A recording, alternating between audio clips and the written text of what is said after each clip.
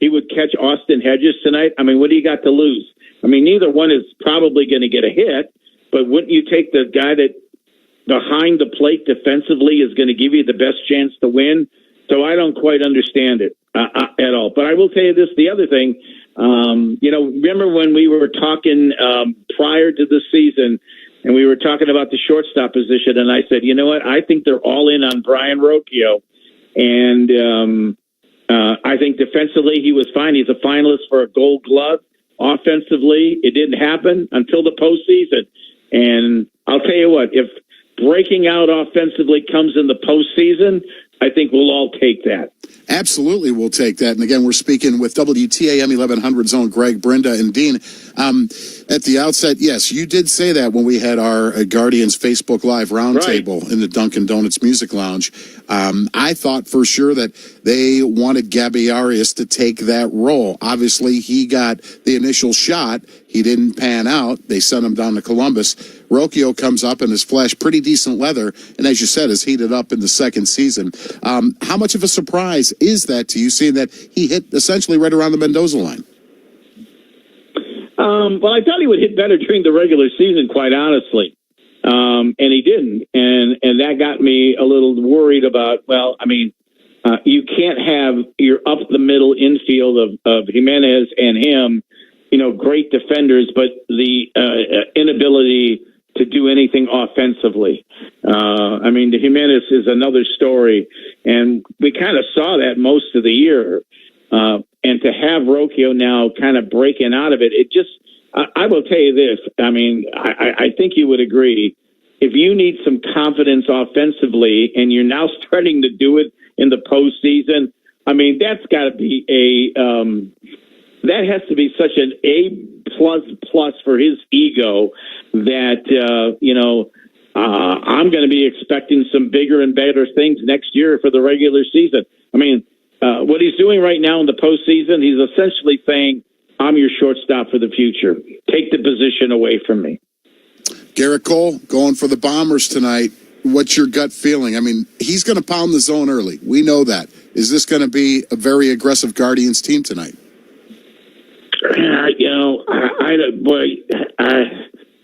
They probably will try to get him early in the count. Personally, I hope Gerrit Cole gets the flu or something and doesn't feel well on the mound today. That would certainly help. Let's face it, we've watched them all season, Carmen, and the Guardians are very aggressive. But, man, you got to swing at strikes. You just can't start swinging at stuff that's so far out of the strike zone that it makes you look foolish. And we saw that especially with Josh Naylor yesterday. I'm watching that. I don't know what you were thinking. I'm going, I was like shaking my head in the studio. I'm going, what is he doing? So hopefully he has a better plan today. We can only hope and pray. That's Talking Baseball with WTAM 1100's own Greg, Brenda, Dean. Thanks a million for jumping on board. Greatly appreciate it, pal. All right, Carmen, we'll be on after the game, and hopefully we'll be talking about a win tonight. Let's go. You are listening to Guardians Game Day, brought to you by Union Home Mortgage. I'll be back with your play of the day following this time out, right here on the big one, News Radio WTAM 1100. I'm Cheryl Swoops. And I'm Tarika Foster Brasby. And on our new podcast, we're talking about the real obstacles women face day to day. Because no matter who you are, there are levels to what we experience as women.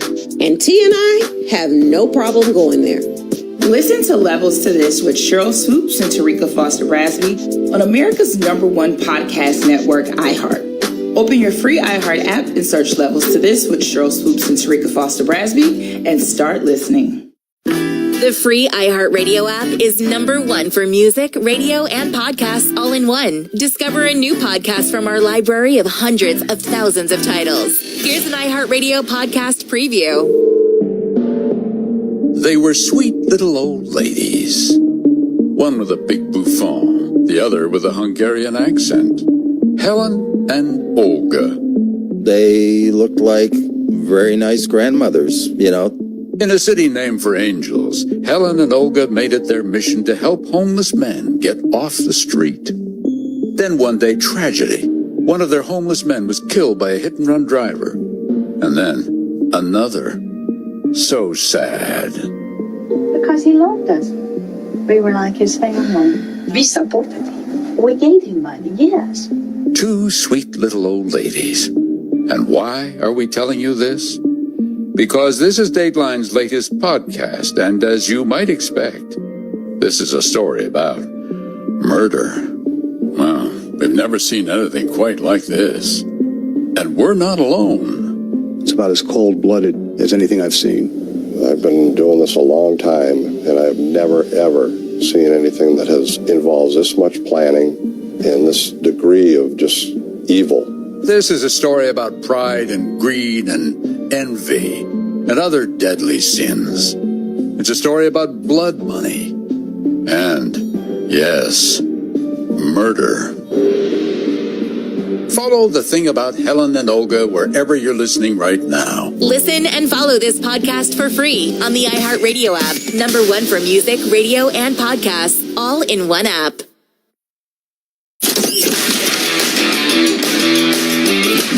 Union Home Mortgage Guardians Game Day continues on WTAM 1100. Time now for the play of the game. And we head right back to the boogie down Yankee Stadium, where Guardian shortstop Brian Rocchio last night remained white hot in the postseason. Carlos Rodon, he delivers, and it's hit a ton to deep left field. Forget it. Gone to the lower deck. Brian Rocchio has put Cleveland on the board. Boy, what a postseason the young man has had. Hit .375 in the division series, and he's just hammered one. No doubt about it, shot to deep left. And Cleveland now trails at 4-1 here in the 6th inning. The Hall of Fame tones of Cleveland Guardians play-by-play voice Tom Hamilton to ring the Guards a Game 1 loss to the Yankees last night in the American League Championship Series. And I'll be back with much, much more of Guardians Game Day following this time out on the big one. News Radio, WTAM 1100.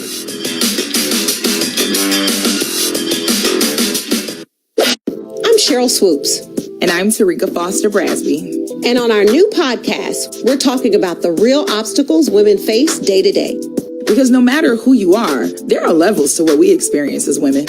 And T and I have no problem going there. Listen to Levels to This with Cheryl Swoops and Tarika Foster Brasby on America's #1 podcast network, iHeart. Open your free iHeart app and search Levels to This with Cheryl Swoops and Tarika Foster Brasby and start listening. Camps keeps you on top of pop culture. As a reminder of how widespread so-called greedflation is, McDonald's is suing its beef suppliers for price gouging. The Golden Arches has filed an antitrust lawsuit against 4 companies for allegedly acting as a cartel, like OPEC, to restrict the supply of beef and artificially raise the price to what Mickey D's calls, quote, illegally inflated amounts. The lawsuit says that the illegal coordination between the quartet dates back to at least 2015, and the suppliers had previously been investigated for anti-competitive practices. The price of a Big Mac has jumped some 20% since 2019, leading consumers to seek out alternatives, resulting in McDonald's first drop in sales since 2020. And while the chain is introducing special menu items to try and lure consumers back, we're seeing how greed-driven price spikes seem to go far beyond the retailers themselves. I'm Camps on iHeartRadio. The free iHeartRadio app is #1 for music, radio, and podcasts, all in one. Discover a new podcast from our library of over 350,000 titles. Here's an iHeartRadio podcast preview. In April 2016, the wife of a rural Georgia police officer is found inside a locked closet. 2 shots have been fired from her husband's service weapon, her head resting on a pillow, the victim of an apparent gunshot wound. But what really happened inside that closet and in the hours and minutes before the shots rang out? People do things that don't make sense and under stress and under dynamic situations. Their crumbling marriage was no secret. The high school sweethearts were ready to call it quits. But was Jessica Boynton at the point of no return? Nothing in my mind said that she was suicidal. In my mind, I knew she was upset and dealing with maybe some minute depression. But who wouldn't when your husband's cheating on you? That would hurt anybody. What about the gunshots heard hours before her husband reported hearing shots? I had just laid down when that first shot went off. My fiance was like, it sounded like a gunshot. What about the physical evidence? Her hands were pristine and clean. There was no gunshot residue to be found on her. Authorities may say that the investigation was complete, thorough, exhaustive, and it led to this finding. I disagree with that, and many others do as well. I really believed that we would get justice. We haven't. We haven't. The Officer's Wife, a new podcast from Vault Studios. Listen and follow this podcast for free on the iHeartRadio app. Number one for music, radio, and podcasts all in one. Back to Union Home Mortgage Guardians Game Day on WTAM 1100. These are winners and losers. Presented by Blaster, makers of Bibee Blaster, for breaking free rusted parts. Your winner of the day, Philadelphia Phillies manager Rob Thompson. Just days after his club was eliminated in the National League Divisional Playoff, Thompson gets a contract extension through 2026. Loser of the day, clearly rookie Guardians lefty Joey Cantillo, who uncorked 4 wild pitches during his 21-pitch relief appearance last night in the 5-2 loss to the Yankees. I'll be back with more Guardians Game Day following this time out right here on the big one, News Radio WTAM 1100. I'm Cheryl Swoops. And I'm Tarika Foster Brasby. And on our new podcast, we're talking about the real obstacles women face day to day. Because no matter who you are, there are levels to what we experience as women. And T and I have no problem going there. Listen to Levels to This with Cheryl Swoops and Tarika Foster Brasby on America's #1 podcast network, iHeart. Open your free iHeart app and search Levels to This with Cheryl Swoops and Tarika Foster Brasby and start listening. This is Union Home Mortgage Guardians Game Day on WTAM 1100. Let's go around the diamond, presented by Howard's Jewelry Center. So much more than a jewelry store. Coming up next, your pitching matchups and starting lineup following the news. Brought to you by the Claiborne Auto Stores right here on the big one, News Radio WTAM 1100. From the heart of downtown, WTAM 1100 Cleveland, an iHeart radio station. Listen on the free iHeart radio app for all your music, radio, and podcasts. Free never sounded so good. And arrested in a series of street takeovers at 7 o'clock, and I'm Tom Moore. That story and others in less than 60 seconds. First, a look at traffic and weather together. From the Elk and Elk Traffic Center, serious lawyers for serious injuries. Call 1-800-ELK, Ohio. Still dealing with that accident, west 117th at Western Avenue. Traffic signals dark, Fulton at Clark. Treat that as a four-way stop. Get a crash Granger Road at East 135th. 480 westbound before Warrensville, that's in the right lane. And a wreck on Wilson Mills at Chagrin River Road. Mike Ross, WTAM traffic on 1100 AM and 106.9 FM. And we just got another one, 71 southbound, just before the Jennings is blocked with a car over the guardrail. Traffic backed up as well on that. So it's 71 southbound, just before the Jennings freeway. Now your 3 News weather forecast. Here's meteorologist Anthony Copeland. Partly cloudy to mostly cloudy conditions. Lake effect rain showers will be possible throughout the evening and overnight.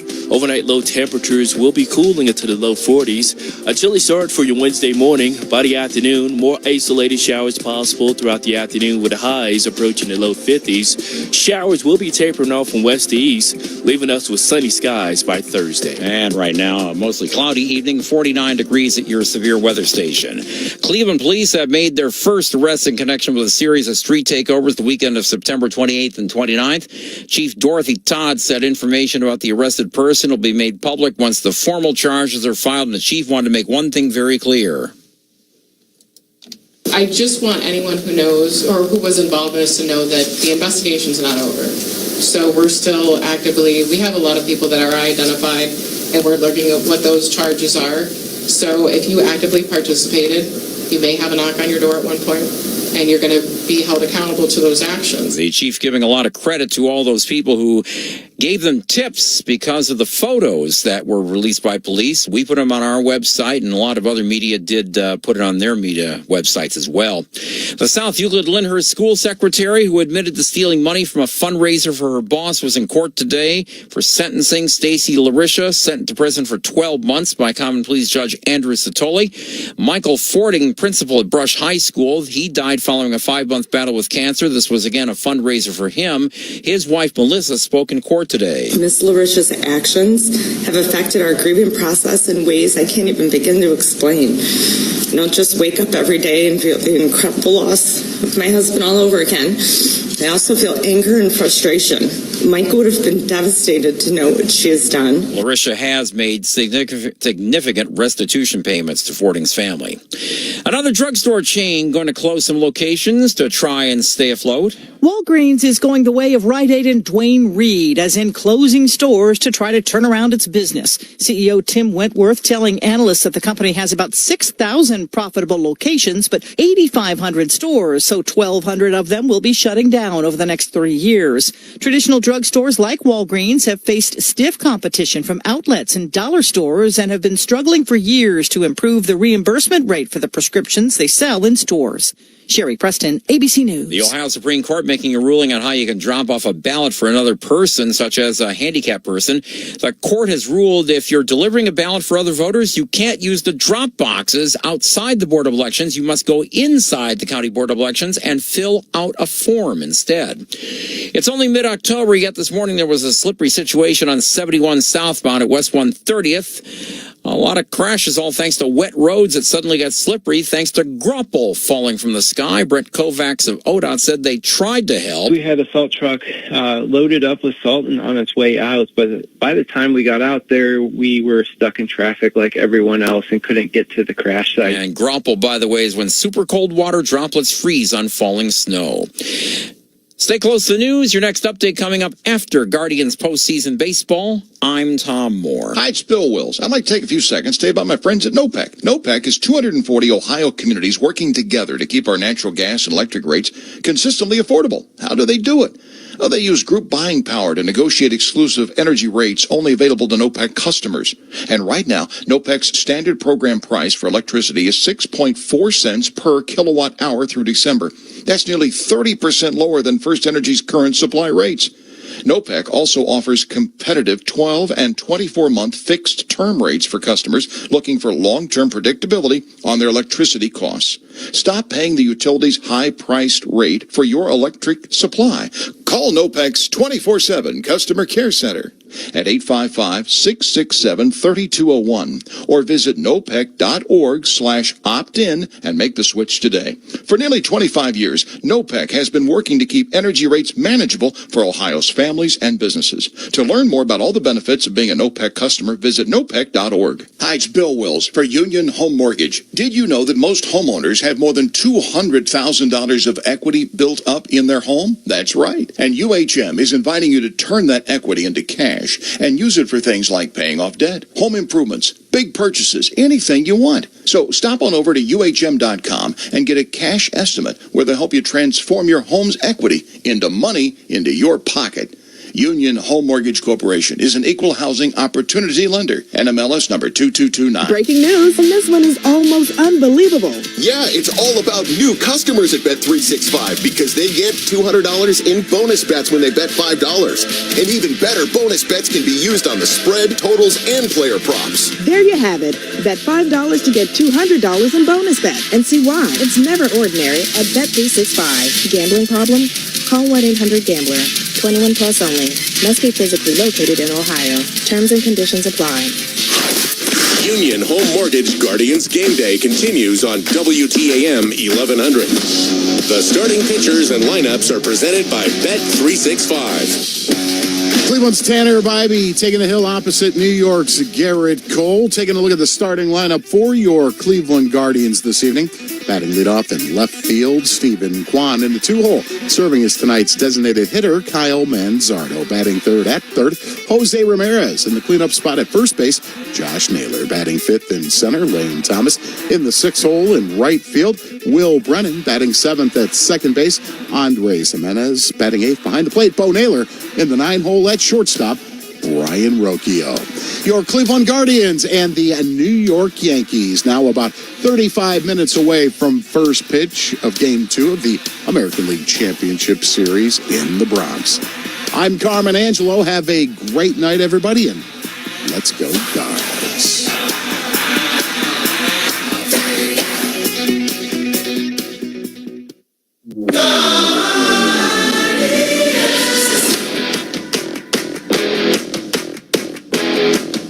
Coming up on Guardians warm-up, Tom Hamilton checks in with manager Stephen Vogt on a bounce-back night for the Guardians heading into Game 2 here in New York against the Yankees in the ALCS.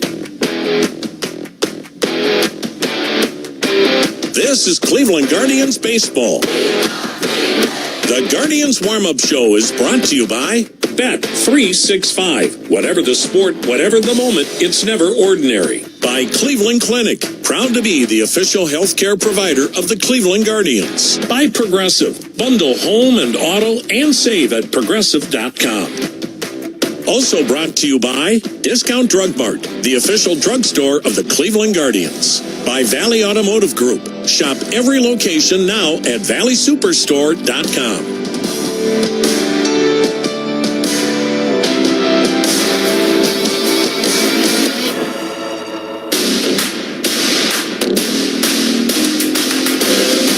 Good evening, everyone. Welcome to the Bet365 Guardians warm-up show tonight. From Yankee Stadium in New York, it is Game 2 of the American League Championship Series, the Guardians and the New York Yankees. Jim Rosenhaus along with you about a half hour prior to tonight's first pitch on another crisp evening in the Bronx, and the Guardians trying to bounce back after a 5-2 loss to the Yankees last night. A sloppy night for Cleveland, and they could not get much going offensively. So we'll see if they can turn that around here this evening behind the right arm of Tanner Bibee, who's opposed by the Guardians' nemesis, Gerrit Cole. Stay tuned. We'll have more to come after this. Hey, Guardians fans, I got to ask, is your roof ready for a Cleveland winter? Bloom Daddy here for Absolute Roofing, the most trusted roofer in Northeast Ohio. When I say that, I mean it. I've been to their job sites. I've seen their award-winning work. And with what happened this summer, all roofs have taken a beating, and now's the time to call Absolute Roofing for a complete inspection. Absolute Roofing, an Owens Corning Platinum Preferred roofer with almost 4 decades of experience. A family business, making it their business to keep you covered today and every day. Call 216-898-1563 or go to absoluteroofing.com. This is the time to trade to a new Honda. Get more for your trade than ever before. Then save thousands with low 1.9% APR financing. All Hondas are in stock. Cars, SUVs, trucks, vans, hybrids, and EVs. Come in and trade today. Get more for your trade and save on a new Honda, like the 2024 Honda Accord, now with low 1.9% APR financing. Search your local Honda dealer. See dealer for financing details for well-qualified buyers. Offer ends 10/31/24. Flooring Fest 2024 going on now at National Design Mart. Save big on Kerasthan carpet, Shaw soft and hard surfaces, Dow tile, and so much more. Go to nationaldesignmart.com to schedule your free estimate today. Shop our superstore located in Medina or our showroom in Worcester. We are Ohio's leader in flooring, countertops, and cabinets. National Design Mart, your design superstore. Hear that? That's the sound of traffic when I used to go to the pharmacy multiple times a month to pick up my prescriptions. Such a waste of time. Hear that? That's my grandkids playing in the backyard. Since I joined Discount Drug Mart's Sync Your Meds program, I have so much more time for them. Drug Mart's pharmacists make sure all my prescriptions are in stock and ready on the same day each month, so I can pick them all up with just one trip. Who wants a cookie? Discount Drug Mart saves me the runaround. Welcome back to the Bet365 Guardians warm-up show. We're at Yankee Stadium in New York, where Tanner Bibee makes the start tonight for the Guardians, his third of the postseason, and we'll talk to him about it next on the Cleveland Clinic Guardians Radio Network. Here's the Bet365 Never Ordinary Minute with Scott Davidson. Let's look at the numbers tonight. It is Game 2 of the ALCS in New York. The Yankees $1.70 favored over the Guardians, and the total is 7. And to a play I like tonight in the game, and that is Gerrit Cole of the Yankees to go under 5.5 strikeouts. Now, Cole had just 2 strikeouts in 23 batters versus this very same Guardians lineup just 54 days ago. And he's got 4 or less Ks in both playoff starts this year. And Cleveland had the second lowest strikeout rate against righties on the road over the last month of the season. We'll go with Gerrit Cole to go under 5.5 strikeouts against the Guards in Game 2 tonight.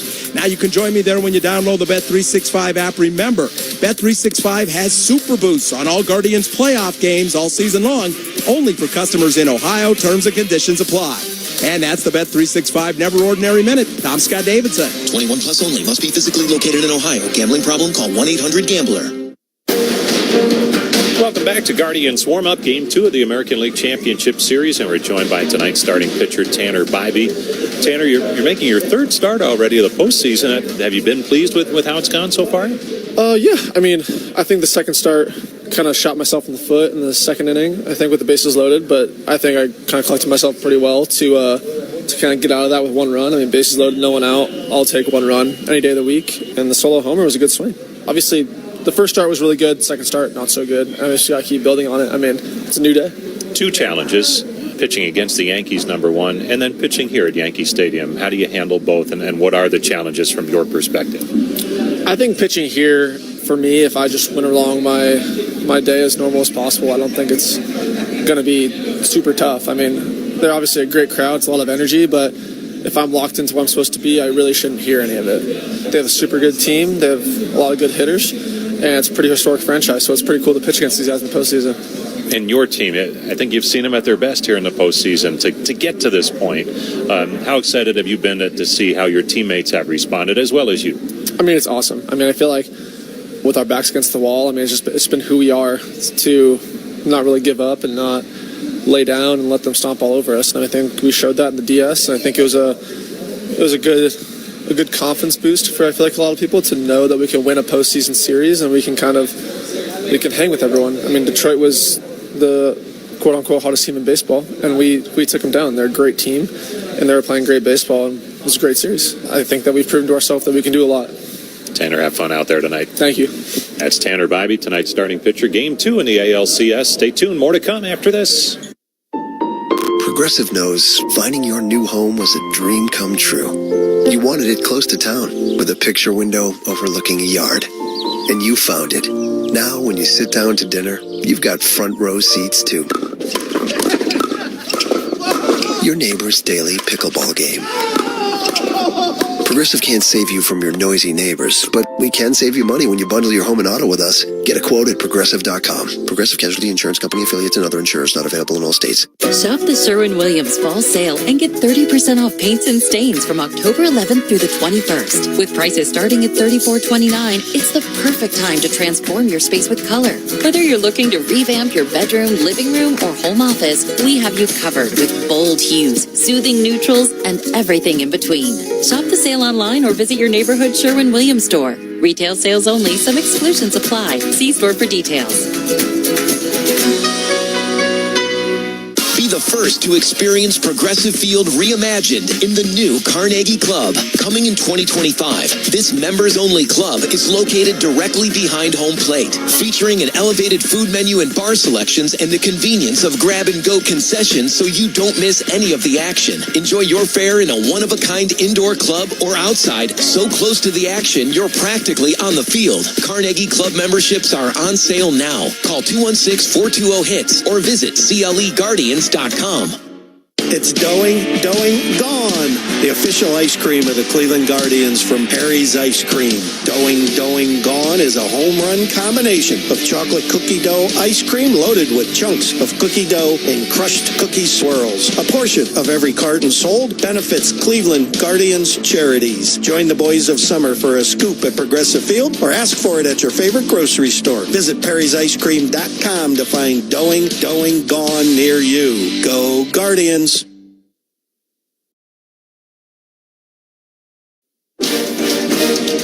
Welcome back to the Bet365 Guardians warm-up show. We're about 20 minutes away from tonight's first pitch here in New York. Guardians and Yankees, Game 2 of the ALCS. Ryan Rocchio's been a hot hitter. He's hit safely in all 6 of his postseason starts so far, including a home run last night. One of the bright spots for the Guardians. And when we come back, Tom Hamilton talks about it with manager Stephen Vogt next on the Cleveland Clinic Guardians Radio Network. This is the time to trade to a new Honda. Get more for your trade than ever before. Then save thousands with low 1.9% APR financing. All Hondas are in stock. Cars, SUVs, trucks, vans, hybrids, and EVs. Come in and trade today. Get more for your trade and save on a new Honda, like the 2024 Honda Accord, now with low 1.9% APR financing. Search your local Honda dealer. See dealer for financing details for well-qualified buyers. Offer ends 10/31/24. Don't bust your knuckles, bust your nuts with Bibee Blaster. The #1 selling penetrant since 1957. It uses a unique capillary action that creeps up and around threads and cavities to break free rusted and corroded parts. Then it protects against further rust and corrosion. Use it on automotive, industrial, marine, plumbing, and other equipment. Blaster Corporation offers a full line of professional grade products that are formulated to penetrate, lubricate, loosen, fix, and conquer each job. Use Blaster products and work it like a pro. It's Wayside Furniture's annual half-off sale, with up to 50% off on select bedrooms and dining room sets. Plus, ask about bonus cash discounts or special financing. Check out sectionals from $6.99. Shop assorted tables and desks at over 50% off. And sofas from $2.99. Or half off select Serta, Sealy, and White Dove mattresses. Wayside in Akron, keeping it local since 1937. Experience baseball like never before from Progressive Field's new state-of-the-art North Coast Social. Coming in 2025, these semi-private open-air boxes overlook left field and include access to a climate-controlled indoor club, providing the best of both environments so you can focus on the game, the company, and the good times. Learn more about North Coast Social. Call 216-420-HITS or visit CLEGuardians.com.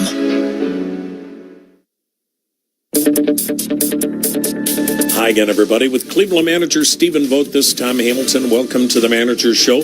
Cleveland and the New York Yankees, Game 2 of the American League Championship Series. If I told you each and every night that you play in this ballpark, you only give up 2 solo home runs, would you take that? Yeah, 100%. I thought, we had the couple innings where it got away from us with walks and some wild pitches. But, as a whole, we played right with them. And we even got the tying run to the plate because this team doesn't go away. It's who we are.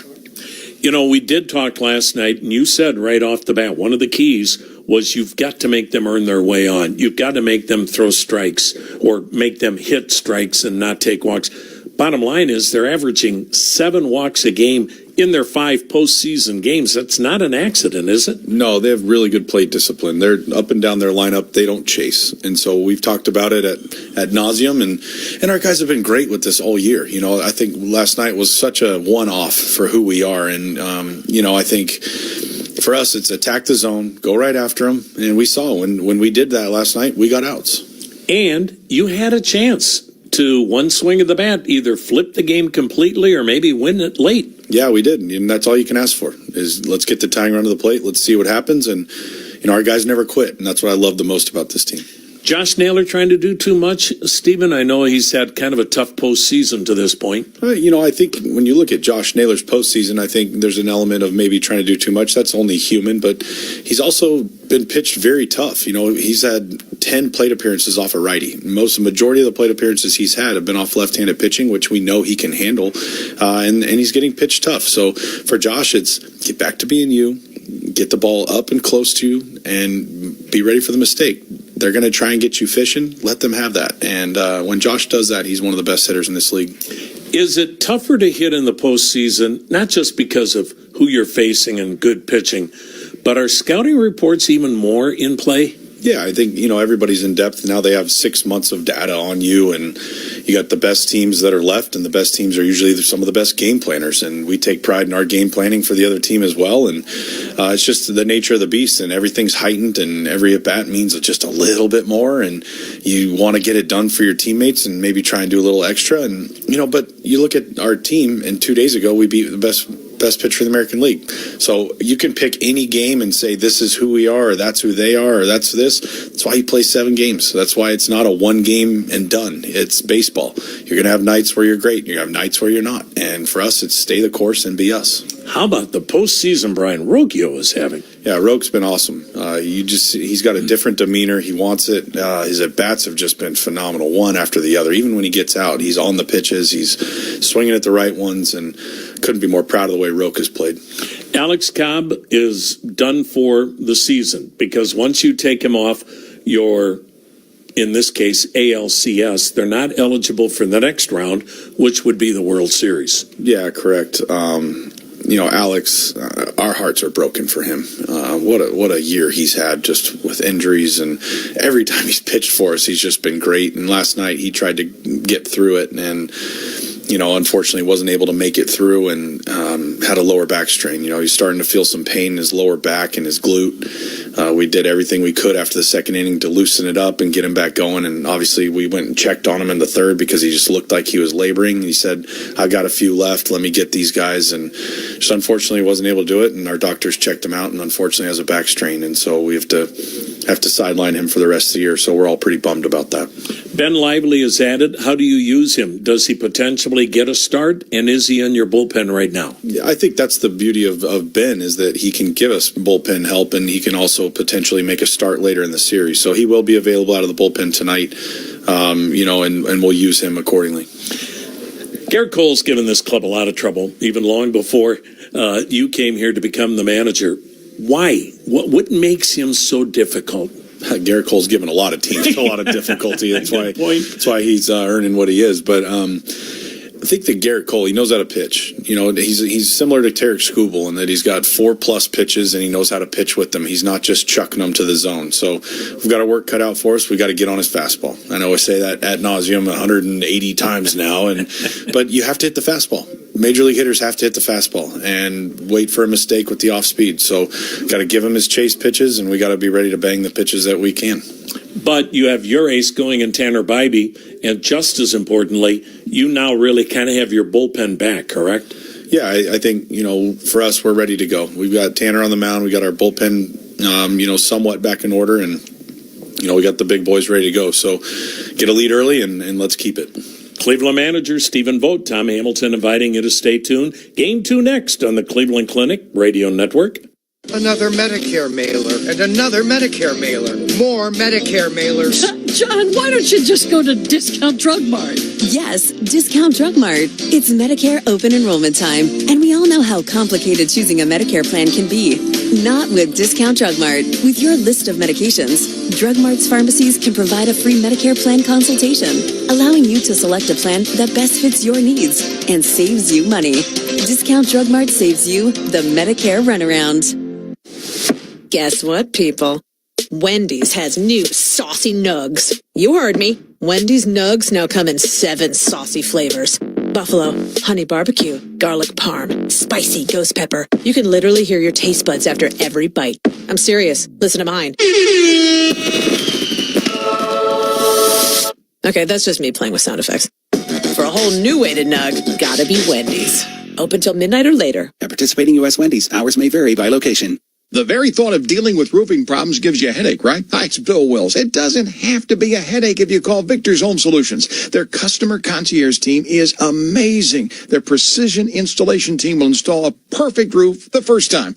And best of all, Victor's offers a 50-year leak-free guarantee on every roof they install. Winter is almost here. Make sure your roof is in top shape. To take it on, schedule a free 21-point roof inspection and estimate now. Call 216-230-9083 or online, victors.com. Grand slam!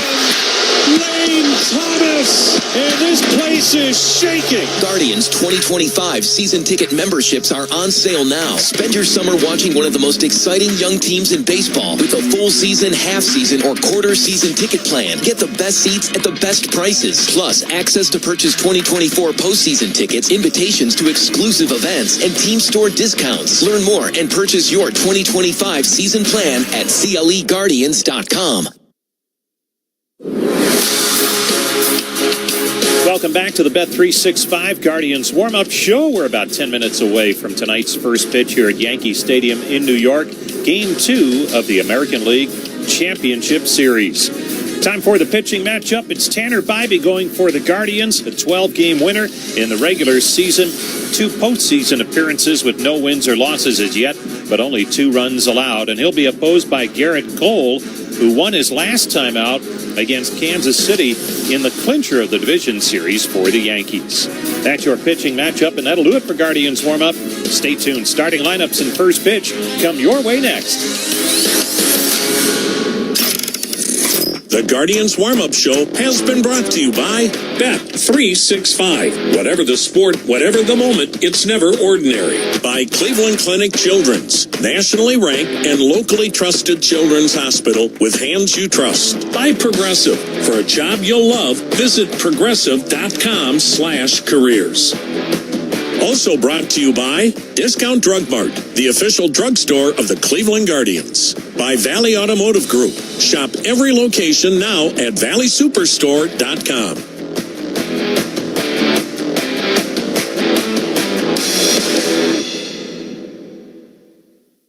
This copyrighted broadcast is presented by the authority of the Cleveland Guardians Baseball Company and may not be reproduced or retransmitted in any form, and the accounts and descriptions of this game may not be disseminated without expressed written consent of the Cleveland Guardians.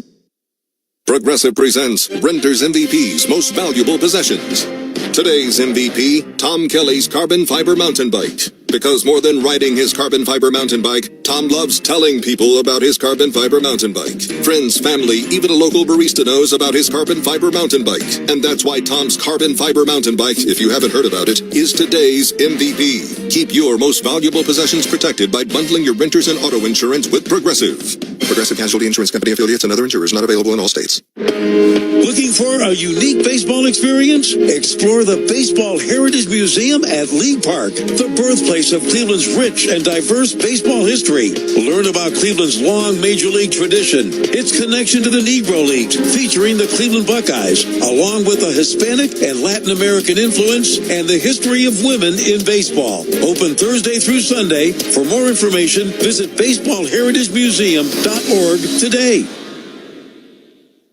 Dollar Bank is a proud partner of the Cleveland Guardians. Only with Dollar Bank can you get a Cleveland Guardians debit card design and Guardians branded checks. And when you use your card at the Guardians team store online or at Progressive Field, you'll get a great deal on the latest officially licensed MLB gear too. To learn more, visit dollar.bank/baseball. Dollar Bank. Let's get you there. Equal housing lender, member FDIC. The perks described herein are subject to change or termination without notice and at the sole discretion of Dollar Bank and or the Cleveland Guardians. Hey Guardians fans, Legacy Roofing, Ohio's premier roofing service provider, is committed to providing their customers the best service possible. Legacy Roofing provides a wide array of installations and repairs on both flat and shingle roofs using the latest industry technologies. Whether you need a roof repair or full roof replacement, call 855-GOT-ROOF for a free estimate today and visit LegacyRoofingOH.com. News, talk, sports. This is WTAM 1100, Cleveland, home of the Cavaliers and Guardians, an iHeart radio station. This October to remember will continue. We know our work's not done. We don't want to be satisfied with this. We want to keep it rolling. One step closer to the World Series. You really are playing for something bigger than you. Playoff baseball. One common goal of what we're trying to do, that's winning a ring. You're on your feet every pitch. I really feel like we have a chance to go all the way to the World Series and win it. We trust each other 1 through 9. I have this resiliency in our DNA. And so we'll carry forward in October. We're not done yet. We're still hungry for more. It's October baseball. All bets are off. Cleveland Guardians Baseball is brought to you by Cleveland Clinic, proud to be the official healthcare provider of the Cleveland Guardians. By Progressive, bundle home and auto and save at progressive.com. By Dollar Bank, proud banking partner of the Cleveland Guardians. By Marathon, join Marathon Rewards today and start earning on every fill-up.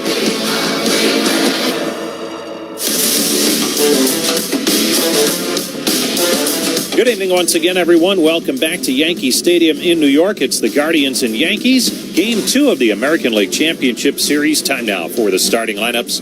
First, Guardians Radio Network.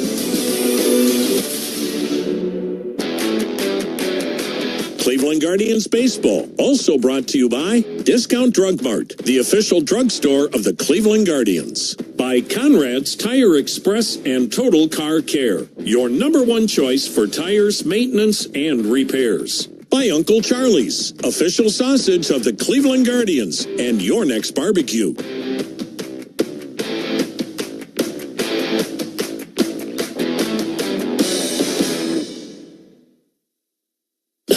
When flu season rears its aching, coughing, sneezing, feverish head, protect yourself, your loved ones, and your coworkers by getting your flu shot today at Discount Drug Mart. Flu shots at Drug Mart are easy and convenient. Walk-ins are welcome, and all pharmacists in all locations are prepared to immunize you during pharmacy hours. Most insurance is accepted with a zero copay for most Medicare, Medicaid, or Medical Mutual of Ohio patients. The flu can end with you at Discount Drug Mart. Get out there and have some fun in a new Toyota. With more all-wheel drive choices than anyone else, anything's possible. Like the family-size Highlander with room for up to 8. Now through November 4th, you can lease a Highlander XLE all-wheel drive for $489 a month for 36 months with $32.99 due at signing. With approved credit through TFS. Tax, title, and license extra. Call 1-888-36-TOYOTA for details or go to Toyota.com. Toyota. Let's go places. Don't bust your knuckles, bust your nuts with Bibee Blaster. The #1 selling penetrant since 1957. It uses a unique capillary action that creeps up and around threads and cavities to break free rusted and corroded parts. Then it protects against further rust and corrosion. Use it on automotive, industrial, marine, plumbing, and other equipment. Blaster Corporation offers a full line of professional-grade products that are formulated to penetrate, lubricate, loosen, fix, and conquer each job. Use Blaster products and work it like a pro. Swung on, deep left, gone! David Fry! October baseball at its best. Guardians 2025 season ticket memberships are on sale now. Spend your summer watching one of the most exciting young teams in baseball with a full season, half season, or quarter season ticket plan. Get the best seats at the best prices. Plus, access to purchase 2024 postseason tickets, invitations to exclusive events, and team store discounts. Learn more and purchase your 2025 season plan at CLEGuardians.com. Hi, it's Bill Wills. Tom Hamilton joins me at 8:45 in the morning. Look ahead to Game 3, WTAM 1100. From Yankee Stadium in the Bronx, New York City, it is Game 2 of the American League Championship Series, as tonight the Cleveland Guardians try to get this series back to a win apiece after the Yankees' 5-2 win last night in Game 1. Hi again, everybody. Tom Hamilton, Jim Rosenhaus, and Andre Knott ready to bring you this American League Championship Series.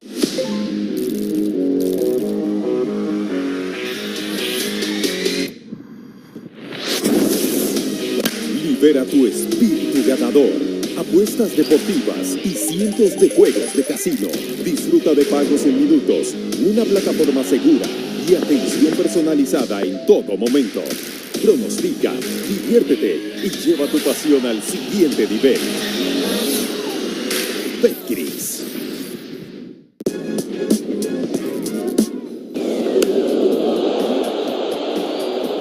Hayes hits it deep to right center. Harris is back. He reaches him. Oh my! He brought it back. What a grab by Michael Harris to keep it 2-0.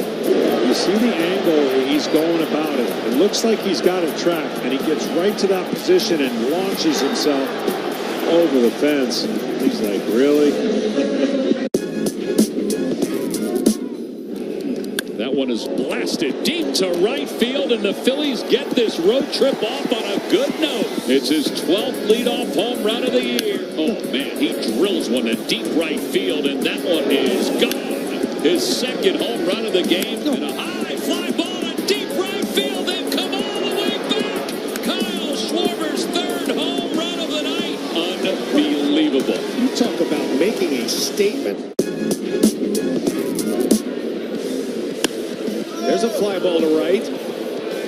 And that is going to be way gone. Churio sends one out of here to make it 3-0. Jackson Churio with serious opposite field pop. Number 20 for the 20-year-old. Youngest player MLB history to record 20-plus homers, 20-plus stolen bases. It's incredible. Tyler Fitzgerald, who's hit a home run in each of the last 4 games he's been in.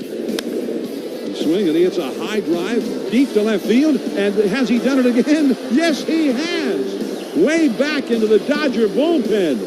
Now that is an amazing feat. That's the 5th game in a row in which Tyler Fitzgerald has hit a home run. Well, he gets a hanging breaking ball. You've been sitting upstairs to this guy right now. He's going to make you pay. 3-2. Ramirez on the ground. Get any sense of the mood, because I know in being in the clubhouse myself today, once again, the one thing about this ball club, you're like, is it April 15th or is it October 15th? And I think that's the beauty of this ball club. You know, I saw something that Tanner Bibee did in his last start in Detroit. He was walking in, and I was getting ready to talk to you guys, and some Detroit fans were giving him the run of the business, and he smiled at him. And I remember thinking that's either the best thing or the worst thing for this ball club. And it ended up being the best thing because we know they won that game.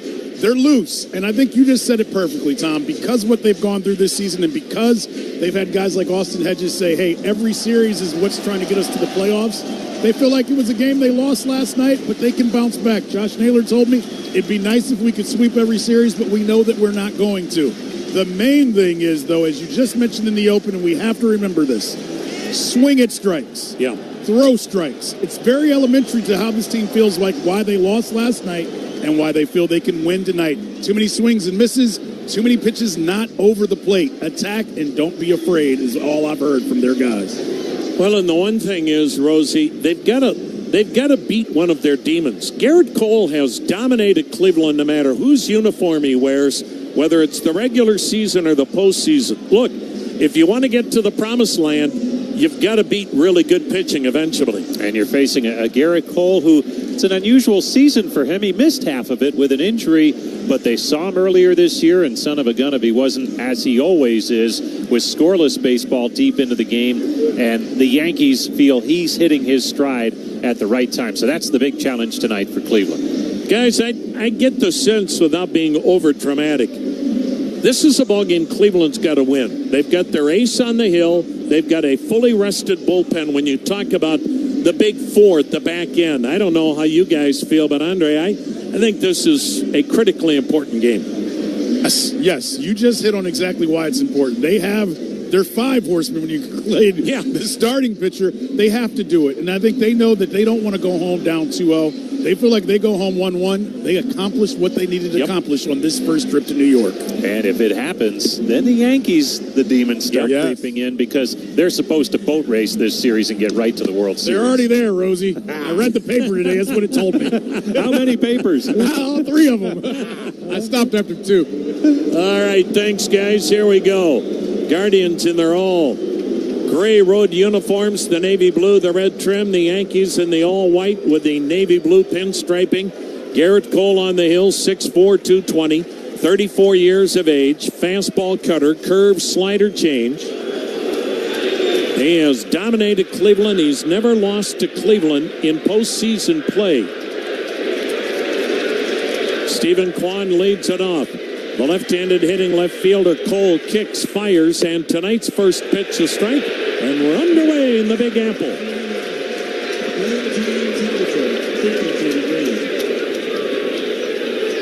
Now the windup by Gerrit Cole and the 0-1 pitch, and a swing and a miss, and it's quickly 0-2. Good slider from Gerrit Cole. He can still hump it up there in the mid-90s. Last night, Stephen Kwan extended his hitting streak to 11 games in postseason play. He takes downstairs, knuckle curve, and the count 1-2. It's a new Cleveland postseason record. 11 straight games Stephen Kwan has had a base hit in postseason play this year and back in 2022. Gerrit Cole in the middle of that pitching rubber stands very erect on the mound. The wind and the 1-2 pitch. Swung on, popped him up. This is on the left side of the infield. The shortstop, Anthony Volpe, at the cut of the grass, makes the catch. And Stephen Kwan is retired to start tonight's ball game, and that'll bring up Kyle Mansardo. 52 degrees, our game time temp here in the Bronx. Cleveland's loaded up their lineup with 8 left-handed hitters, although against Gerrit Cole it doesn't matter. His number's about the same, whether it's left-handed or right-handed. Manzardo takes a fastball away. Ball 1. 94 miles an hour. Gerrit Cole missed the first half of this season. He tweaked his elbow in spring training, and he missed the first half. The 1-0 pitch. Swing and a foul back to even the count. He was 8-5 in the regular season with a 3.41 ERA. Made 17 starts, averaging 6 innings a start. He averaged 9 strikeouts, 3 walks per 9 innings. Now the windup.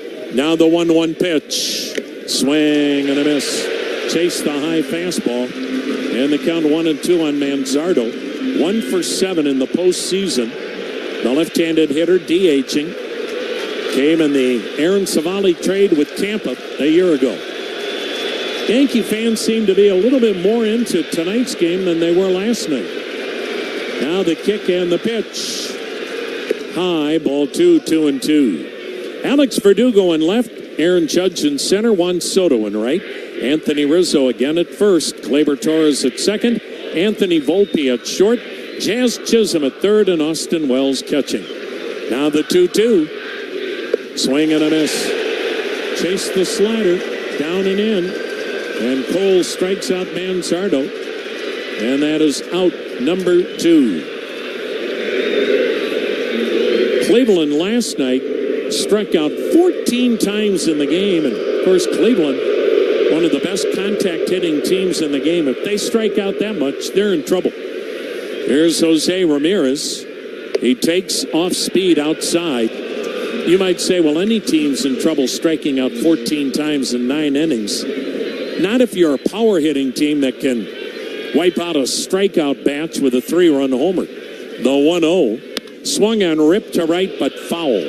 And the count 1-1. This is a guy Cleveland's got to get Ramirez and Naylor hitting in the middle of the order, or they're just not going to score enough to move on. Ramirez batting 150, a homer, 3 RBIs this October. Now he's one Clevelander that likes facing Gerrit Cole. Lifetime 353 mark with a couple of home runs off Cole. No score, 2 down, first inning. Here's the pitch. Swung on, hit a ton to right again. Deep into the second deck, but foul. And the count 1-2. That fastball was 95 miles an hour, and Hosey was actually out in front. Outfield around toward right, fairly deep. Fans come to their feet here in the Bronx. Here's the kick. Here's the pitch. Down low, didn't go after the off speed. And the count now, 2 balls, 2 strikes. 2 outs, nobody on, no score, inning number 1. Cleveland last night didn't get on the board until the 6th. Now the 2-2. Swung on. This is lifted in the air, fairly deep right. Soto backpedals, makes the catch near the track and the cut of the grass. And that'll take care of Cleveland here in inning number 1. And so the Guardians go in order. The Yankees are coming to bat here on the Cleveland Clinic Radio Network. Payoff pitch. High fly ball out towards right center field. Pete Crow Armstrong at the wall, jumps, and he made the catch. Oh, baby. Pete Crow Armstrong steals a homer, and that is how this one comes to an end. And the Cubs win the ball game. Pete Crow Armstrong with a dazzling display of defense tonight.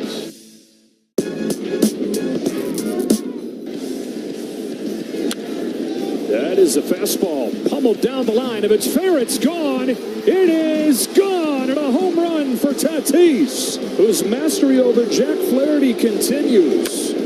He drives the ball right center field. Edman back. It is gone. The Padres tee it off. Second of the game for Tatis. And they've got double digits in game 2.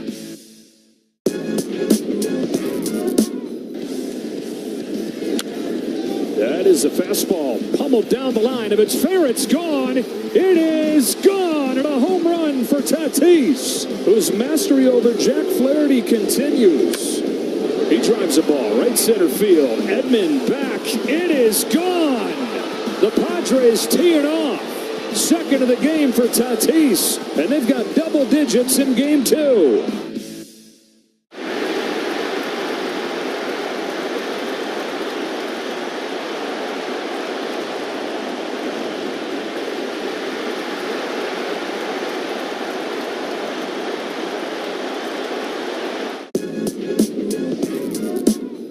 Pitch. A drive to deep left field. This ball is on its way. This ball is gone. The 1-2. Line into right. It's going to drop for a base hit. Gurriel is being waved home. Pham comes through. The Royals take the lead. Through the hole, another base hit. Verdugo fires toward the plate. No play there. And they may tack something on here. Soto fires toward the plate. That's not going to work for them. A 4-run inning for the Royals.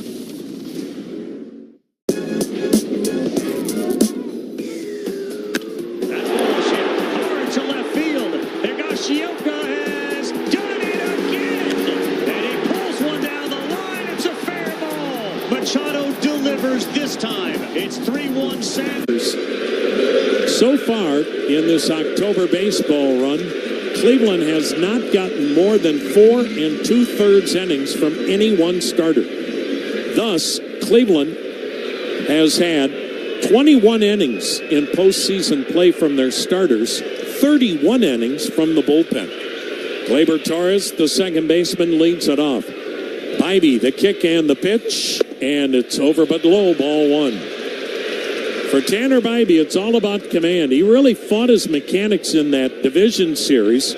In the 2 starts against Detroit, had good stuff, but just had some command issues. Now the windup, now the 1-0, and it's, I guess, low. At the knees is now low, and that's ball 2, 2-0. Torres batting .211 in postseason play, a homer, 3 RBIs. Into the motion, here it comes. And that's a strike. 2 balls and a strike. Tanner Bibee in the Tigers series, the division series, made 2 starts, no decisions, ERA of 2.08. But he only went 8 2/3 innings in the 2 outings. The pitch, top of the zone, but didn't get the call again. A little bit high, evidently. 3-1 the count. Well, and again, New York will not budge. If they don't think it's a strike, they won't swing. Now the windup, now the 3-1. And it's ripped to left, base hit down the line towards the corner. It'll get to the wall. Torres is on his way with his second double this postseason. So Bibee got behind in the count. And then a fastball, and Torres jumped all over it. And a double down the left field line to start the Yankee first. The Yankees walked 7 times last night. Folks, that's what they're averaging this October against Kansas City and Cleveland. They have averaged 7 walks a game in their 5 playoff games. You cannot beat this Yankee club if you walk that many people. Here's Juan Soto. Homered in last night's game. Left-handed hitting right fielder. Wig-wagging that bat above the back shoulder. And he looks at a breaking ball strike. Juan Soto hitting .353 this October with a homer, 3 RBIs. The set. Now the pitch. And he backed away from a pitch that was a strike and is called a ball. Well, I tell you what, if you're not going to call that pitch a strike, then Tanner Bibee has no chance. That was not even that borderline. Goodness gracious, here we go again. Now the set and the 1-1 pitch to Juan Soto. A swing and a foul to the upper deck. 1 ball, 2 strikes. Boy, you hate to always be complaining about the umpires, but the strike zone has to be the same for both ball clubs. And if Gabe Morales is going to be intimidated by being in Yankee Stadium, it'll be a long night for Cleveland. No score, first inning. Runner at second, nobody out. Here's the 1-2 pitch. Swung on, smashed into right. That's a base hit. Torres stops at third. And the Yankees have runners at the corners. And there is nobody out for Aaron Judge. And Aaron Judge, his postseason woes are becoming a story here in New York. They would be a much bigger story if the Yankees were losing. Aaron Judge this October, 2 for 15 with 1 RBI. He got the RBI last night on a sac fly. Stephen Kwan in left, Lane Thomas in center, Will Brennan in right. Josh Naylor at first, Andres Jimenez at second, Brian Rocchio at short, Jose Ramirez at third, Bo Naylor catching. Infield back, double play depth. Outfield deep toward left. The pitch. And he went off speed and a curveball strike. Aaron Judge, for the third time in his career, hit 50 home runs or more. Led the American League with 58 homers, 144 RBIs, hit .322. Now the set and delivery. A swing and a towering pop-up on the infield.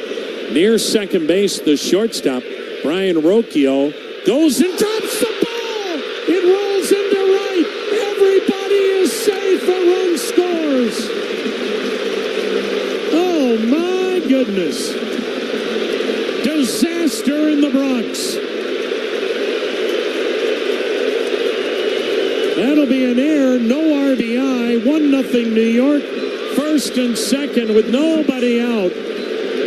And you wonder, there are a few light sprinkles falling, but Brian Rocchio, a Gold Glove caliber shortstop, booted a pretty routine pop-up. Now Austin Wells. Wow. The pitch. Swing and a miss. You got Aaron Judge to pop up with runners at the corners, nobody out, and somehow the Yankees get a run out of it, and there's still nobody out. Wow. Well, can Tanner Bibee minimize the damage? Wells, left-handed hitting catcher. Here's the pitch. Swing and a miss late on the heat. 0-2 the count. Nobody feels worse about it than Brian Rocchio, who's been nominated for the American League Gold Glove at short, has had a tremendous October to boot.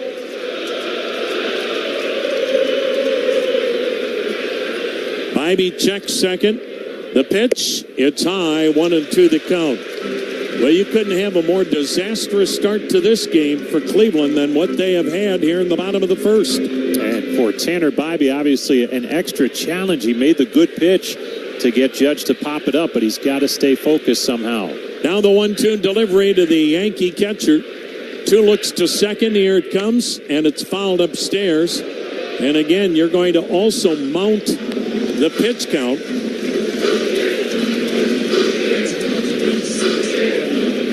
Austin Wells, 2 for 20 this postseason. He's a rookie catcher, hitting cleanup in this lineup. Now the set. Now the 1-2 delivery. Swing and a miss. Chase the high heat. Bibee gets a big strikeout. That is the first out in the inning. That'll bring up Giancarlo Stanton. And this guy has really become a big game postseason player. Giancarlo Stanton homered last night. He has hit 5 home runs off Cleveland in the last 3 postseasons. The throwback to second, back with a dive, is Soto's. The second baseman, Jimenez, came charging to the bag. Yankees and Guardians played in 2020, 2022, and now 2024. And Stanton's hit 5 home runs in those 3 different Octobers. He hit a missile last night. The pitch. And it's a touch high, ball 1, maybe outside. Giancarlo Stanton has 13 career postseason home runs. That's the same as Aaron Judge. That's career-wise. Now the next offering, swung on, foul to the upper deck behind the plate. Boy, Tanner Bibee is just going with the fastball right now, trying to dominate this Yankee lineup. He is sitting at 95 miles per hour. 1-0 Yankees, 2 on, 1 out. Here's the 1-1 pitch. And he checked on a slider down and away. 2-1. Tanner Bibee's slider, as lethal as any pitch in the game. The opposition this year batted 152 off Bibee's slider. Now the 2-1 delivery. And Stanton swings and skies one to deep right field. Down the line, long run for Brennan on the track, slides in the corner. It's a foul ball. He caught it. He disappeared from our view, but he made the sliding catch in foul ground near the right field corner, completely out of our sight line. What a play by Will Brennan. And Yankees stay at first and second, and now there are 2 men out. That's as big a play as you'll see an outfielder make in what is such a critical first inning. Because Cleveland just cannot let New York smell blood and blow this thing open. Here's Jazz Chisholm, the left-handed hitting third baseman. The pitch underneath the arms, ball 1. Boy, what a play by Will Brennan. And that keeps Soto at second, Judge at first, 2 down. 1-0 New York. Chisholm, 2 for 19 this postseason.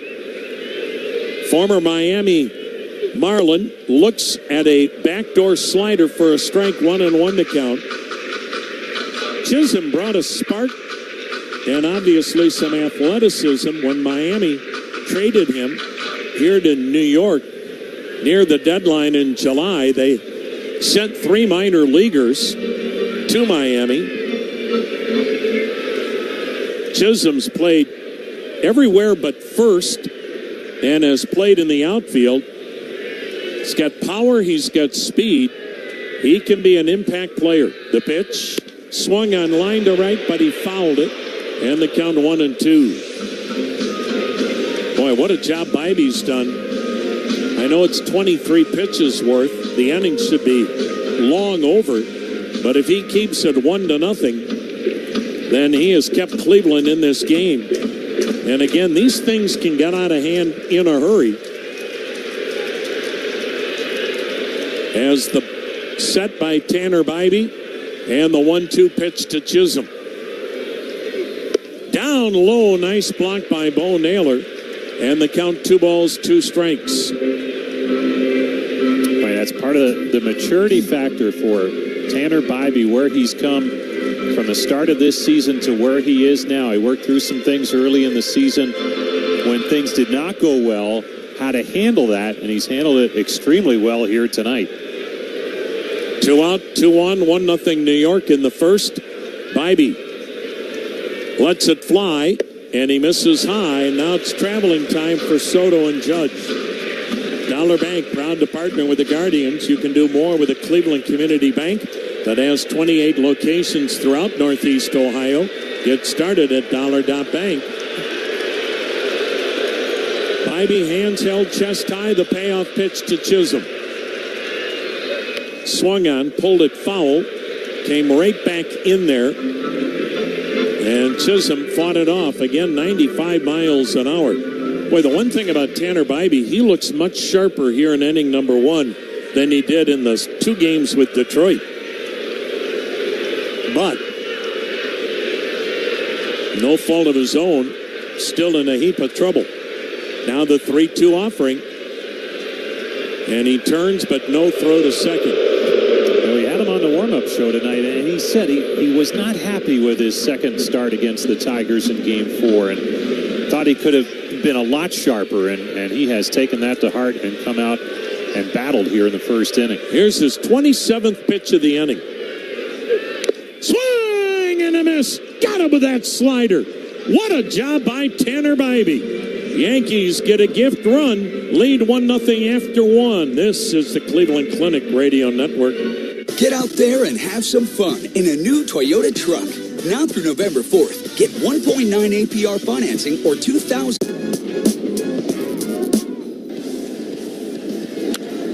That is a fastball pummeled down the line. If it's fair, it's gone. It is gone, and a home run for Tatis, whose mastery over Jack Flaherty continues. He drives the ball right center field. Edman back. It is gone. The Padres tee it off. Second of the game for Tatis, and they've got double digits in game 2. Walking a single to start the inning. Runners still at first and second with 2 away. Here's a 2-1. There's a drive. It's a bullet. Was there any doubt? Shohei Ohtani arrives in October with a 3-run home run. Top of his own tomahawk.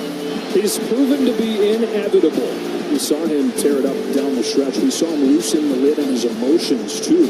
We saw it on that home run. I was glad to see Luis wanted to hit. Yeah, I can't see him sitting out. Is this going to get in there? Get in there. It will. Same where the other went the other night. 2 of them. He had a double and a triple on that same spot the other night. And he's got himself a double here to lead it off. And look at his teammates. I think his teammates know as well. They want that ball. Get that ball back in. It's worth another look. Change up and away to the pull side. Here's Alonso now. Lindor at third, Nimmo at first. The pitch. Swing and a ball drilled. Right field. Freeling back at the wall. Out of here! It's out of here! Alonso an opposite field home run, and the Mets have the lead. Pete Alonso, the polar bear, takes Devin Williams deep, and here in the ninth, the comeback kids have done it again.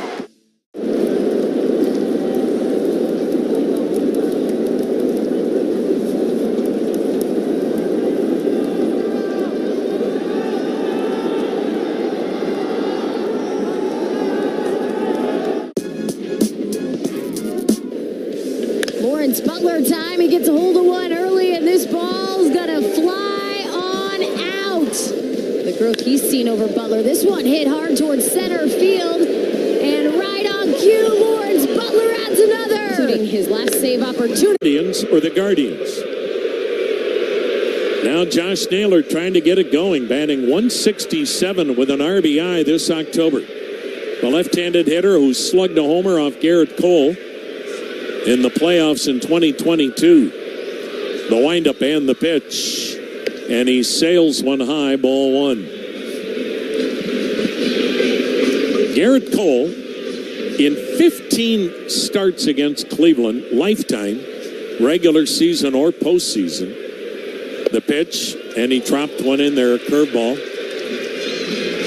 He is 11-2 lifetime against Cleveland with a 2.5 ERA. He's been one of the great ones ever since he came out of UCLA. Now the 1-1 pitch. Swung on, line to right field. That's a base hit near the line. Over to cut it off is Soto. And Josh Naylor has a leadoff single here in inning number 2. That'll bring up Lane Thomas. Lane Thomas batting .273 this October. Couple of homers, 9 RBIs. Cleveland's got the tying run aboard. On that at bat, you saw Josh Naylor get a fastball up and pulled it to right. Josh Naylor can hit anybody's fastball. The key is hit the strikes. Lane Thomas skies one in the air, fairly deep left center, playable, and there to make the catch, Aaron Judge, the center fielder.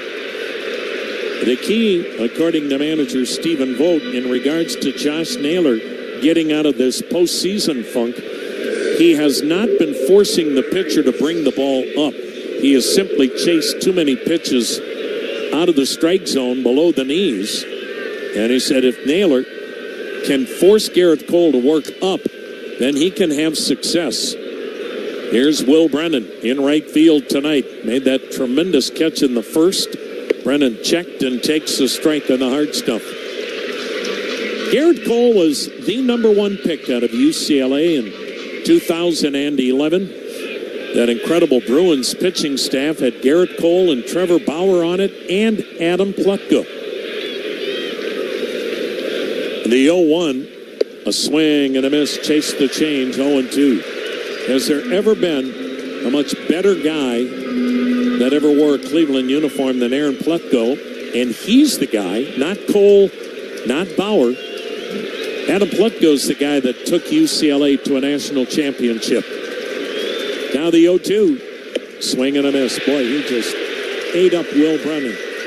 Fastball in, strikeout number 2. 2 down in the second inning. Here's Andres Jimenez. Jimenez batting 190, no RBIs. Runner on, 2 down, second inning. 1-0 New York on the unearned run in the first.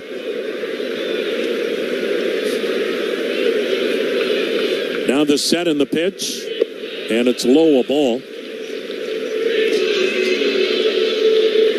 Gerrit Cole started his career with Pittsburgh as that #1 pick, then traded to Houston, then signed the monster contract with the New York Yankees. The right-hander's ready. Here it comes. Swing and a miss. Boy, he's got life on the fastball tonight. Gerrit Cole's certainly been worth the money New York gave him. 9 years, $324 million. He is signed up through 2028. Hands chest high, lets it fly, and a swing and a miss. He is just throwing the fastball by Cleveland hitters, and he's throwing it by them up in the zone. Naylor at first, 2 down in the second. Yankees with a 1-0 lead.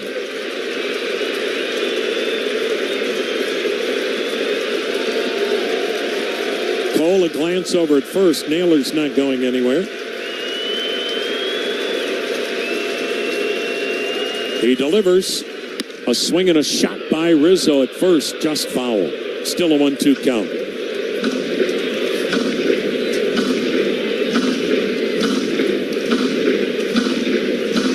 Point again, as we have talked about it ad nauseum, in the postseason, it just seems even more critical than in the regular season to get something on the board early. Now the 1-2 to Jimenez, and he fouled it back. We'll do it again at 1-2. This best of 7 series off tomorrow. Game 3 at 5:08 in Cleveland Thursday night. Yankees will go with right-hander Clark Schmidt. In all likelihood, Matthew Boyd goes for Cleveland, but nothing is official. Now the pitch. Down low, didn't go. 2-2. If you missed it, Alex Cobb's time with Cleveland is up. Not that he couldn't come back next year, but that's doubtful. He was put on the injured list today with hip and back issues that occurred last night. When you take him off your roster because of an injury, he's also ineligible to play in the next round if you advance, which would be the World Series. Jimenez pops one up, playable. First base side near the Yankee dugout. Anthony Rizzo, the first baseman, catches the Andres Jimenez pop foul. And that'll take care of Cleveland after the leadoff hit.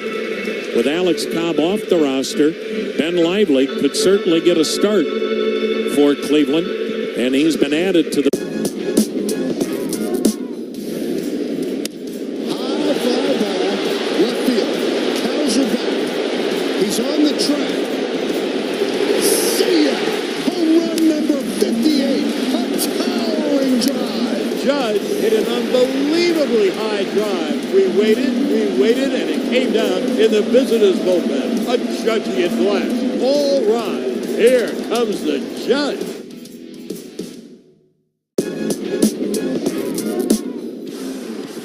Rojas on the ground at third. Machado touches third, fires to second. Out at first. Oh my goodness! It's a triple play. It ends the ball game.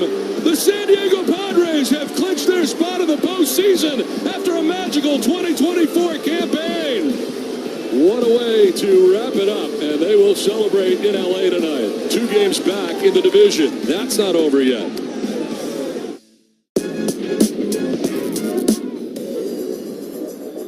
Watch one fly. Heads up in the upper deck. Shohei's on his way. Number 54 for Ohtani. A 3-run Titanic shot.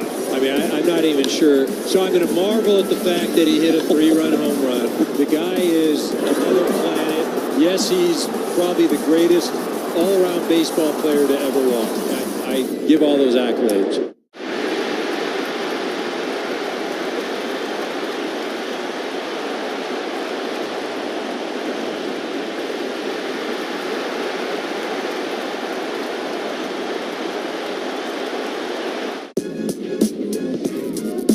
Tigers trying to get one on the road before they return to Detroit. Runner goes, pitch is swung on, a high fly ball to right field. This one is gonna fly! A 3-run home run! Kerry Carpenter! The Tigers up 3-0 as Carpenter, an emphatic, towering fly ball home run into the bleachers in right field. What a moment!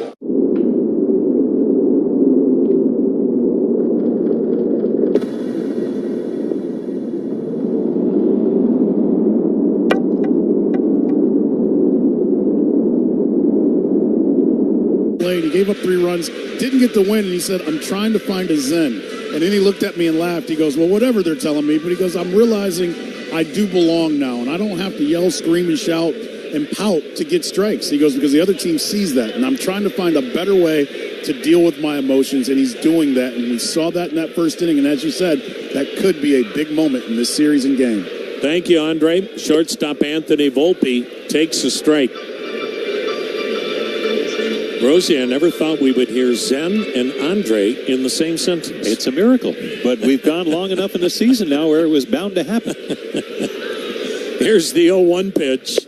Swing and a miss. Good stuff, but Tanner Bibee is less emotional than he was a year ago. Now, he hasn't turned that burner all the way down because that's what makes him one of the most competitive players in the game. And if it is harnessed, it works. And not that he was ever a hothead per se, but if you can refine that a little bit, you can really come up with something good. And I think he's hit on something. Now the 0-2 checked on a pitch up. Well, Carlos Rodon talked about it. His dominant performance last night was an issue where he was completely out of control emotionally against the Royals last night. Totally composed, totally dominant. Now the 1-2.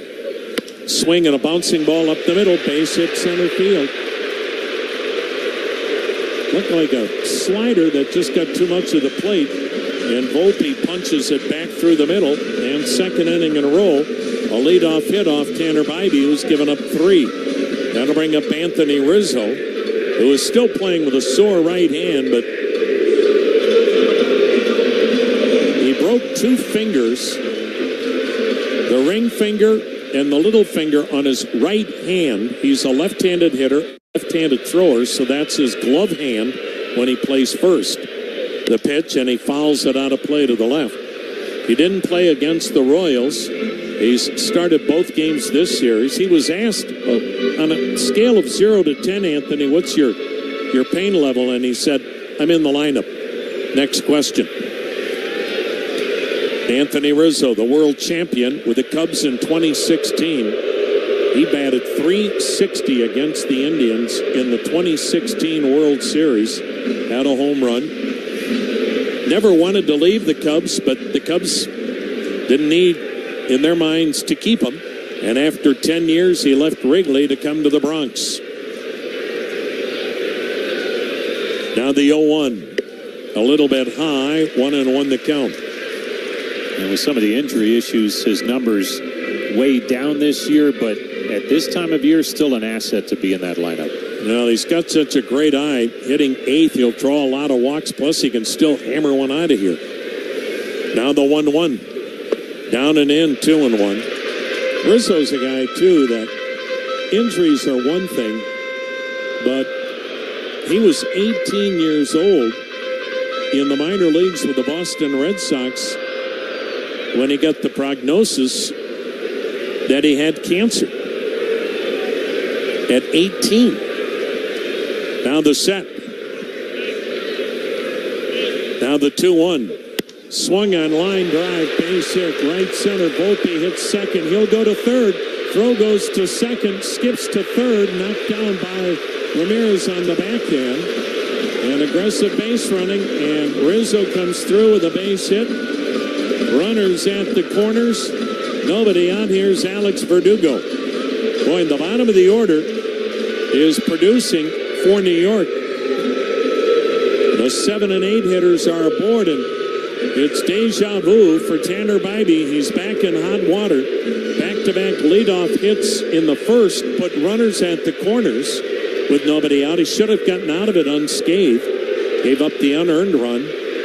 Now Yankees first and third, nobody out in the second. Here's Verdugo, the left-handed hitting right fielder. The pitch, and he looks at a curveball down low.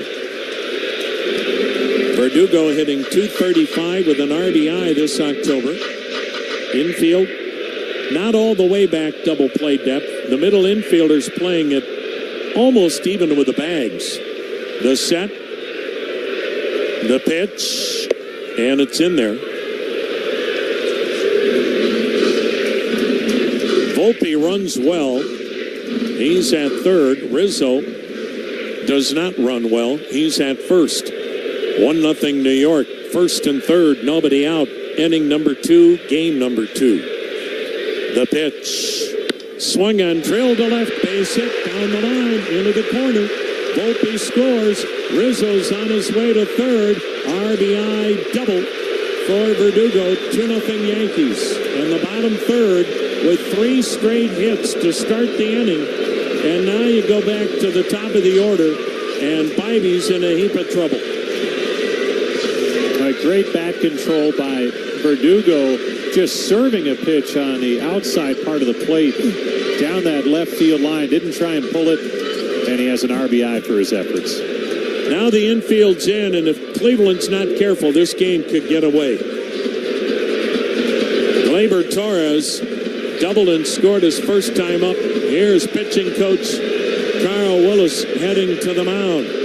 And Cleveland's got its bullpen busy already. And it's Cade Smith, who's gone from a 7th inning setup man, maybe the best in baseball, to the guy you bring into every emergency situation, no matter how early. This tells you, again, how critically important Cleveland is looking at this game, too. Yes, it's a best of 7. Yes, you can go home down 2-0 and still be very much alive and win it. But if it's your ace and it's a fully loaded bullpen that gets beat in game 2, that's a more critical loss than in a different way if you lost the game going back home, because now you don't have Bibee for 5 days. Infield comes halfway in. Second and third occupied, nobody out. Righty-righty matchup. The pitch to Gleyber Torres. And it's swung on, popped him up. Playable. First baseman Josh Naylor, even with the bag, makes the catch. 1 down. Runners stay put. Now Juan Soto. Do you pitch to him? Do you walk him and pitch to Aaron Judge because it's right on right? This is pick your poison time, and this is what makes New York so tough. Both Juan Soto and Aaron Judge hit over 40 homers. Both had over 100 RBIs. Both had over 120 walks. And after Carl Willis went to the mound, now there is another conference, this time with the entire infield and catcher Bo Naylor. And this is just a case to give Cade Smith more time to get loose, but you wouldn't think they'd be going to Cade Smith this early. I mean, manager Stephen Vogt said yesterday on the pregame show, we can't go to our bullpen in a 7-game series like we did in a 5-game series, but you get the sense he might. Boy, and I don't think Tanner Bibee was too happy that everyone came out, even if it was just to talk strategy. Yeah. Well, he just got an out. Now you've lost all that momentum. And now they're putting Juan Soto on base to pitch to Aaron Judge. That doesn't happen very often. Bases will be loaded for Aaron Judge. And if Aaron Judge wants a moment in October, the stage is set right now. Juan Soto was intentionally walked 2 times this year. Aaron Judge intentionally walked 20 times this year. And Aaron Judge is going to face Cade Smith. And Tanner Bibee is not happy. He's got a sarcastic smile and a shake of the head as he comes to the third base dugout. He is absolutely stunned. And the bases are full of Yankees with 1 down in the second inning. Remember, it was Aaron Judge that...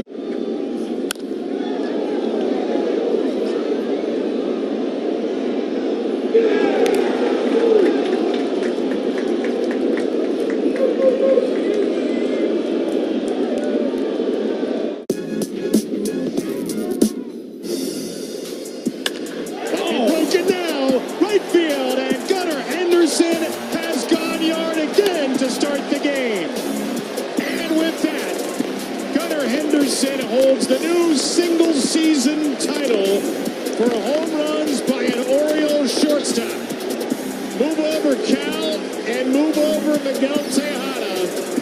It's now Gunnar Henderson's world. Tyler Fitzgerald, who's hit a home run in each of the last 4 games he's been in. Swing, and he hits a high drive deep to left field. And has he done it again? Yes, he has. Way back into the Dodger bullpen. Now that is an amazing feat. That's the 5th game in a row in which Tyler Fitzgerald has hit a home run. Well, he gets a hanging breaking ball. You've been sitting upstairs to this guy right now. He's going to make you pay. And Lindor gets under one to center field. Harris going back. It's back near the wall. And it's out of here. Linsanity again. Francisco Lindor flips the script with a 2-run homer and the Mets. At Progressive Field, or ask for it at your favorite grocery store. Visit perrysicecream.com to find Doing Gone near you. Go Guardians. Hi, it's Bill Wills. A conversation with Bill O'Reilly at 9:40 tomorrow morning, WTAM 1100. Here we go. Cade Smith against Aaron Judge. Mano y mano. 95-mile-an-hour fastball, slider split. Yankees 1, Cleveland nothing. Bases loaded. 1 down. Aaron Judge facing Smith. And the pitch leans him back. Tanner Bibee intentionally walked Juan Soto. Obviously, that came from the dugout. And then was pulled. And you face Aaron Judge with the bases loaded. The pitch. Swing and a foul back. Judge is hearing about it. 2 for 16 with an RBI in this postseason. But he's also the guy that can right now change the complexion of this game and the entire series. The pitch. Hit foul down the right side. 1-2 the count. Rizzo at third. Verdugo at second. Soto at first. 1 down. Again, Soto walked intentionally twice all year. Why? Because this giant of a man hits behind him, Aaron Judge. Judge hit 4 home runs off Cleveland in this ballpark back in August. Now the 1-2 delivery. Swung on, hit in the air towards medium deep left center. Caught by Thomas. Tagging and scoring is Rizzo. 2-0 New York. Beg your pardon, 3-0 New York. 2 runs this inning. I think I was saying before it was 1-0. It is now 3-0 Yankees. Aaron Judge with a sacrifice fly. He had one last night. Those are his 2 RBIs this October. So now New York on top 3-0. Verdugo at second, Soto at first. Here's Austin Wells, 2 down, struck out his first time. He takes a look and takes a strike. Fastball at the knees. Well, the one thing about baseball, it's a absolute second-guess market as that pitch waved at 0-2. And there will be questions for sure. But in October, every decision, every move is magnified, and we'll see how this works out. Here's the 0-2 pitch. Swing and a miss. Well, Cade Smith did his job, but the Yankees have built a 3-0 lead. We have played two on the Cleveland Clinic Radio Network. When it comes to buying your first home, everyone has questions. Can we even afford to buy a house right now? Well, I need to negotiate. How do I even negotiate? Luckily, a RE/MAX. Now it's time for Eyes on the Ball Player. Can you find Manny Machado in this sea of Padres fans? Manny Machado has given the Padres the early lead. He plays the game, he plays it hard. That was a laser beam. His base running has been terrific. Stolen base for Manny Machado. Do not hit the ball to Manny Machado because you're going to be out. This guy's special. And there he is.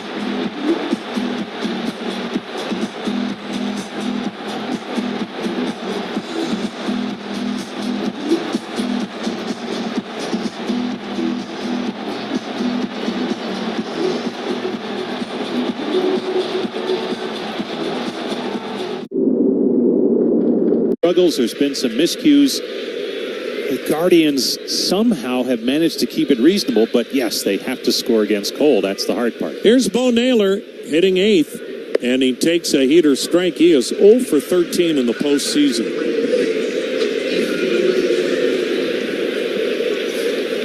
Well, I'll tell you what, Tanner Bibee was the 0-1. Swung on, fouled back 0-2. He was livid. Now, Tanner Bibee is a pretty good poker player, so he wasn't giving you all kinds of histrionics or anything of that nature, but if you know Tanner Bibee, you know. The 0-2, swung on, bounced foul right side, still an 0-2 count. He had a look that was piercing when he was in that dugout after being taken out. 3-0 Yankees. We're in the third. Bo Naylor awaiting the 0-2 pitch. Outside. Who knows how this will work out? And the one thing about managing, you're not going to make decisions everyone's popular with, and Stephen Vogt knows that more so than anyone. Naylor waves at a pitch up and out of the zone. Third strikeout for Gerrit Cole, and boy, Bo Naylor looks completely lost at the plate. Here's Brian Rocchio, the switch-hitting shortstop, batting left-handed. Rocchio batting .421 in this postseason. Got his first October home run last night. batting right-handed, switch hitting shortstop, now batting left-handed. Plenty of time for Cleveland in this game. The pitch, outside a ball. But again, you can't wait until the late innings because you're not going to beat New York's bullpen, if ever, in the late innings. The pitch swung on, line drive, base hit to left center. Another terrific approach as Brian Rocchio just took the pitch where it was and shot it the other way for a base hit to left center. Cleveland's bullpen has been the best in baseball. The Yankees bullpen is right almost on par with Cleveland's now because they don't have to use as many guys because they get more length from their starters. But when they get to Canely, Holmes, Weaver, forget about it. Top of the order, Stephen Kwan takes its low a ball. So in essence, what we're saying is Cleveland can't expect to play come from behind baseball and beat New York. You've got to get it going against Gerrit Cole. Kwan popped up his first time. 3-0 New York, third inning. Kwan takes wide, ball 2-0. And look, this is not the same Gerrit Cole that has been a Cy Young Award winner. He won it last year. In fact, he was the unanimous American League Cy Young Award winner. He's not been that guy. The pitch is low. Again, he missed the first half of the year with an elbow issue. And he at times has fought it. And he's pitched much better on the road this year. A 4.31 ERA at Yankee Stadium. 2 runs lower on the road. Kwan takes way inside and he walked him. And again, Gerrit Cole's 34, Rosie. There's a lot of mileage on that arm. That's not to say he's not dominant and won't throw a shutout here tonight. But this isn't the same Gerrit Cole that we saw a year ago. Well, how often do we talk about pitchers, for whatever reason, who missed time early in the year? And he did not have a spring training as the elbow issues flared up early. And it just seems like they're always coming back. Now, he's had some Gerrit Cole-like stretches, but not quite as consistent as he's been in years past. So the Yankees converge on the mound. Kyle Manzardo is the batter. Rocchio at second. Kwan at first. 1 down, third inning. 3-0. Yankees on top of Cleveland. And you don't get a lot of opportunities to score against Gerrit Cole. When you do, you better capitalize.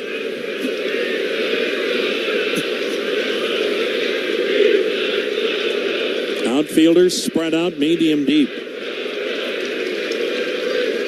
The set. The pitch. High for ball 1. Tanner Bibee tonight goes an inning and a third. He gave up 3 runs. 2 of them were earned. Allowed 5 hits, struck out 2, walked 1. It'll be a bullpen game the rest of the way for Cleveland. The 1-0. Fouled it back. Boy, he got it in on the thumbs of Manzardo. 1-1 the count.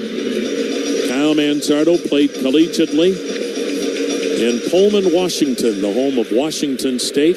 He's an Idaho kid and grew up not far from the Washington State campus, even though he is from Idaho and Washington State's obviously in Washington. He takes down and away, changeup, ball 2, 2-1.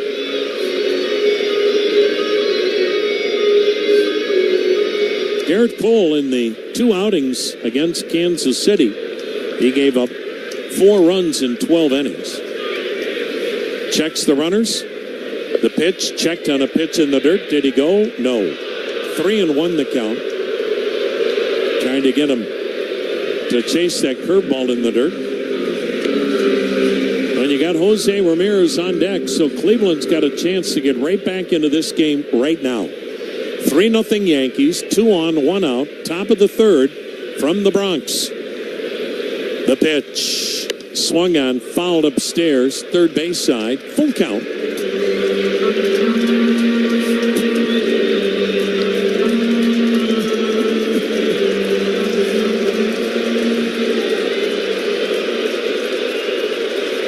Now the Yankee fans getting into it.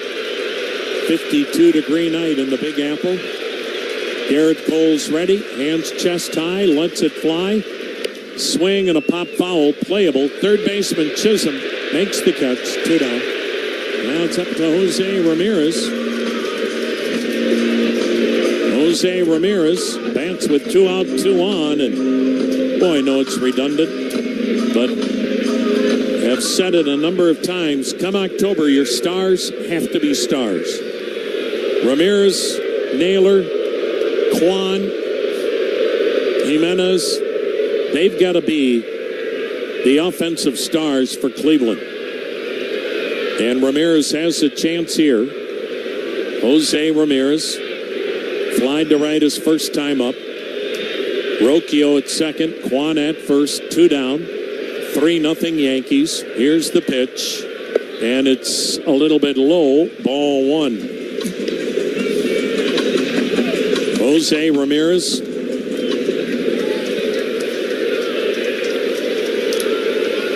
.39 homers, 118 RBIs, 39 doubles, 41 steals. The 1-0. Swung on, pulled foul. He swung at a ball in on his thumbs. And the count 1 ball, 1 strike.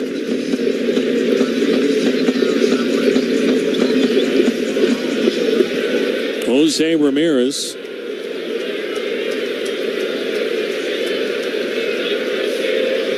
Loves hitting in this ballpark. Lifetime .364 mark with 9 homers. Now the 1-1. Swung on. Little weak fly ball to right center. Aaron Judge will retire it, and Gerrit Cole slips out of trouble. 3-0 Yankees, middle of the third. At Bet365, we don't do ordinary. We believe that every sport should be epic. Every home run, every hit, every inning.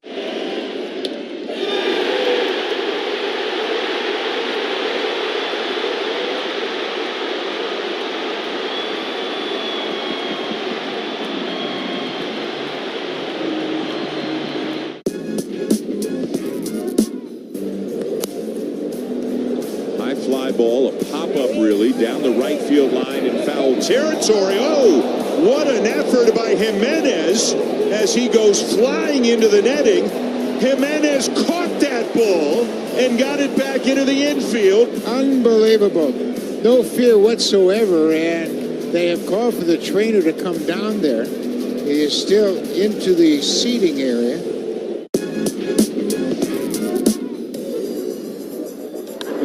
One fly, heads up in the upper deck. Shohei's on his way. That's number 54 for Ohtani. A 3-run Titanic shot.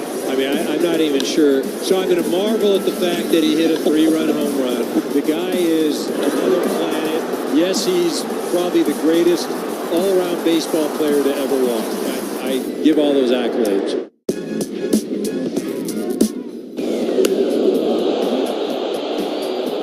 Hayes hits it deep to right center. Harris is back.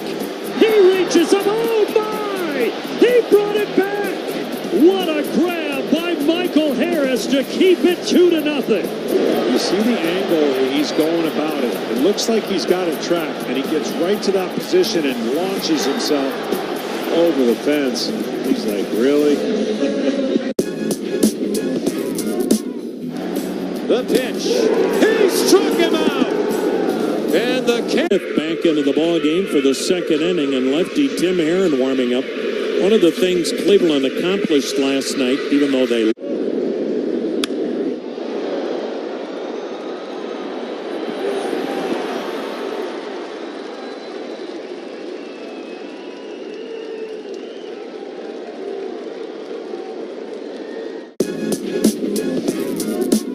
payoff pitch. Fly ball out towards right center field. Pete Crow Armstrong at the wall. Jumps. And he made the catch. Oh, baby. Pete Crow Armstrong. From your bullpen, starting with Cade Smith, who minimized the damage. He got Judge and Wells with the bases loaded to end the uprising in the second.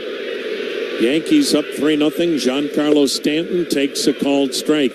Stanton was retired on a great catch in foul ground on a slide by right fielder Will Brennan near the corner back in his first time up. One hops, one to short. Backhanded by Rocchio from shallow left. A one-hop throw to second, and he gets Giancarlo Stanton.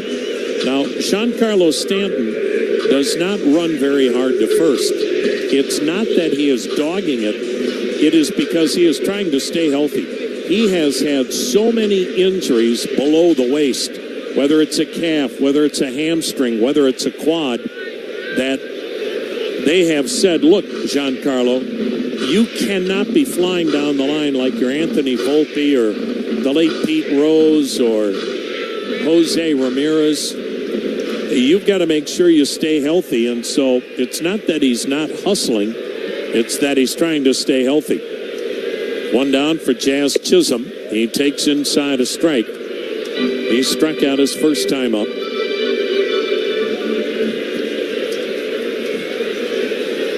Left-handed hitter out of the Bahamas. He sends one in the air foul, third base side, near the Cleveland dugout. Jose Ramirez has room and makes the catch. Chisholm is the first player in Major League history to have been born in the Bahamas.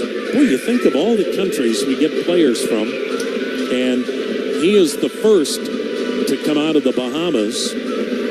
He moved to the United States when he was ready for high school baseball. How about you move from the Bahamas to Wichita, Kansas? Here's Anthony Volpe. A lot of similarities, but it obviously paid off because then he was signed eventually by Arizona, and now the bigs with the Yanks. Volpe takes down and away, 2-0 the count. 2 down, third inning. Yankees 3, Cleveland nothing. Volpe singled and scored last inning.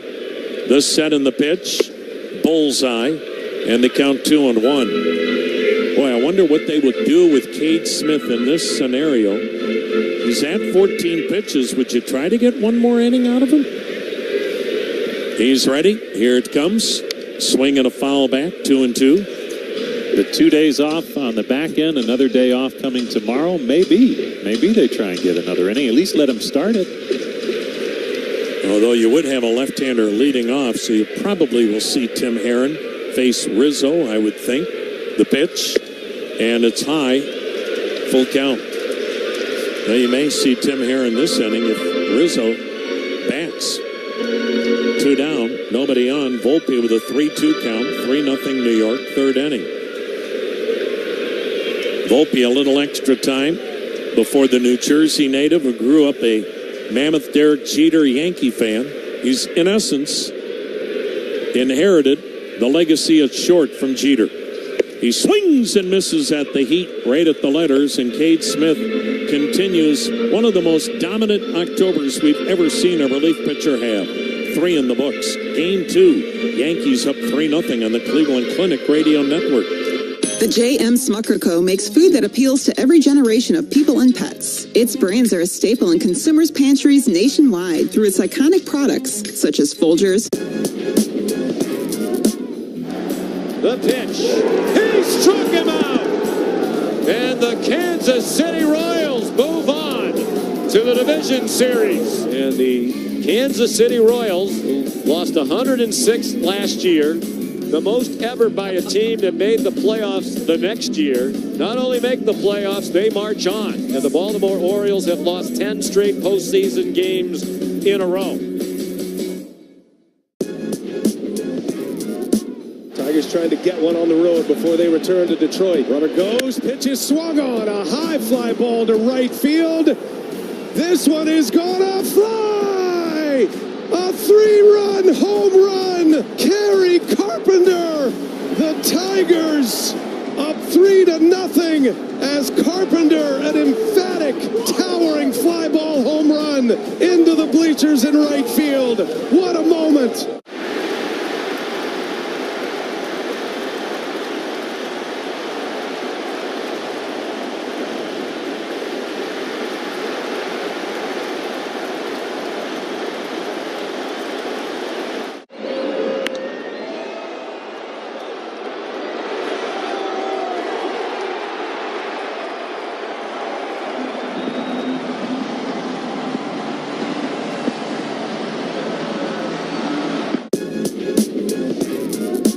Charlie heads out, began his Rockies career in center field, gonna end it the same way. Charlie with a base hit.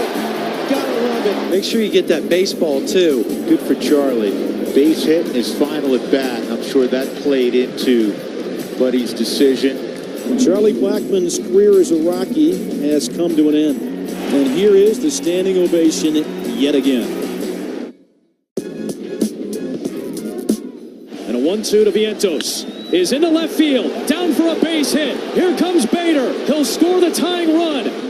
Nimmo the other way, and the Mets will take the lead in the 8th. Lindor scores. Alonso adds with a sac fly. Martinez off the bench with an RBI single to extend the New York lead. He sends one in the air, left center field. That will score Iglesias, and a 5-run 8th inning. Had a nice single off of Gerrit Cole. The hope is he can get hot and ride something. He feels like a couple good swings will get him right back where he needs to be for his team. Thanks, Andre. And Naylor swings and drives one to right. It gets down for a base hit. And on cue, Josh Naylor is 2 for 2 with another sharp single to right. Guardians have a leadoff base runner, as they did when Naylor singled back in the 2nd inning. So they've gotten to Cole at least base hit-wise. They just haven't been able to put a run up yet. As Lane Thomas steps in, he flied out to center his first time up. Thomas had a tremendous American League Division Series just completed. The pitch to him in there for strike 1. Hit the 3-run home run in Game 1 to spur the Guardians to a win over the Tigers, and in the decisive Game 5, that memorable grand slam that turned that game around. Here's the 0-1, swing and a miss, and it's 0-2 to Thomas. Gerrit Cole, he has 3 strikeouts, has walked just 1, and along the way has allowed 3 hits now, with Naylor aboard at first base. The 0-2 pitch, swung on, foul back into the net. Another fastball that time from Cole, and the count remains 0-2 on Thomas. A cool evening here in the Bronx, 52 degrees at game time. Partly cloudy skies and a packed house at Yankee Stadium. It'll be a sellout, a few empty seats again, though. The 0-2, there's a swing and a check swing, slow roller toward the shortstop, and it eludes everybody. All hands will be safe. And I don't even know if Chisholm, the third baseman, picks it up, or Volpe, the shortstop. The way Thomas runs, no way they have a play at first base. And then it became easy for Thomas once it got through both of them. And wait a minute, they're going to charge an error to Jazz Chisholm. Boy, they may need to relook that. Even if he picks that clean, Thomas runs well enough where it sure looked like he would have made it to first base easily. But they charge an error to Chisholm, and more importantly, the Guardians have runners at first and second. Nobody out for Will Brennan. Boy, they knocked on the door last inning, had a couple of men on with 1 out, and Cole worked out of it. Here's his pitch to Brennan. Swing and a miss, strike 1. It's 3-0 New York. The Yankees with an unearned run in the first inning thanks to a dropped pop-up by the shortstop, Brian Rocchio. He was charged with an error, and then 2 more on the board in the second. Here's the 0-1. Swung on, blasted foul out of play, third base side. So 3-0 Yankees. Guardians already into their bullpen as Cade Smith came on in the second for Tanner Bibee, the starter. Gerrit Cole, the Yankees starter, still going strong here in the 4th. Here's the 0-2. Swung on, and there's a chopper to the right side, scooped up by the second baseman Torres. Underhand flip to Rizzo in time. Brennan's retired, but he gets the base runners moving up a base. Second and third now with 1 down. I know it's becoming redundant, Rosie, but they had 2 on last inning, 1 out, didn't score. Now you've got second and third, 1 out here in the 4th. You can't let any more of these opportunities get away. Andres Jimenez, we'll see if he can change things as he digs in. He popped out and foul ground to the first baseman his first time up. Yankees leave the infield back with the lead.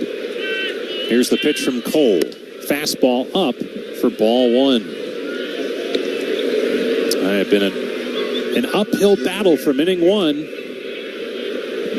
And again, it's not an insurmountable lead that the Yankees have, as we're only in the fourth. Here's the pitch. Breaking ball down low.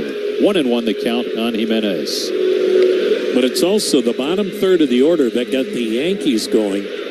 It's now the bottom third of Cleveland's order that's got to start becoming productive. 2-0 the count on Jimenez. Here's the pitch.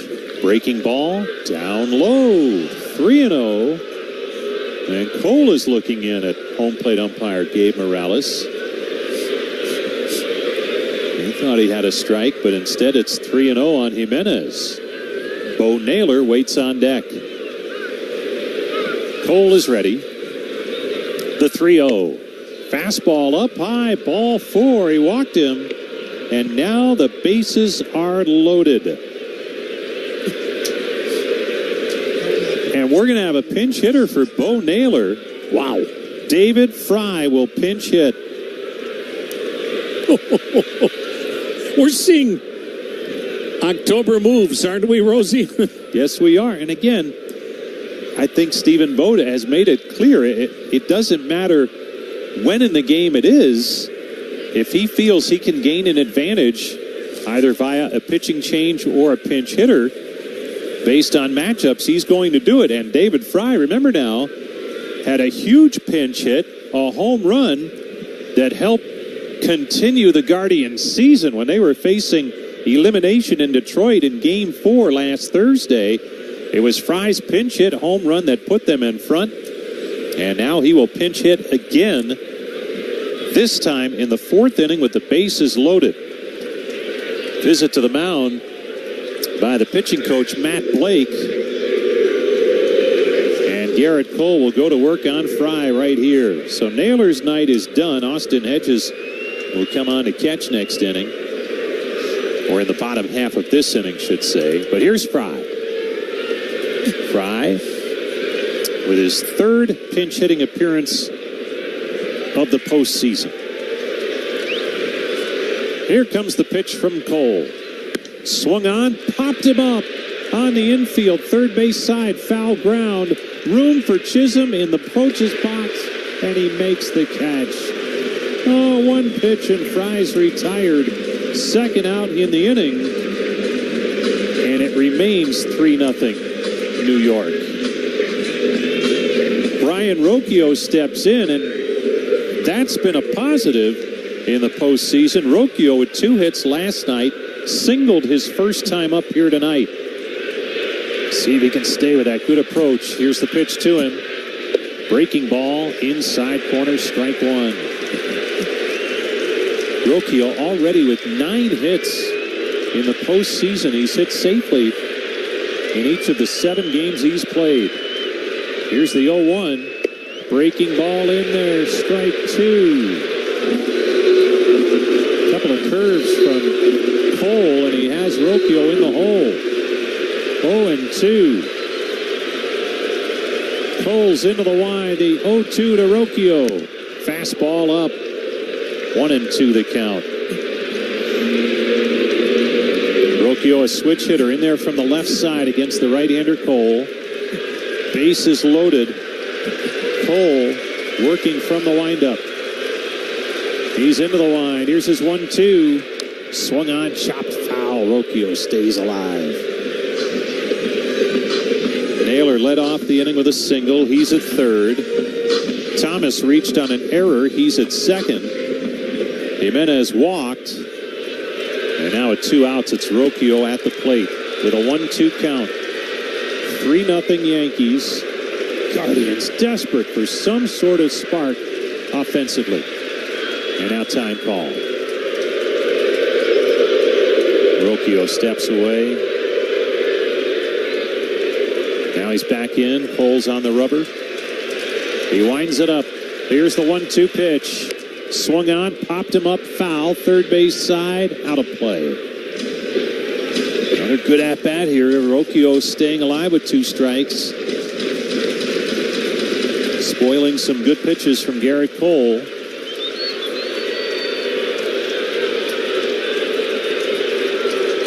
Cole ready to go again. The 1-2 delivery. Swung on, pulled foul outside of first.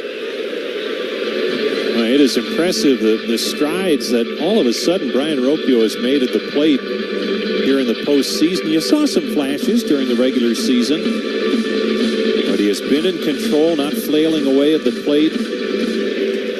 Just trying to make good, solid contact. It's a 1-2 pitch again.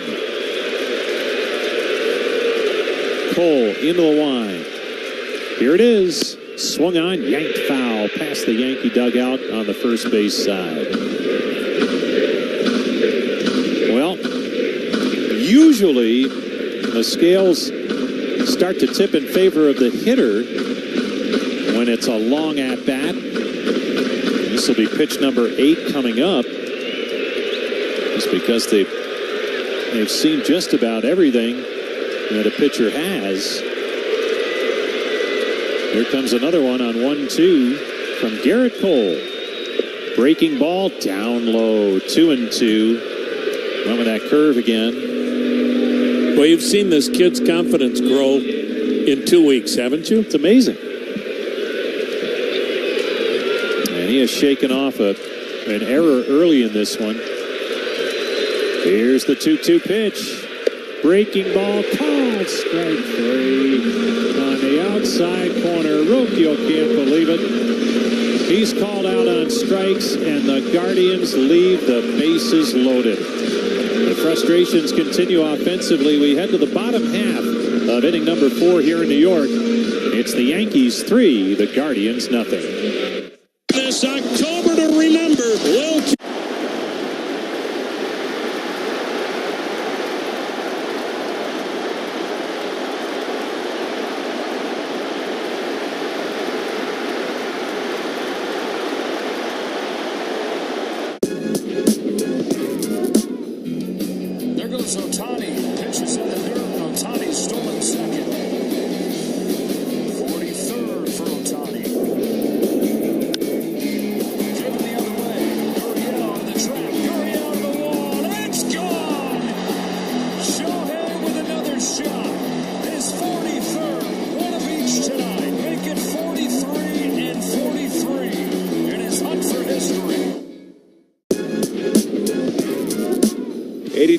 Crystal clear skies. We start the bottom of the first. And a high fly ball to deep right center field. The Phillies have the lead.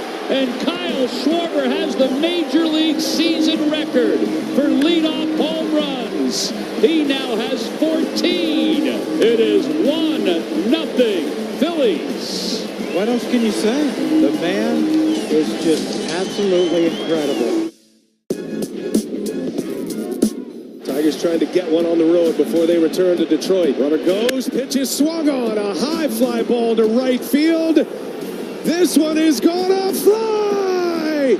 A 3-run home run! Kerry Carpenter! The Tigers up 3-0 as Carpenter, an emphatic, towering fly ball home run into the bleachers in right field. What a moment! Strike 3. It was 105.5 miles an hour. No way. 105.5. I can't believe my eyes. No, that's not even on the FM dial. That was unreal. I don't even know if I want to high five him. He might not be rated the next week. Well, light your hand on fire. Yes. 105.5. Punch out Tommy Edman.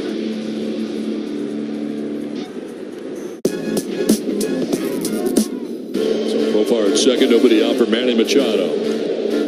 Machado hits one to right center field. Back goes Rodriguez looking up. Manny Machado stands alone as the Padres' all-time home run leader. Man, oh man, oh Manny, you are number 1. Ryan Matze back home at command center.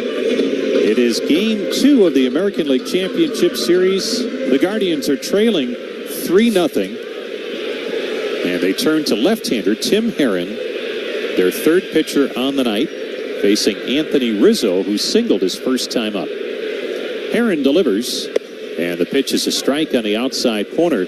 Tanner Bibee started, allowed 5 hits and 2 earned runs in an inning and a third. Then he was pulled in favor of Cade Smith, who worked out of a jam in the second, did allow an inherited run to score. As the 0-1 is tapped to the second baseman, charging Jimenez. Gloves, throws, got him at first. Nice play, Jimenez. One away here in the bottom of the 4th inning. And Smith retired all 5 hitters he faced with a pair of strikeouts.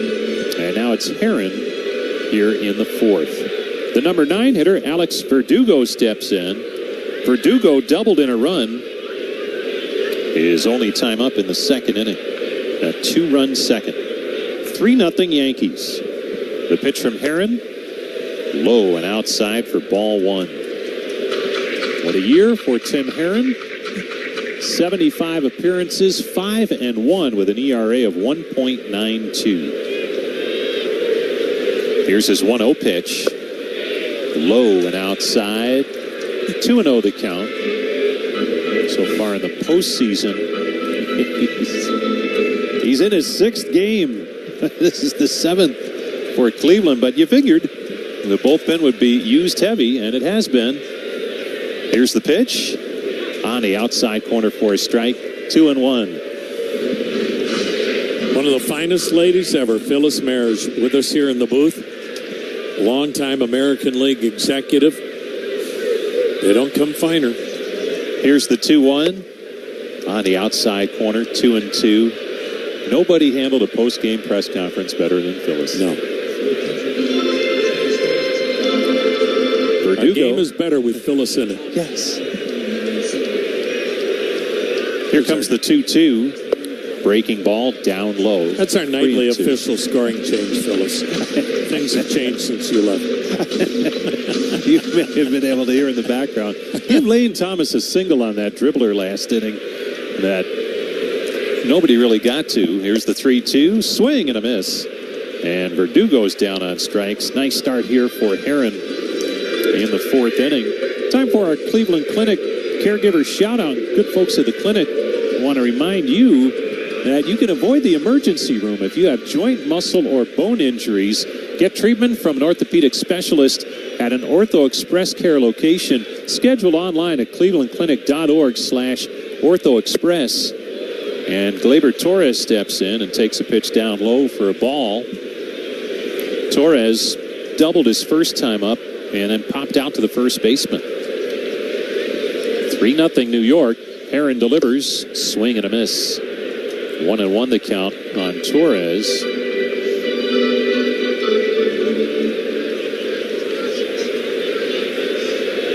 Herrin sets, and the 1-1. And it's chopped foul at home plate. Count moves to 1-2.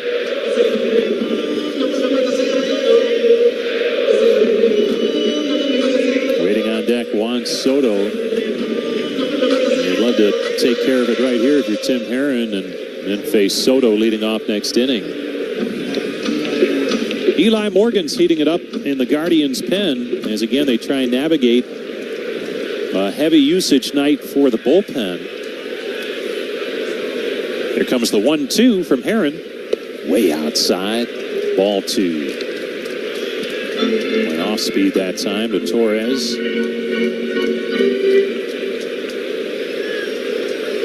Now the 2-2 from the big lefty. Here it is. Swung on, and that's lined right center. Gets down for a base hit. Cut off in the gap by Thomas, and he will hold Torres to a long single as Torres was hustling out of the box and thought about going for 2, but wisely returned to first. So now Herrin will have to face Soto with a man on base. That's Torres. The Yankees trying to pad that lead. It's 3-0 New York as Soto steps in. singled his first time up. They walked him intentionally last time to get to Judge, who ended up with a sac fly. That was back in the second inning. Here's the pitch from Herron. Outside, ball one. Soto with his first home run of this postseason last night. And that was his fourth home run in 7 games against Cleveland this year. Here's the 1-0.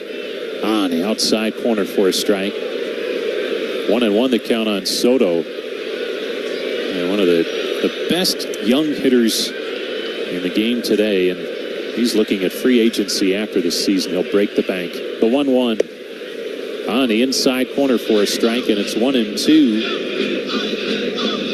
And the most likely suitor, if it's not the Yankees, everyone thinking it's the Mets. And wouldn't that be something?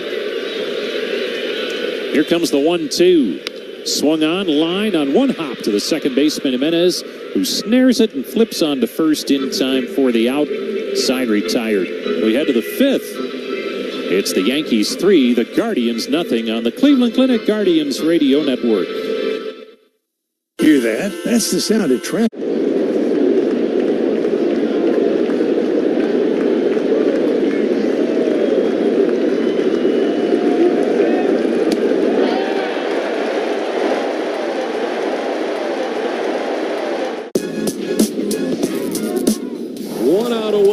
Dylan Cease. Abrams to right field. Johnson coming in. He makes the catch. No hits for the Nats. Dylan Cease throws a no-hitter. The second no-hitter in Padres history. There'll be a sea of San Diegans celebrating back home today. Dylan Cease has no-hit the Washington Nationals. On a rainy Thursday in D.C., the Padres will celebrate. 5-5 in the 7th. The Yankees are now 1 for 11 with runners in scoring position in this game. Base hit to left. Chisholm can fly. He rounds third and heads for the plate. He would have beaten the throw anyway. It squirts away from Perez. And the Yankees jump back in front, 6-5. Verdugo now has a couple of hits, been on base 3 times. He scored a couple of runs, and he drives in the go-ahead run here with another base hit to left field. Chisholm was flying.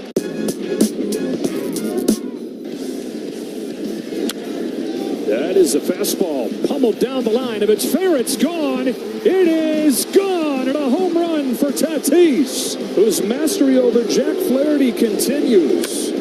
He drives the ball right center field. Edman back. It is gone. The Padres tee it off. Second of the game for Tatis, and they've got double digits in game 2. Charlie heads out, began his Rockies career in center field, gonna end it the same way. Charlie with a base hit. Gotta love it. Make sure you get that baseball too. Good for Charlie. Base hit in his final at bat. I'm sure that played into Buddy's decision. Charlie Blackmon's career as a Rocky has come to an end. And here is the standing ovation yet again. Will set the stage for Xavier Edwards. Selfishly looking for a single to complete the cycle. Towards short, Adames has it, gets rid of it quick, and he's safe! And the pitch count's up to 70, but the bottom line is he has held the Guardians off the scoreboard. Cleveland has stranded 6 base runners, and they are 0 for 5 with men in scoring position. Stephen Kwan leads things off. Here's the pitch. Swung on, ground ball, left side, base hit. And Kwan's hit streak continues in the postseason. It is now 12 games as he surpassed the franchise record last night and just tacks onto it with his base hit here tonight. He's now 1 for 2. Kyle Manzardo will step in, and again, it is just constant traffic on the bases for Cleveland. But they just haven't been able to get a run in here tonight. Kyle Manzardo 0 for 2. The pitch to him. Breaking ball down low, ball 1.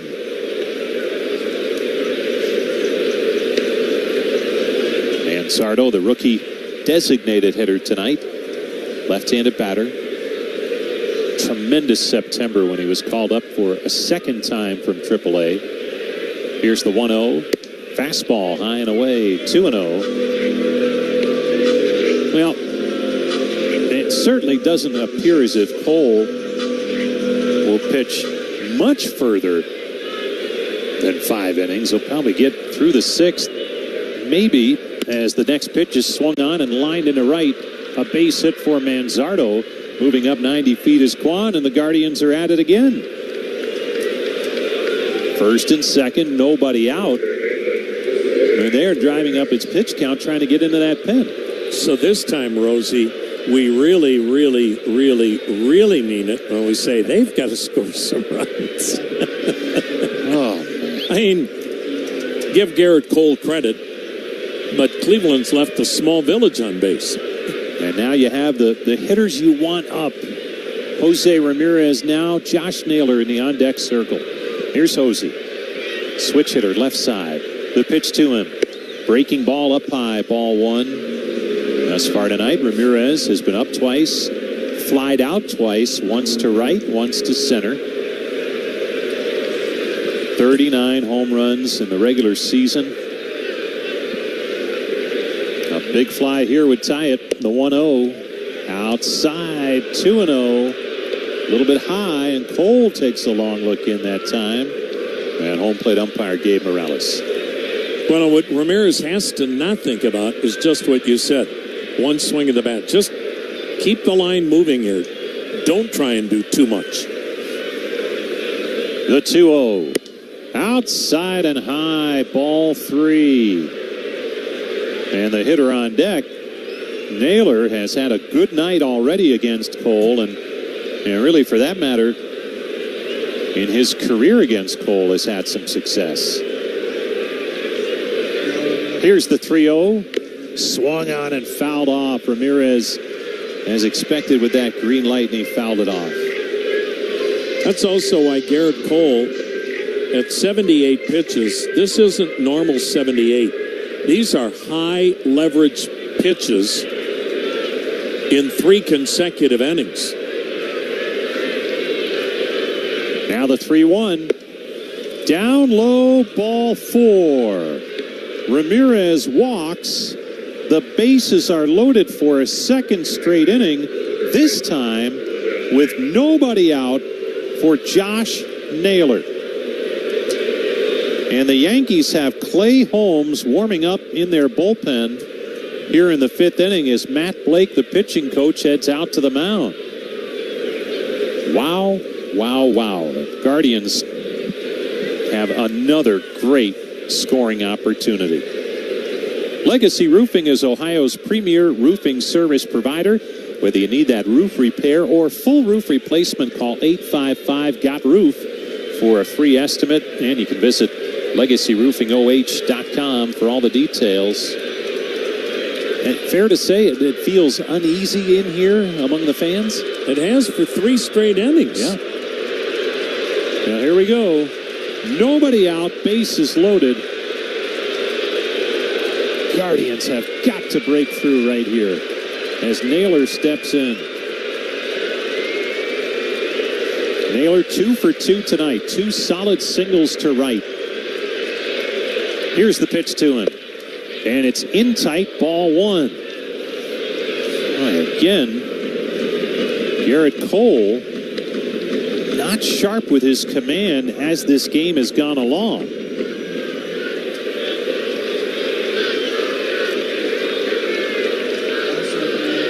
One 1-0 the count on Naylor. Here it comes. Outside and high. 2-0 the count.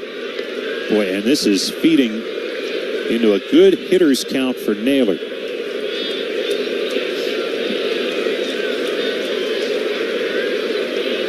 Cole is ready. The 2-0 delivery. Swung on, and there's a high fly ball to right, but this will stay in. Should be deep enough to score the run. Soto makes the catch. Tagging, heading for home, scoring easily is Kwan as the throw comes in to the middle of the diamond. And Naylor knocks the run in. The Guardians are on the board. It's now New York 3, Cleveland 1. Naylor would like to have that pitch back. right, looked like right down the middle, even a little bit on that inner part of the plate, and he just smacked the bat after he skied it to right. Also advancing was Manzardo to third. So runners on the corners for Lane Thomas. Guardians to within 2, still only 1 out. As Thomas tries to draw his team closer. Here's Cole's pitch. Nope, throw to first. Back safely is Ramirez. Ramirez with 41 stolen bases during the regular season.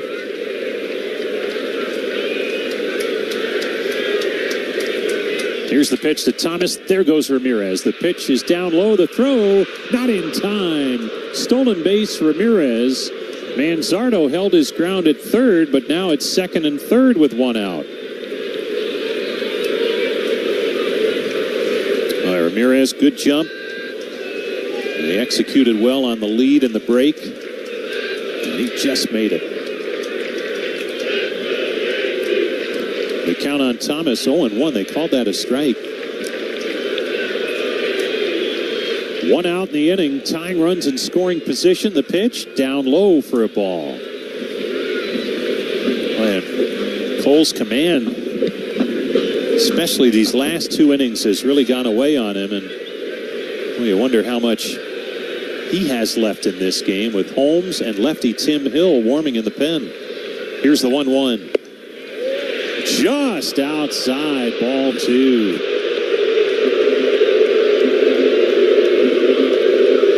Fans not happy, not much of a reaction from Cole. And the count's now 2-1 on Thomas. Here's the pitch to him. Swung on, fouled back into the screen, and it's 2-2. Thomas with the fly out to fairly deep center first time up, then the infield single last time. And now with a 2-2 count, trying to bring in another run, maybe 2 with a base hit. Here's the 2-2. Just outside. Fastball missed off the outside edge. 3-2 the count on Thomas.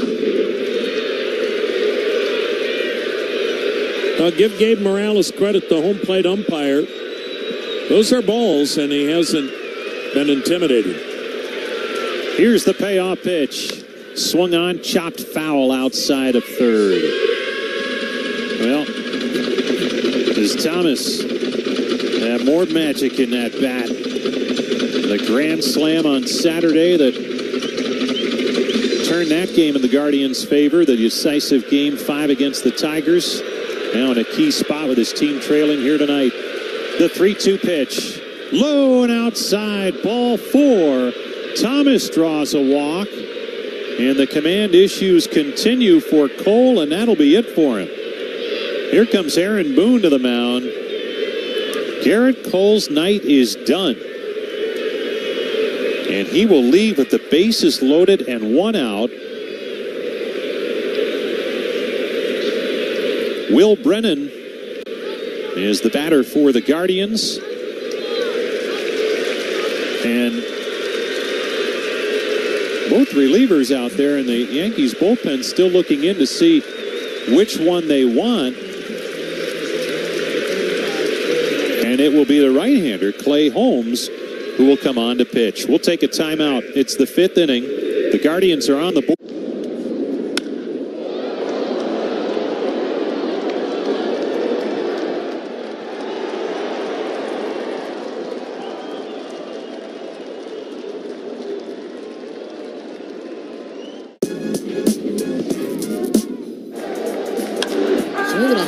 Fly ball to deep right center. Siri back toward the track. At the wall, leaves and got it! He caught it! Took away a homer. What a catch in center field by Siri. Still digesting that catch made by Jose Siri out there. A home run robber, to be sure. One of the best plays that we've seen all season long. And boy, was it a big one. The pitch. He struck him out. And the Kansas City Royals move on to the division series. And the Kansas City Royals, who lost 106 last year, the most ever by a team that made the playoffs the next year, not only make the playoffs, they march on. And the Baltimore Orioles have lost 10 straight postseason games in a row.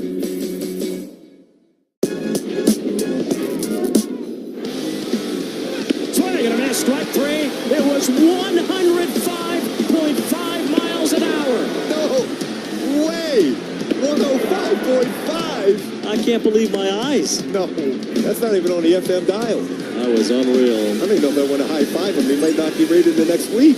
Well, light your hand. In sports on WTAM 1100 and on 106.9 FM.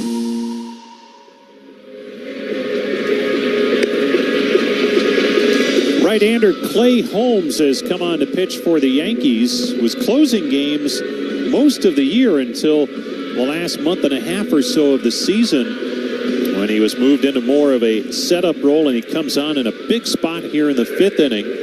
Bases loaded, one out. The Guardians have a run in here in the fifth. The Yankees lead it 3-1, but what a great chance for Will Brennan, who steps in to face Holmes. Brennan, left-handed batter against the right-hander. Here's the pitch, and it's swung on, bounced right side, grabbed by Rizzo, goes to second for one, and that's it. They get the force. Manzardo scores from third, and it's now a one-run ball game. On the force out at second, that brings in a run. 3-2, the Yankees lead now. Advancing to third on the play was Ramirez. Wiped out at second is Thomas, and on at first is Brennan. Andres Jimenez will bat. Jimenez has popped to first and walked. 2 outs. Guardians trailing by a run here in the fifth. Holmes from the stretch. Here's his pitch. And Jimenez takes it down low for ball one. It almost looked like he was trying to turn around and square maybe a little bit. Here comes the 1-0 pitch, and it's down low, and the count's now 2-0. Holmes, this postseason, 5 games, 6 innings. He's allowed 3 hits. That's it. And he's working on a real nice stretch of postseason pitching. Here comes his 2-0. That's down low for ball 3. Holmes in 11 postseason appearances in his career, 14 innings, has not allowed a run. Well, you got to think Himmy is swinging away here with Hedges on deck. Why not? The 3-0 delivery. Down low, ball 4. Well, they pitched him carefully. Well, it's the old first base isn't open, but a base was open. Well, Austin Hedges did not start tonight. Bo Naylor did, and then was pinch hit for it last inning when the Guardians had loaded the bases. David Fry pinch hit for him and popped out. And then Hedges took over defensively. This will be his first at-bat. Here's the pitch to him. Fastball in there, strike one. In the regular season, Hedges hit .152 with a pair of home runs, 15 runs driven in. Right-handed batter. Here's the 0-1 from Holmes. Strike 2 called on the outside corner. One-run game here in the fifth. Guardians desperate to try and tie it or take the lead. They have the bases loaded with 2 outs as Holmes comes set. Here's his 0-2. Check swing roller foul past the first base dugout. The count remains 0-2 on Hedges. Won a World Series a year ago, did Austin Hedges with the Texas Rangers. And now trying to help his team get there. 0-2 the count on it. Here it is. Bounced in there. What a stop by the catcher, Wells. Ramirez, a great base runner, was down at third, ready to race home, but Wells made an unbelievable stop on a pitch that was in the dirt in the left side batter's box. And he may have paid the price. The trainer is out, so is Aaron Boone to have a look. When that ricochet, he gave up his body to get in front of it. Yeah, it looked like it might have caught him on his arm. And they're taking a look at that, but that's a lead saver for the Yankees, as Ramirez is chomping at the bit to barrel down the line and score. Well, I think we have seen in 2 games, Austin Wells has put a clinic on how to save wild pitches from becoming wild pitches and saving runs. And that's such a big part of it. Obviously, the statistic is pass balls for catchers, but catchers who can save wild pitches, that is huge, and he saves a run right there. And they're going to give him a minute or two to at least make one catch to see if he's okay, and he is. Now, he'll get some votes for Rookie of the Year, no question about that. Austin Wells, the Yankees catcher. All right, we're ready to go. It's 1-2 the count on Hedges. With the bases loaded, Ramirez tying run at third. Brennan go-ahead run at second with Jimenez on at first. Holmes is ready. Here's the pitch. Swing and a miss, strike 3. Hedges down on strikes, and the side is retired. But the Guardians are on the board. They scored twice, and we head to the bottom half of the 5th. New York 3, the Guardians 2. Progressive presents Renter's MVP's Most Valuable Possessions. Today's MVP, Emily Neal's 70-inch TV. Because after watching her second-grade students yell at each other for hours, there's nothing Emily enjoys. Swing and a drive deep toward left. Number 2,000, a home run. Paul Goldschmidt's first career hit came in 2011 against Matt Cain. Number 1,000 against German Marquez and the Colorado Rockies 7 years ago. And tonight, July 26, 2024, number 2,000 against Kyle Finnegan, a 2-run homer. Rojas on the ground at third. Machado touches third, fires to second. Out at first. Oh my goodness! It's a triple play that ends the ball game. The San Diego Padres have clinched their spot in the postseason after a magical 2024 campaign. What a way to wrap it up, and they will celebrate in LA tonight. 2 games back in the division. That's not over yet.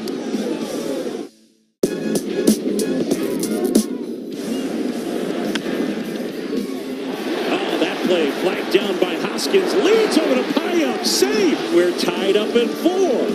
Vientos laces one the other way. It's a 2-run single for Vientos, and the Mets have a 6-4 lead. Browns one through the right side. That's a base hit. JD Martinez off the bench knocks in 2, and the Mets have opened up an 8-4 lead.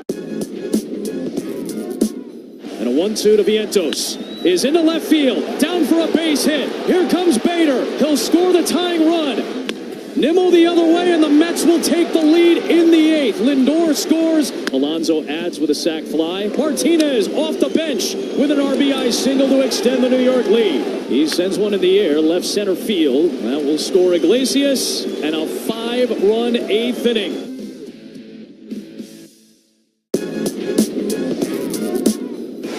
Will set the stage for Xavier Edwards. Selfishly looking for a single to complete the cycle. Toward short, Adames has it, gets rid of it quick, and he's safe! It's a single, and it's a cycle! The second ever cycle in Marlins franchise history belongs to Xavier Edwards. It took 30 years, a rise, and now... We get to our injury report presented by Elk & Elk. For a team of injury lawyers dedicated to every client every day, call 1-800-ELK-OHIO. And you heard the manager's show tonight with Tom and Stephen Vogt. It is done for the postseason for Alex Cobb. The pitch to Judge. Change up on the outside corner for a strike. Cobb with a lower back issue. And he is out for this series. Ben Lively activated for Cleveland. The 0-1 up high, 1-1. And Cobb also ineligible now if the Guardians were to advance to the World Series. Eli Morgan trying to keep it tight. A one-run game. Here's his 1-1. Swung on, and there's a high fly ball to center, but not deep. Settling under it is Thomas, and he makes the catch. And the Guardians continue to have good success holding Aaron Judge at bay. Here's Austin Wells. 0 for 2, couple of strikeouts. Morgan's the 4th pitcher tonight for the Guardians. Tanner Bibee started, inning and a third. 2 earned runs, 3 total on 5 hits. The pitch to Wells is swung on and fouled off. Cade Smith, 5 batters up, 5 batters down. Tim Herron, a scoreless 4th, allowing a base hit. And now Morgan here in the 5th. Guardians are into the Yankees pen as they chased Gerrit Cole in the top half of this inning. Here's Morgan's 0-1. Swung on, popped him up. On the infield this time, right near the mound. Coming in front of the mound, making the catch is Jose Ramirez. 2 down. And they're in that spot where if Morgan can get through this 5th quickly with a low pitch count, then you're looking at maybe a multiple inning effort out of Morgan to get this thing a little bit deeper. Giancarlo Stanton, the batter, 0 for 2. Here's the pitch to him. Swung on, and there's a pop-up to shallow left. The shortstop, Rocchio's under it, and he makes the catch to retire the side. What an inning for Eli Morgan, setting the side out in order with minimal pitches. We have played 5 in New York. It's the American League Championship Series Game 2, 3-2, Yankees over the Guardians.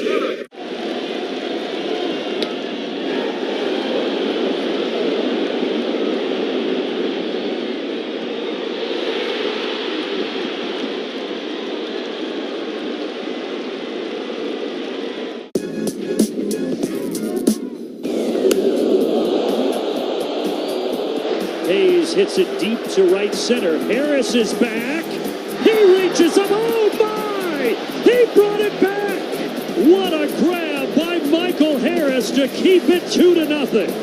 You see the angle he's going about it. It looks like he's got it trapped, and he gets right to that position and launches himself over the fence. He's like, really? Lindor gets under one to center field. Harris going back. It's back near the wall. And it's out of here. Linsanity again. Francisco Lindor flips the script with a 2-run homer. And the Mets go in front 8-7. Oh, wow. Oh, boy.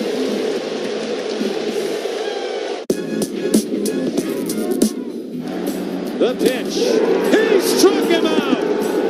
And the Kansas City Royals move on to the division series. And the Kansas City Royals, who lost 106 last year, the most ever by a team that made the playoffs the next year, not only make the playoffs, they march on. And the Baltimore Orioles have lost 10 straight postseason games in a row.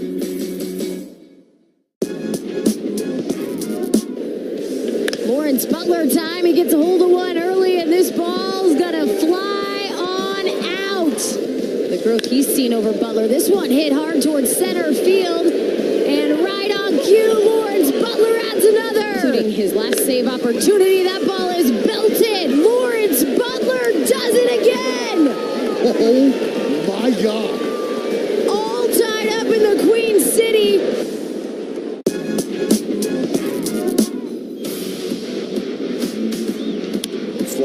To right field, sending Fernando back towards the wall. He leaps and makes the catch. Fernando made the grab in right. Why? Because he is Fernando. Time the lead, brings it down. Says no. Get ready for another bobblehead. That's a platinum glove at work. A good old-fashioned snatch it back. Start. So you're saying there's a chance? Yes, I am. Stay with us, people. We go to the sixth, 3-2 Yankees. Sidewinding left-hander Tim Hill to Brian Rocchio, batting right-handed. Rocchio shows bunt, pitch way outside, ball one. Hi again, everybody. Chilly night in the Bronx. Tom Hamilton with you, along with Jim Rosenhaus, Andre Knott. We got Paul Schrager in the booth. The incomparable Brian Motze in Cleveland. Again, showing bunt. Rocchio takes up and away 2-0. We saw Tim Hill last night, and he had a rough go of it. A third of an inning, gave up a run on 3 hits. A sidewinding lefty, low 90s, sinker fastball slider. The pitch bunted back foul, and the count now 2-1 on Brian Rocchio, 1 for 2 with a single. Gerrit Cole, the Yankee ace, who has owned Cleveland down through the years, made 89 pitches tonight, went 4 1/3, gave up 2 runs on 6 hits, walked 4, struck out 4. Now the 2-1. Down low, 3-1. Clay Holmes got out of that bases loaded mess. 2/3 of a scoreless inning with a walk and a strikeout. But the big news for Cleveland, Clay Holmes is out of the game. One of the best relievers in the game. The pitch banged foul through the third base coaching box. Full count on Rocchio. Tim Hill was picked up off the waiver wire. I'm sure if you're with the White Sox and you're released, you must feel like the worst team of baseball doesn't want me. Then the best team in the American League wants you. The pitch, swing and a miss. Elevated fastball, struck out Rocchio. He may not throw hard, but all about location with that fastball. So Tim Hill, with the White Sox, had an earned run average of 587. With the Yankees, an earned run average of 205. And now he is here in the 6th inning of Game 2. Yanks up 3-2. Top of the order, Stephen Kwan takes the strike. Stephen Kwan, pop-up, walk, single. A Cleveland franchise record. 12 straight games he has hit safely in postseason play. He swings and sends one down the left field line foul. And the count 0-2. Tanner Bibee started for Cleveland tonight, and manager Stephen Vogt took him out of there after an inning and a third, and the bullpen has kept the Yankees off the board since. Kwan fouling it back 0-2. The one thing that you appreciate about a rookie manager like Stephen Vogt, he's made some very unconventional moves, both in this series and against Detroit. But he's like, look, I don't care. You can second guess me. I'm doing what I think is right. The pitch fouled off to the right, still 0-2. And sometimes you'll get managers that don't want to be second guessed. They don't want to deal with the questions after the game about why'd you do this, why'd you do that. Stephen Vogt said, I'll take the heat. I'm going with what I think is right. Kwan lines one to third, caught by Chisholm. 2 down. That'll bring up Kyle Manzardo, who's 1 for 3 with a single. 2 outs, nobody on. 3-2, New York leading it here in the 6th. Critical ball game for Cleveland. They really felt like tonight was a game they had to get it back to even with their ace on the mound. And with an off day tomorrow, we shall see. Left on left, Manzardo takes the strike. Tim Hill, now 34 years of age. He has pitched 7 years in the majors with Kansas City, San Diego, White Sox, and Yanks. The pitch, down low, 1-1 the count. Cleveland's taken this crowd out of the ball game. And really, in a lot of ways, Cleveland could easily have the lead. But Cleveland has left 9 men on base, 0 for 7 with men in scoring position. Hill's pitch swung on a weak bouncer to first. Underhand flip by Rizzo to Hill covering. Guardians with a quiet 6th inning. Yankees stay up 3-2. Be the first to experience Progressive Field reimagined in the new Carnegie Club. Coming in 2025, this members-only club is located directly... will set the stage for Xavier Edwards. Selfishly looking for a single to complete the cycle. Towards short, Adames has it, gets rid of it quick, and he's safe! It's a single, and it's a cycle! The second ever cycle in Marlins franchise history belongs to Xavier Edwards. It took 30 years, a rise, and now Edwards. 2-0 pitch. A drive to deep left field. This ball is on its way. This ball is gone. The 1-2. Line into right. It's going to drop for a base hit. Gurriel is being waved home. Pham comes through. The Royals take the lead. Through the hole, another base hit. Verdugo fires toward the plate. No play there. And they may tack something on here. Soto fires toward the plate. That's not going to work for them. A 4-run inning for the Royals.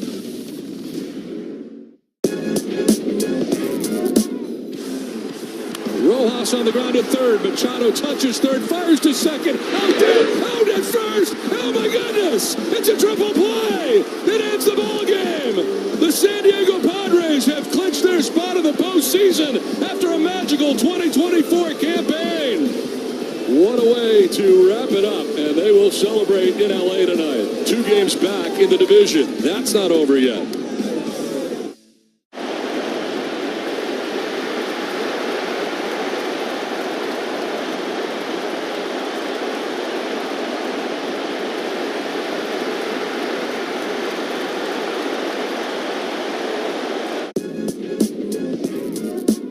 And a 1-2 to Vientos. Is into left field, down for a base hit. Here comes Bader. He'll score the tying run.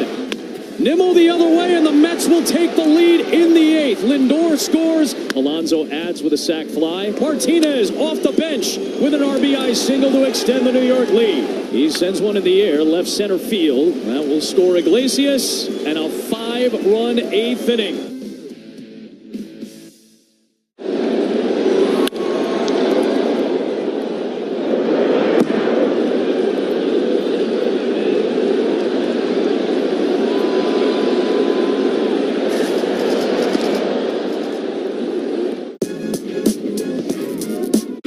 Nothing very conventional about it.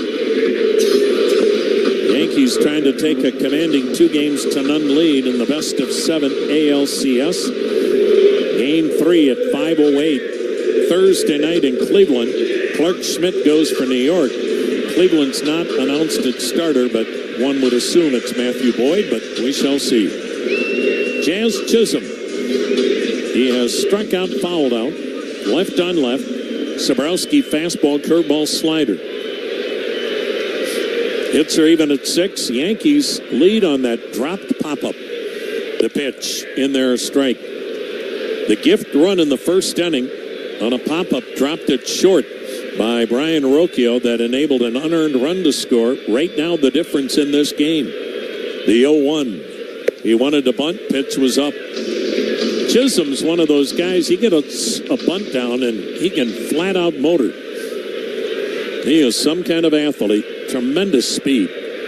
40 steals this year, the pitch to him, and it's in the dirt, ball 2, 2-1. So Tanner Bibee an inning and a third, gave up 3 runs, 2 earned. Cade Smith an inning and 2/3 of perfect relief. 1 scoreless frame from both Tim Herron and Eli Morgan. Now the 2-1 delivery, and it's high, ball 3, 3-1.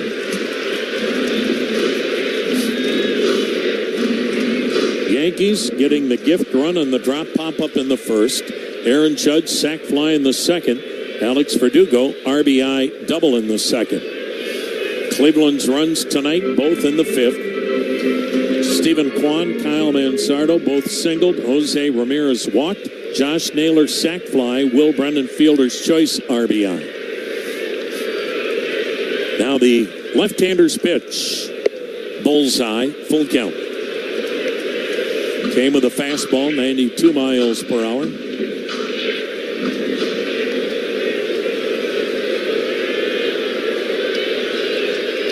The next delivery, swung on, hit in the air, fairly deep left, long run for Kwan, still going back over his head.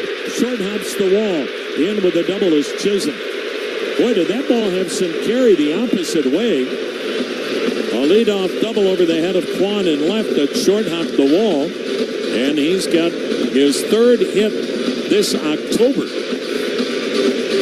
His first in this series. And once again, the Yankees have a leadoff man aboard. Here's Anthony Volpe. The shortstop has struck out and singled.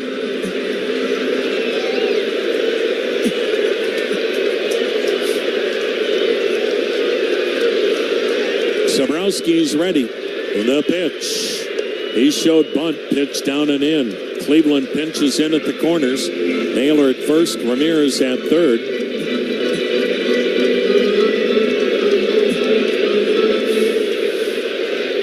Volpe, 1 for 2, a single. The pitch. He takes high. He's not showing bunt. 2-0 the count. Now Sabrowski, back-to-back nights, and he is struggling here. He got behind in the count on Chisholm and then gave up the double. Now 2-0 the count on Volpe. There's no way he's bunting now. You wouldn't think. Not with two left-handed hitters to follow. Here's the pitch. In there, strike. Boy, and I'll tell you what, Chisholm is getting a mammoth lead at second. If Sabrowski doesn't pay closer attention, he will swipe third. The left-hander from Edmonton, Canada. Checks, turns, no throw.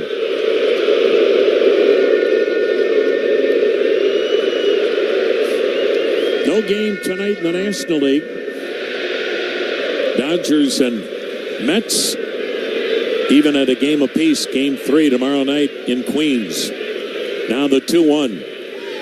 Down and in, 3-1. Now Cleveland's got the bullpen busy, but Sabrowski has got to face 3 batters. This is only his second, and now you've got Hunter Gaddis warming.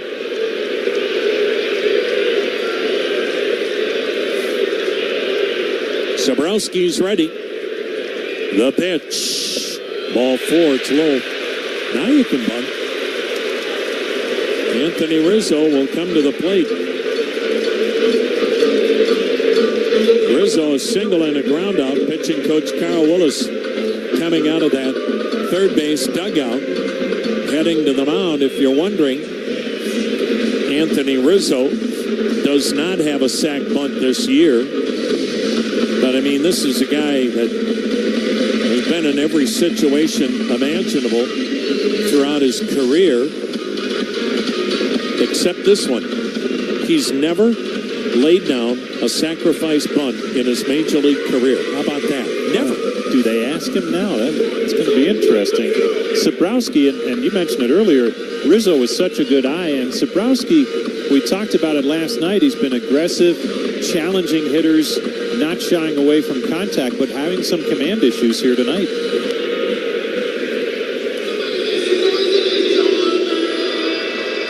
So left on left.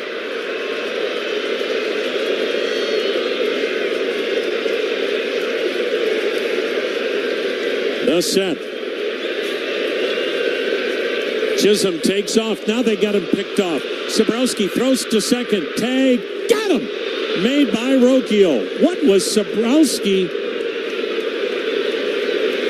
thinking when he looked at Chisholm? He must have thought, what is this guy doing? He darted off second, stopped. Yankees may challenge the call, and that is going to be the case. Sabrowski hesitated throwing to second. Chisholm maintains he got in with a backside head-first slide. And we'll see what the crew in Manhattan has to say about this call. Boy, it looked like he was out, but Aaron Boone, you get one additional challenge in postseason play. You get 2, not 1. So Aaron Boone may feel like this is such a significant point in this game. Why not challenge it? I'm just not sure what in the world Jazz Chisholm was thinking with 2 on, nobody out, Anthony Rizzo at the plate, and he just got himself into no man's land. And we'll again see what the crew in the replay center in Manhattan has to say in regards to Chisholm. And did he get that hand on the backside of the bag before the tag by shortstop Anthony Rizzo. Boy, and another example, you feel like the Yankees should be scoring more in the first 2 games of this series, but they just make key mistakes or not deliver when they have a chance to score, and this would be huge if this call stands. Well, it's taking the replay center a long time to make a decision, and now Sabrowski wants to make some warm-up throws to stay loose. The crew chief tonight is Alan Porter. It had been Dan Iasonia last night, but he's not umpiring tonight. And so Sabrowski will get the call now from New York. Here it is. After review, the call on the field stands. The runner is out. New York loses one of their challenges. How about that? How about that? So a mammoth blunder on the part of Chisholm. And he just got himself too far off the bag. And now there's one out, a runner at first. I don't think Anthony Rizzo will try his first ever sacrifice bunt. That would seem to be out of the equation now. I'm going out on a limb.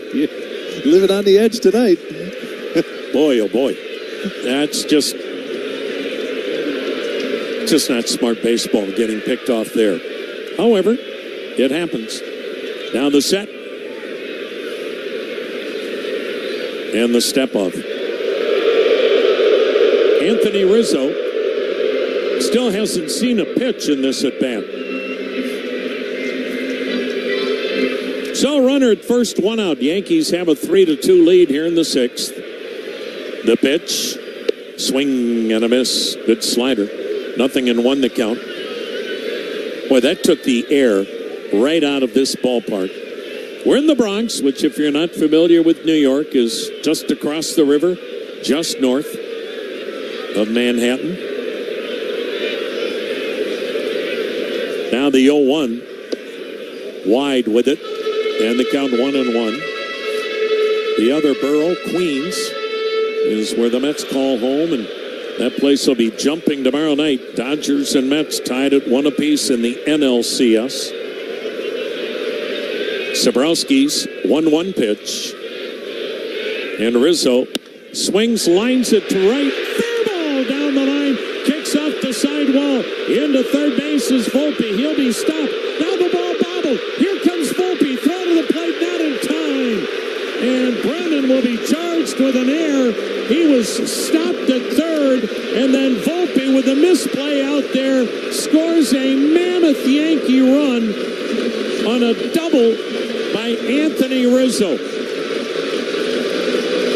And it's now 4-2 New York. Wow. Mammoth mistakes here in the 6th by New York and now by Cleveland. And the error by Brennan enabled Volpe, who had stopped at third, to score. Now Alex Verdugo, the batter. Bottom line, though, is Sabrowski's really struggling. He's given up 2 doubles. This would be a massive Yankee inning without the misplay on the bases by Chisholm. The pitch is down low, and Hunter Gaddis is ready to go, but Cleveland wants to stick, evidently, with the left on left. Here's the 1-0 pitch to Verdugo. And it's in there, a strike. Verdugo, an RBI double and a strikeout. Boy, Cleveland now with 2 errors tonight, and both errors have enabled the Yankees to get 2 gift runs. 4-2 New York. Runner at second, 1 down in the 6th. Here's the 1-1 delivery. Outside, 2-1. You cannot beat the New York Yankees making mistakes. Cleveland's just not talented enough. This is it's a good Cleveland team, but they're not good enough to beat New York if they keep inflicting damage to themselves. Now the 2-1 delivery. Outside, 3-1. And Sabrowski just doesn't have it tonight.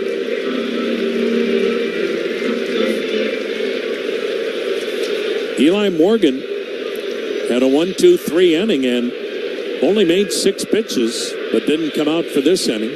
The pitch, swing and a fly ball, shallow left. Ramirez out, Kwan in. Kwan, the left fielder, grabs it, 2 down. Now we'll have a pitching change. Gleyber Torres will face Hunter Gaddis when we come back. It's Doing, Gone, the official ice cream of the Cleveland Guardians from Perry's Ice Cream. Doing, Gone is a home run combination of chocolate cookie dough ice cream loaded with chunks of cookie dough and crushed cookie swirls. A portion of every carton sold benefits Cleveland Guardians charities. Join the boys of summer for a scoop at Progressive Field or ask for it at your favorite grocery store. Visit perrysicecream.com to find Doing, Gone near you. Go Guardians. From all over the world, people turn to Walk and a single to start the inning. Runners still at first and second with 2 away. Here's a 2-1. There's a throw. It's a bullet. Was there any doubt?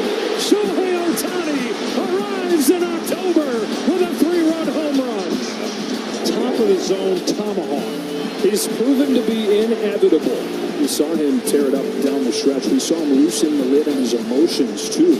We saw it on that home run.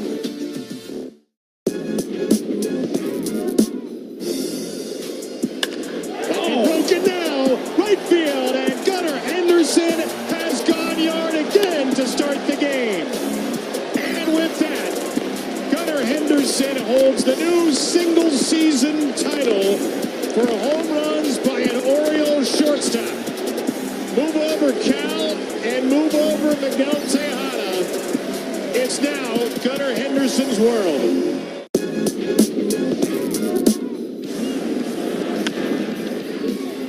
Oh, that play flagged down by Hoskins. Leads over to Payam. Save. We're tied up at 4. Vientos laces one the other way. It's a 2-run single for Vientos, and the Mets have a 6-4 lead. Grounds one through the right side. That's a base hit. JD Martinez off the bench knocks in 2, and the Mets have opened up an 8-4 lead. And Paul Schrager. Yankees have been given 2 gift runs and lead this game 4-2 in the 6th. They've got a runner at second with 2 down, and it will not be Hunter Gaddis. It's going to be Pedro Avila, who had gotten up late. Gaddis had been warming, but so it's now Pedro Avila. And the right-hander last night was tremendous. 2 2/3 scoreless innings, and he's back out there tonight. So here we go. Top of the order, Gleyber Torres, double and a single. And if you're saying to yourself, is the top of the order up every inning? Sure feels that way, doesn't it? 6th inning, 4th at bat for Torres. Righty-righty matchup. Avila's pitch, and he dropped one in there. Good-looking off-speed pitch for strike 1. 4 runs, 8 hits New York. 2 runs, 6 hits Cleveland, but 2 mammoth Cleveland errors has given New York 2 big unearned runs. And now there's some communication problems between Aaron Judge and Pedro Avila. Avila was having trouble hearing the electronic signal as to what Austin Hedges wanted him to throw, and now they seem to have rectified this situation.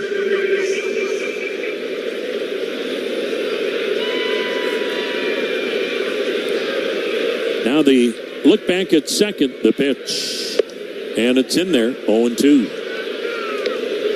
And Cleveland's still got 9 more outs, but they're going to have to get some clutch hits now. Ramirez, Naylor, and Thomas in the 7th inning. But now you're getting to the big boys in the Yankee bullpen. How far will they push Luke Weaver tonight? Here's the 0-2. In the dirt, blocked beautifully by Hedges. Now they got the runner hung up between second and third. Hedges, now he'll throw to second. Rizzo runs to third. He's in a rundown. No way he gets out of this. Throw back to third. Ramirez tags him out. And the New York Yankees have put on an absolute clinic on how not to run the bases. But Cleveland's defense has also contributed. This has not exactly been a masterpiece, but it's close. 4-2 Yankees. 6 in the books on the Cleveland Clinic Radio Network. Get out there and have some fun in a new Toyota. With more all-wheel drive choices than anyone else, anything's possible. Like the family...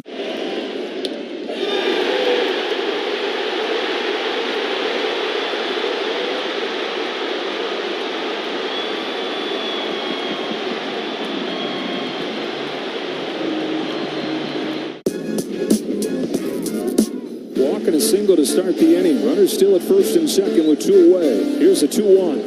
There's a drop. It's a ball. Was there any doubt? Shohei Ohtani arrives in October with a 3-run home run. Top of the zone tomahawk. He's proven to be inevitable. We saw him tear it up down the stretch. We saw him loosen the lid on his emotions, too. We saw it on that home run. Winning run at second, 2 down. 1-2 pitch to Castellanos. Into left field, down the line. It's a fair ball, and the Phillies have tied the series. Back to Queens, 1 apiece. Castellanos the hero. Slider, that's a hanger. 2 strikes, you cannot make that mistake. Trying to make it too good, he hangs it. Castellanos does it right away. The Philly crowd do it right away. Unbelievable game. One of the best games I've ever seen. This was an instant classic. 1 out away for Dylan Cease. Abrams to right field. Johnson coming in. He makes the catch. No hits for the Nats. Dylan Cease throws a no-hitter. The second no-hitter in Padres history. There'll be a sea of San Diegans celebrating back home today. Dylan Cease has no-hit the Washington Nationals. On a rainy Thursday in D.C., the Padres will celebrate.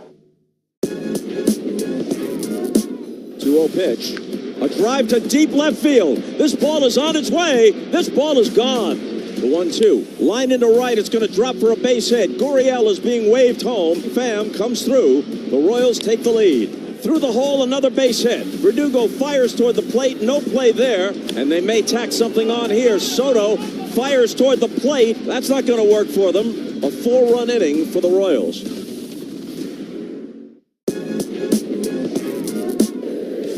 Lawrence Butler time. He gets a hold of one early, and this ball's gonna fly on out. The growth he's seen over Butler. This one hit hard towards center field and right on. Handed lefty Tim Hill, second inning of work. The Sidewinders pitch, and it missed down and away, ball 1. Remember last night, Luke Weaver got 5 outs for the Yankees. They're almost unhittable closer now. We'll see how far they go with him tonight. Ramirez grounds one to third, one-handed by Chisholm. He throws over just in time. Boy, he really took his time throwing to first, and he's lucky the way Hosey always beats it down the line, that Hosey didn't beat it out. Here's Josh Naylor. Naylor, 2 singles and a sac fly. Well, Cleveland and New York have both probably looked at this game and said, why don't we have bigger leads? But teams have made mistakes and have not had clutch hitting in this one. The pitch, Naylor takes inside. Yankees are 2 for 9 with men in scoring position. They've stranded 5. Cleveland's 0 for 7 with men in scoring position, stranding 9. Naylor bangs one to third, backhanded by Chisholm, bounces the throw over, 2 down. Well, here in the 7th inning, with Tim Hill on the mound, Cleveland can ill afford a 1-2-3 inning, but he got the 2 big outs, and Aaron Boone is going to go to his bullpen with 2 down and the base is empty here in the 7th. From all over the world, people turn to Cleveland Clinic for our expertise and our compassionate care. As leaders in heart, neurology, and cancer, the future of specialty care is happening right now.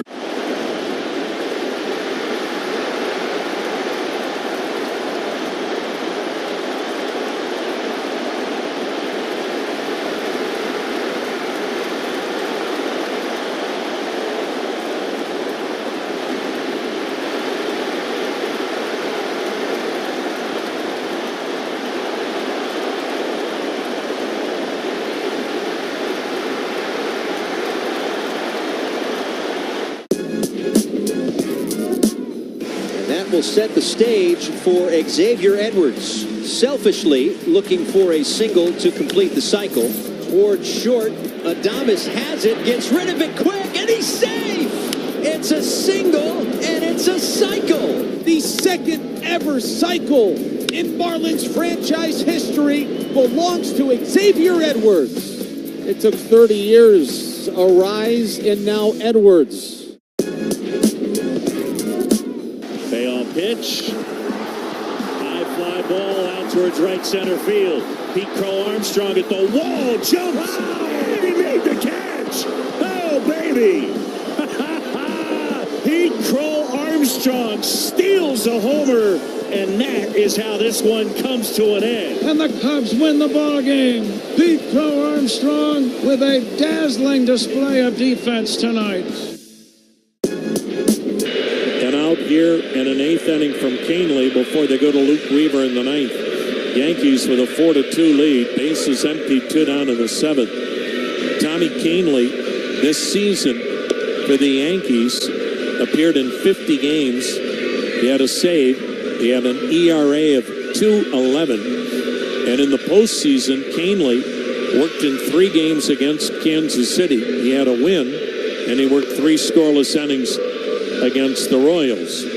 So Tommy Canely, who throws in the mid-90s, but has one of the game's best changeups. Fastball, sinker, slider, and an incredible changeup for Tommy Canely. It's amazing how the Yankees have incorporated the changeup. Luke Weaver is one of the best in the game. And now Canely is following that lead. Right-hander to Lane Thomas. The pitch. Way outside, ball 1, yanked the changeup.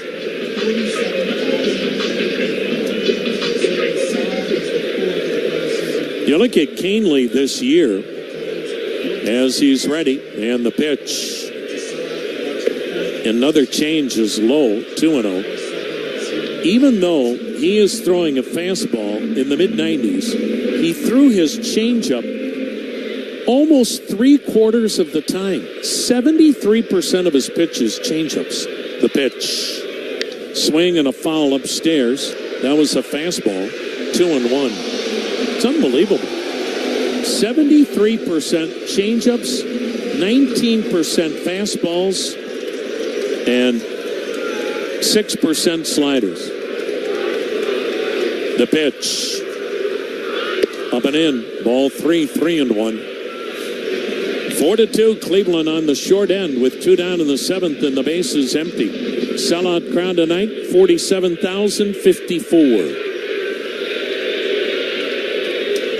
Canely's ready. Here it comes. And it's outside. Corner, a strike. Looked like it was outside. Thomas dropped the bat, started for first. Full count. We're getting a replay look, and it was borderline. Now the payoff. Swung on, yanked to deep left, but he hooked it foul.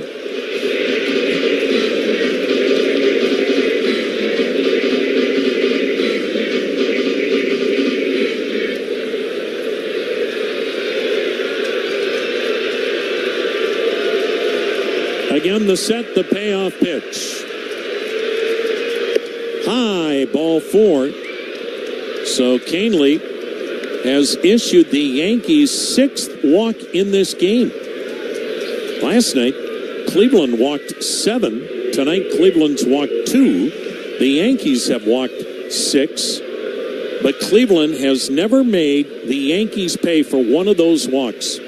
Here's Will Brennan, 0 for 3, RBI on a fielder's choice. The pitch to him, and he waves at it.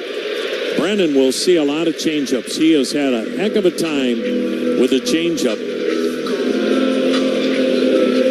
That's a great equalizer for a right-handed pitcher to a left-handed batter. Moving down and away to Brennan. Now the 0-1. Swing and a miss. Chased a changeup in the dirt. And I mean, that pitch never got close to being knee-high, and Brennan is chasing it. Nothing in 2 the count. Canley's ready. Here it comes. Swing and a cue shot, third base side foul. He just is seeing a steady diet of changeups from Tommy Canley. Might change the eye level here to see if he could get him to chase a fastball up and out of the zone. Thomas at first. He had 32 steals this year. Cleveland's down 4-2. Seventh inning. Again, the two-strike delivery. Swung on a weak chopper to the second baseman. Torres gloves and throws it out. It's stretch time in the Bronx. It's game 2 of the American League Championship Series. New York 4, Cleveland 2 on the Cleveland Clinic Radio Network. Dollar Bank is a proud partner of the Cleveland Guardians. Only with Dollar Bank can you get a Cleveland Guardians debit card design and Guardians branded checks. And when you use your card at the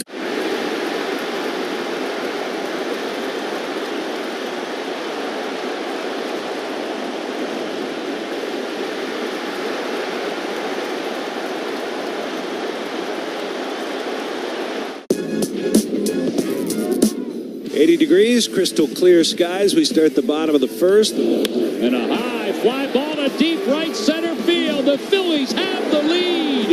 And Kyle Schwarber has the Major League season record for leadoff home runs.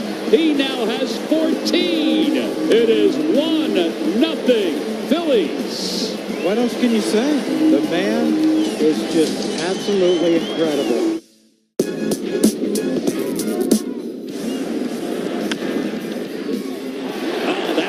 Flagged down by Hoskins, leads over to Payam, save. We're tied up at 4. Vientos laces one the other way. It's a 2-run single for Vientos, and the Mets have a 6-4 lead. Grounds one through the right side. That's a base hit. JD Martinez off the bench knocks in 2, and the Mets have opened up an 8-4 lead. 2-0 pitch. A drive to deep left field. This ball is on its way. This ball is gone. The 1-2. Line into right. It's going to drop for a base hit. Gurriel is being waved home. Pham comes through. The Royals take the lead. Through the hole, another base hit. Verdugo fires toward the plate. No play there. And they may tack something on here. Soto fires toward the plate. That's not going to work for them. A 4-run inning for the Royals.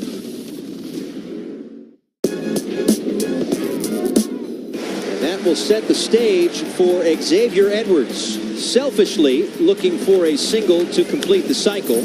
Toward short, Adames has it, gets rid of it quick, and he's safe!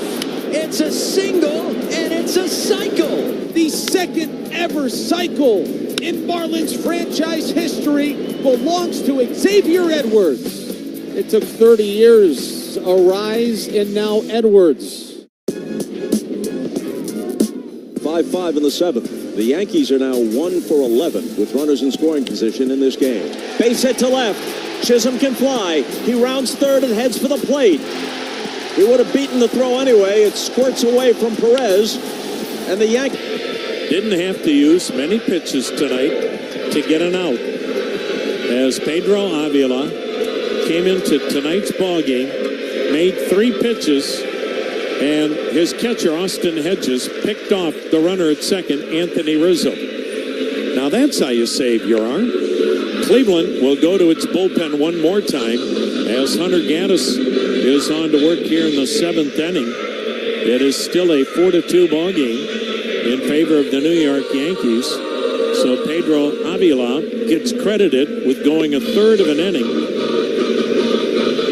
And Cleveland has used 6 guys out of the bullpen once Tanner Bibee was pulled tonight in the 2nd inning with 1 out.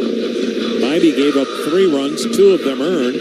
The other run coming off Eric Sabrowski, but it also was unearned. So Yankees with 2 unearned runs tonight, and they've got the lead here in the 7th, 4-2, as they try to take a 2-0 lead into Cleveland for Game 3 on Wednesday night.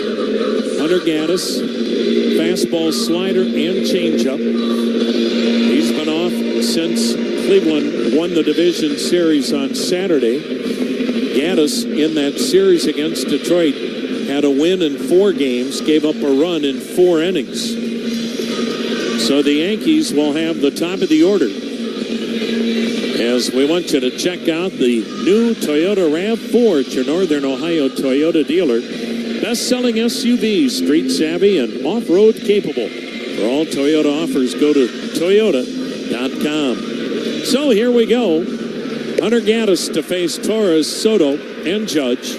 4-2. The Yankees with the lead. And the shame of it is, Rosie, not sure how this game obviously is going to finish up, but you just feel like Cleveland, had they played better last night, tonight could have easily won either game, or worst case scenario, gotten out of here with a split. Now they still may, but Cleveland's been its own worst enemy in the first 2 games here in New York.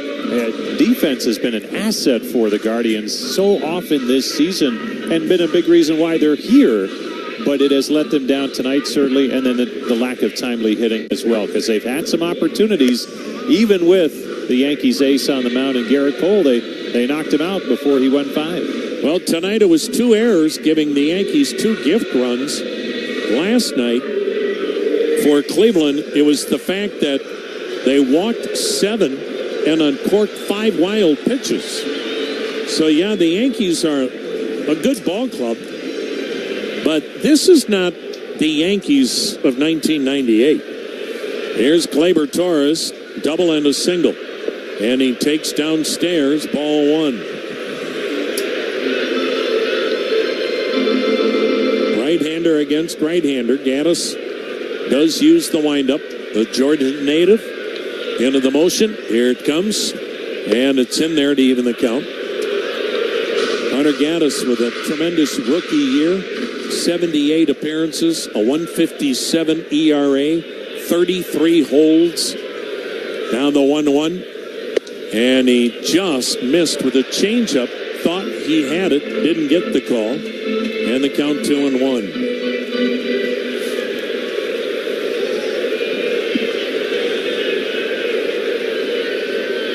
Now the pitch, check, swing, strike. 2-2.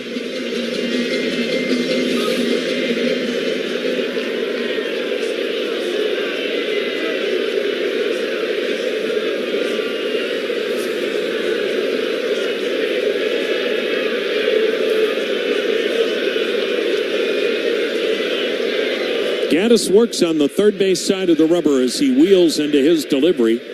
And the pitch, a little check swing floater to right, base hit. Kind of a half swing and a 3-hit night for Torres. Here's Juan Soto, 1 for 2 with a single. And he was intentionally walked to load the bases to face Aaron Judge in the second inning. And that's when manager Stephen Vogt pulled Tanner Bibee, went to Cade Smith.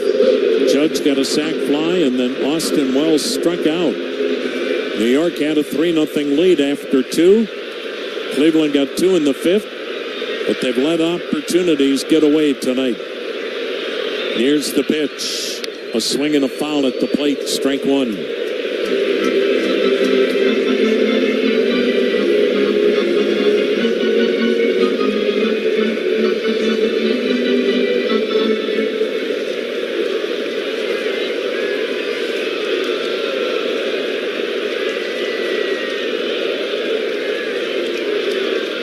The next delivery, just off the outside edge. 1 ball, 1 strike.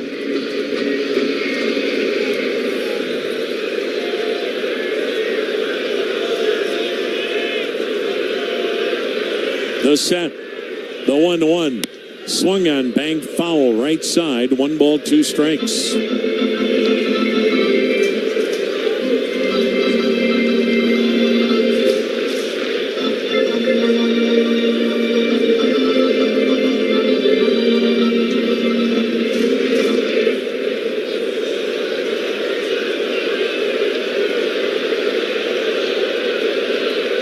The set.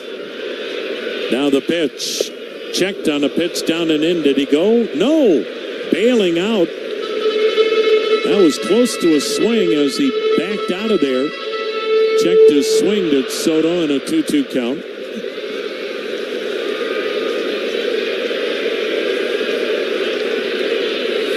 Gaddis, hands belt high, back partially turned to the hitter. Delivers, and Soto with a sky ball to left. Drifting back under it, Stephen Kwan. Tagging at first is Torres. Catch made. Throw to second. Torres puts the brakes on. Stays put. Cleveland led baseball, throwing out 35 runners this year from the outfield. Here's Aaron Judge. Aaron Judge certainly has had a chance tonight in this game to blow things wide open. His first 2 at-bats. 0 for 2 with a sac fly. Gaddis is ready. Here it comes. A throw to first, and back standing is Torres. Judge batted in the first inning. Runners were at first and third with nobody out, and he popped up to the shortstop, and Brian Rocchio dropped it. Run scored, but that was an error, no RBI. The pitch waved at, good slider away.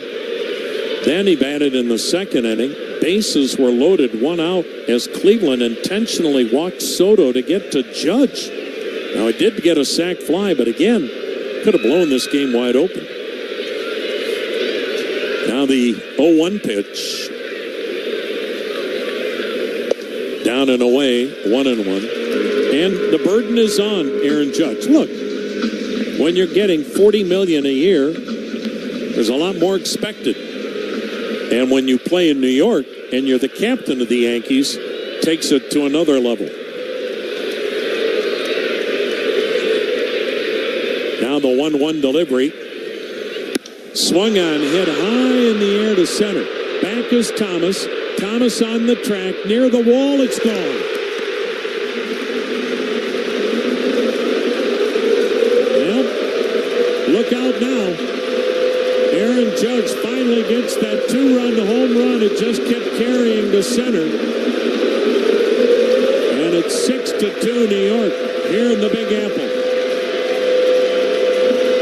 Aaron Judge was 2 for 17 in this October. And once again, he got a pitch away. And that's where he keeps killing Cleveland. Until you start to crowd him, you're in trouble. I mean, that pitch had hit me written all over it. Austin Wells driving one deep, but foul down the right side. Strike 1.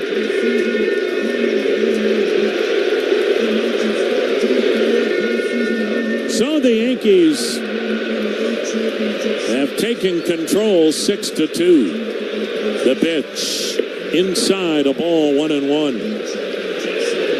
And Cleveland's bullpen has been human so far in the American League Championship Series. The kick and the pitch. Swing and a miss. 1 ball and 2 strikes.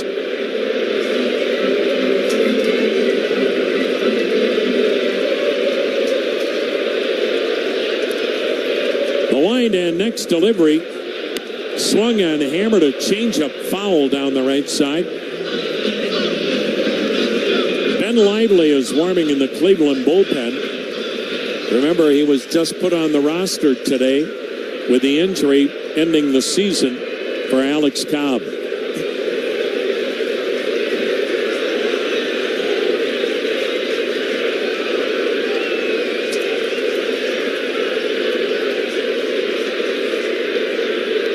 Now the pitch inside, 2-2.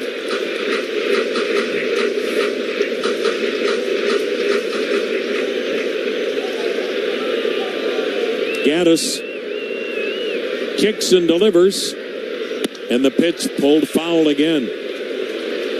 Now, you don't normally see this much contact against Hunter Gaddis. He's already 19 pitches in here in the 7th, and the Yankees now lead it 6-2.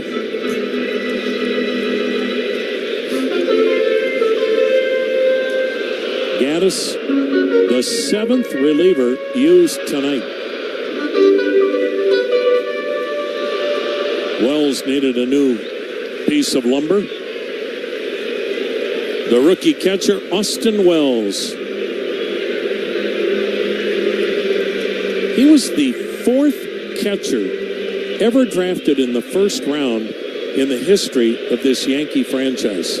Out of the University of Arizona, the pitch, downstairs, full count.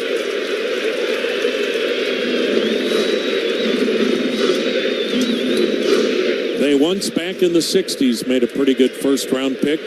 Kid out of Kent State, first-round pick, named Thurman Munson. Now the payoff. Swung on, smoked foul down the right side. We'll do it again at 3-2. How about that Kent State Golden Flashes battery? Thurman Munson, if it not been for that tragic death in his airplane coming from New York to Canton, probably a Hall of Famer. The payoff pitch. Wells rips one to right field. Brennan grabs it. 2 down. But the guy that Thurman Munson caught at Kent State was Steve Stone, who would then go on to eventually become an American League Cy Young Award winner with Baltimore. Of course, Steve Stone, a East Side Clevelander, and Thurman Munson from Canton, Ohio. Well, that is all for Hunter Gaddis. Ben Lively will make his first postseason appearance for the Guardians when we come back. 6-2 New York here in the 7th.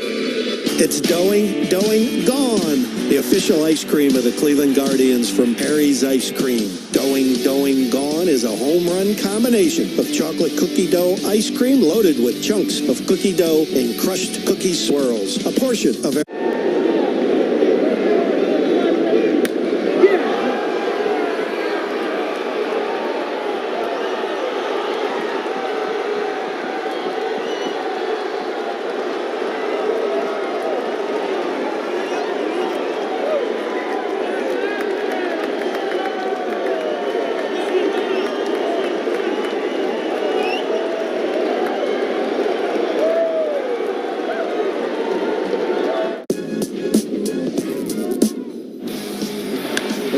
is pounded deep out to left. The walk-off slam for Wyatt Langford.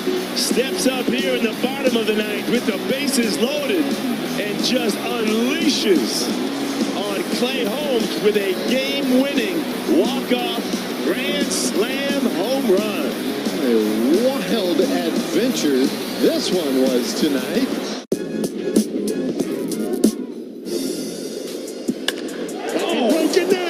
Right field, and Gunnar Henderson has gone yard again to start the game. And with that, Gunnar Henderson holds the new single-season title for home runs by an Orioles shortstop. Move over Cal and move over Miguel Tejada. It's now Gunnar Henderson's world.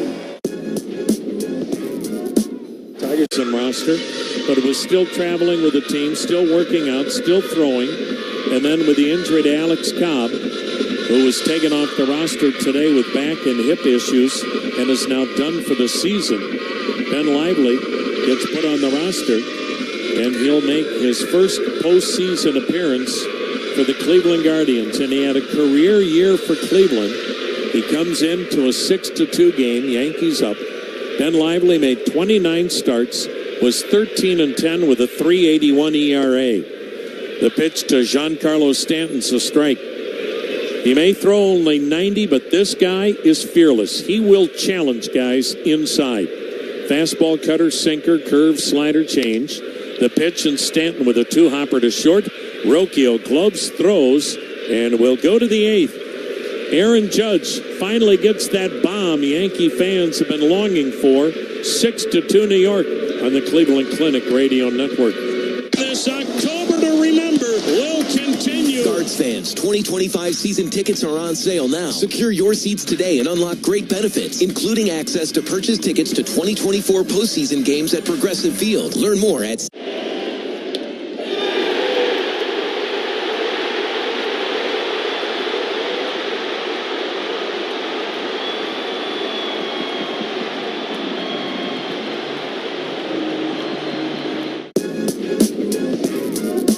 I was glad to see Luis wanted a hit. Yeah, I can't see him sitting out. Is this going to Get in there. Get in there. It will. Same where the other went the other night. Two of them. He had a double and a triple on that same spot the other night. And he's got himself a double here to lead it off. And look at his teammates. I think his teammates know as well. They want that ball. Get that ball back in. It's worth another look. Change up and away to the pull side. And Lindor gets under one to center field. Harris going back. It's back near the wall. And it's out of here. Linsanity again. Francisco Lindor flips the script with a 2-run homer. And the Mets go in front 8-7. Oh, wow. Oh, boy.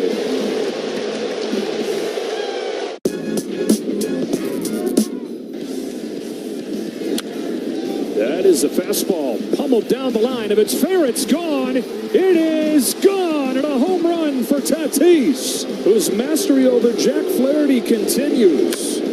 He drives the ball right center field. Edman back. It is gone. The Padres tee it off. Second of the game for Tatis. And they've got double digits in game 2.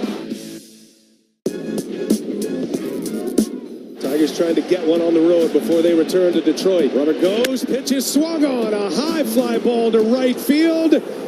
This one is gonna fly! A 3-run home run! Kerry Carpenter! The Tigers up 3-0 as Carpenter, an emphatic, towering fly ball home run into the bleachers in right field. What a moment! Walking a single to start the inning. Runners still at first and second with 2 away. Here's a 2-1. There's a throw. It's a bullet. Was there any doubt? Shohei Ohtani arrives in October with a 3-run home. In Cleveland Thursday night for Game 3. Andres Jimenez will lead it off. Obviously, this game isn't over yet, but Cleveland has really hurt themselves in the first 2 games. The pitch, and it's in tight a ball. Jimenez has walked twice, fouled out. 6-2 Yankees, 8th inning. Canely, hands drop below the belt, sets, fires, and a changeup is high, 2-0. I beg your pardon, that was a fastball. He's got such good arm action, he can throw that changeup 3/4 of the time and keep you off balance. Now the pitch. There it is. There's the change for a strike, 2-1. Well, it'll be interesting now to see what Cleveland does. One suspects and expects Matthew Boyd to start Thursday night against the Yankees' Clark Schmidt. Now the 2-1 delivery. Swing and a foul off to the left, 2-2. Who goes game 4 on Friday? Thursday, you would think Matthew Boyd. Friday, is it Gavin Williams? Is it a bullpen game? And then if there is a game 5 on Saturday, well, all bets are off. Tommy Canley's ready. Here's the 2-2. Swung on, drilled to right, down the line, foul. And the count stays 2-2 in the Cleveland second baseman. Hey, Tommy, did you ever thought in spring training, looked like the starting rotation was pretty healthy, ready to go, that the team would be in the ALCS thinking about a bullpen game late in the ALCS? Now the set. Now the 2-2. A foul at the plate, fought off the change to stay alive at 2-2. Boy, you just wish Shane Bieber could set a human record and return from Tommy John surgery 5 months after he had it. Shane's with the ball club. The pitch. Swing and a miss. Elevated fastball. Wipes out Jimenez. Shane Bieber is here with the club's host, Trevor Steffen. They had their Tommy John surgeries 2 weeks apart by Dr. Meister in Dallas.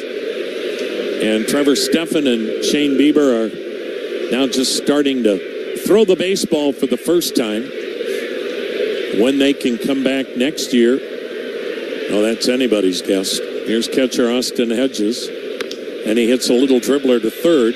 Chisholm gloves it, slings it over, 2 down. Of course, Shane Bieber's a free agent, so who knows where Shane is. Trevor Stephan had signed that multi-year contract with Cleveland. Imagine getting him back healthy sometime next year and add that mid-90s fastball to the Cleveland bullpen. That's next year. We're not trying to get way ahead of ourselves, but it's nice to have those guys with the club. They have spent since surgery, and they had surgery in March and April. Here's Brian Rocchio, batting left-handed.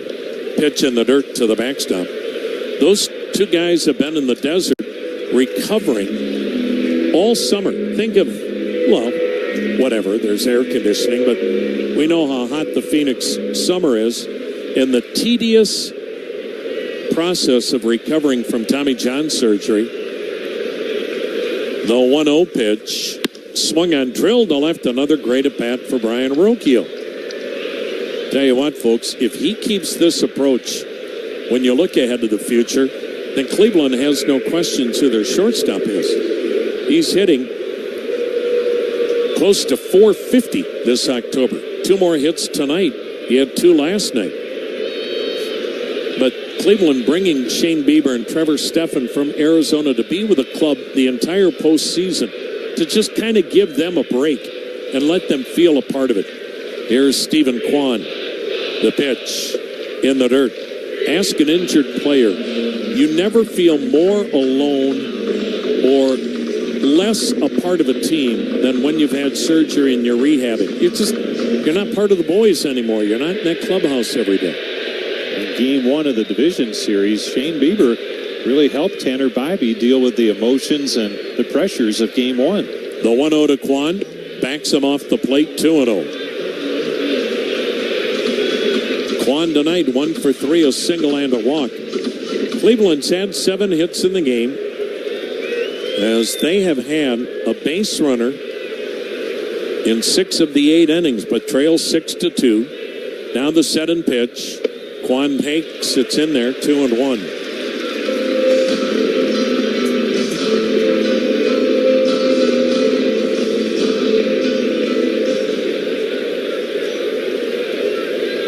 Tommy Canely with a 2-1 delivery. A swing and a little sky ball to shallow center. Judge coming in to retire Kwan. Will go to the bottom of the 8th, 6-2 New York. Progressive presents Renter's MVP's Most Valuable Possessions. Today's MVP, Joe Fallon's bedroom mini fridge. Sure, this pint-sized chiller's max capacity is 3 soda cans, but what it lacks in stature, it makes...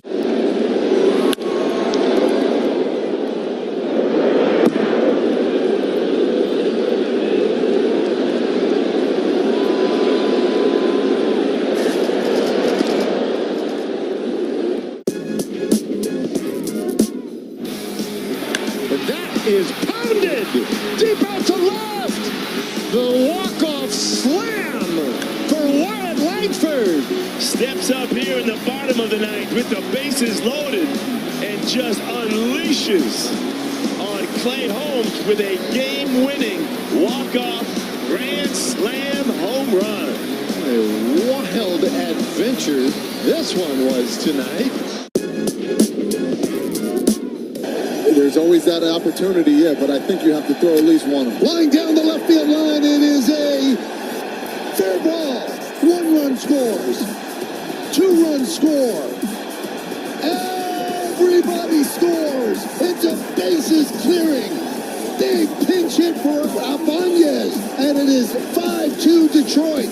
Oh my goodness, what a big hit off the bench off of Josh Hader. 5-5 in the 7th. The Yankees are now 1 for 11 with runners in scoring position in this game. Base hit to left. Chisholm can fly. He rounds third and heads for the plate. He would have beaten the throw anyway. It squirts away from Perez. and the Yankees jump back in front 6-5. Verdugo now has a couple of hits, been on base 3 times. He scored a couple of runs, and he drives in the go-ahead run here with another base hit to left field. Chisholm was flying. High fly ball, left field. Cowser back. He's on the track. See ya! Home run number 58. A towering drive. Judge hit an unbelievably high drive. We waited, and it came down in the visitors' bullpen. A judgy at last. All rise. Here comes the judge. 2-0 pitch. A drive to deep left field. This ball is on its way. This ball is gone. The 1-2. Line into right. It's going to drop for a base hit. Gurriel is being waved home. Pham comes through. The Royals take the lead. Through the hole, another base hit. Verdugo fires toward the plate. Nope. This team this year, even though they weren't with the ball club, and I will always remember that, and I know a lot of his teammates will as well. You always wonder what could have been. Thank you, Andre, and you echo what a great couple that Shane and Kara Bieber are. Jazz Chisholm 1 for 3 with a double. 6-2 New York. The pitch, it's in there, a strike. Shane Bieber made 2 starts this year, 12 scoreless innings, 20 strikeouts, and then Tommy John surgery. Former Cy Young Award winner for Cleveland. The 0-1 pitch, backdoored him and missed outside, 1-1. Well, it won't be Shane pitching on Thursday night. One assumes it's Matthew Boyd, and now the 1-1. A bunt attempt fouled at the plate, 1-2. Look, there's no such thing as a must-win until it's an elimination game. Thursday night's a must-win. You can't go down 3-0. There's only been one team that ever went down 3-0. That was Tito's Boston Red Sox against these New York Yankees in 2004. But you can't go down 3-0. The pitch. And a little in. Ball 2, 2-2. Well, obviously a tough spot for Cleveland, but you go down 3-0, the Yankees start to smell it. Sure they do. They have one goal, that's to get back to the World Series, and they'll be close. Now the windup and the 2-2, and it's low, full count. Well, the thing Cleveland can take out of this, and think about tomorrow, they have been right there with the Yankees in both these games. They've just had too many self-inflicted mistakes. One hop shot headed to second. Well, Chisholm never gets rid of the bat and goes about 60 feet and says, I'm tired. Makes a U-turn, goes into the first base dugout. Wow. One down, here's Anthony Volpe. 1 for 2, a single and a walk. But Cleveland's just got to tighten it up, play better baseball, pound the strike zone, and they've got a chance. It's not that New York has overwhelmed Cleveland. Here's Anthony Volpe. Pitch low. Don't take anything away from the Yankees. They're winning. But there are sometimes you'll play in an October matchup and go, yeah, had no chance. Here's the 1-0 pitch inside. Ball 2, 2-0. It felt that way in 2018 against Houston. They were just too good. But it doesn't feel that way against New York. But you got to play better. Now the windup and the 2-0. Swing and a line drive to right, but it hangs up. Coming on a slide and a drop by Brennan. And another Cleveland mistake. Brennan left his feet, went into a slide, and it's ruled a base hit. Oh, for crying out loud. And there is an Easter bunny. And a tooth fairy. That should have been the third Cleveland error. He had it and just simply dropped it. And to your point about playing clean baseball, we have not seen that at all tonight, and really for the first 2 games of this series. Here's Anthony Rizzo, a double and a single. He looks at a strike. A runner on, 1 down. Yankees on top 6-2. There was no reason for Will Brennan to leave his feet. And he still caught it and then dropped it. The pitch foul back and out of play, 0-2. It's been one of those nights. Luke Weaver is warming in the Yankee bullpen. Well, there is an off day tomorrow, and guess what? Aaron Boone's saying, you know what? This is October. I'm not fooling around. I'm going with my best guy to try to finish it up and go up 2-0. And he also knows it'll be the 2, 3, and 4 hitters in the Cleveland lineup in the 9th inning. Aaron Boone knows how much is riding on them getting to the World Series this year. There's only so long you can be a manager of the Yankees, and Aaron Boone's done a tremendous job. But in New York, it's all about the parade in Manhattan late in October. It's not about having a good regular season and trying hard and coming up short in the playoffs. They haven't been to the World Series since 2009. He sent the Yankees to the World Series one year with that dramatic extra inning walk-off home run against the Red Sox. So Aaron Boone knows what's expected. Anybody that takes the job here in New York knows, look, they're going to spend $350 million every year. With that comes the expectations that they better win a 28th World Series, and they better win it soon. 6-2 New York, 8th inning, the pitch. Rizzo chases down and away. The changeup from Ben Lively strikes him out. 2 down. Here's Alex Verdugo, 1 for 3, an RBI double.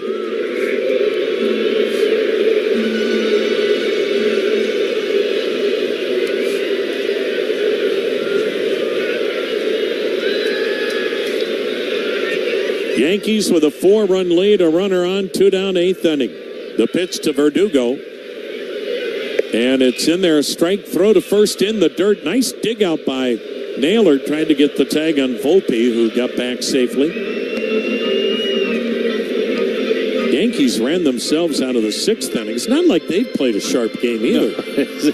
This one I won't send to Cooperstown, I don't think. But Tom, you're mentioning about the Guardians.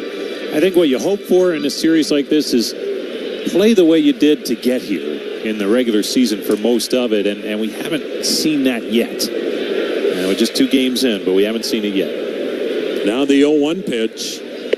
Bullseye, nothing into the count.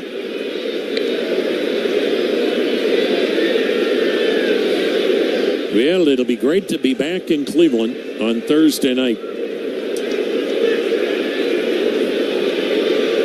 Don't forget, first pitch, 5:08.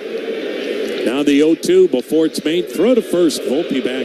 Volpe tries to get that secondary jump, and he does it literally jumping.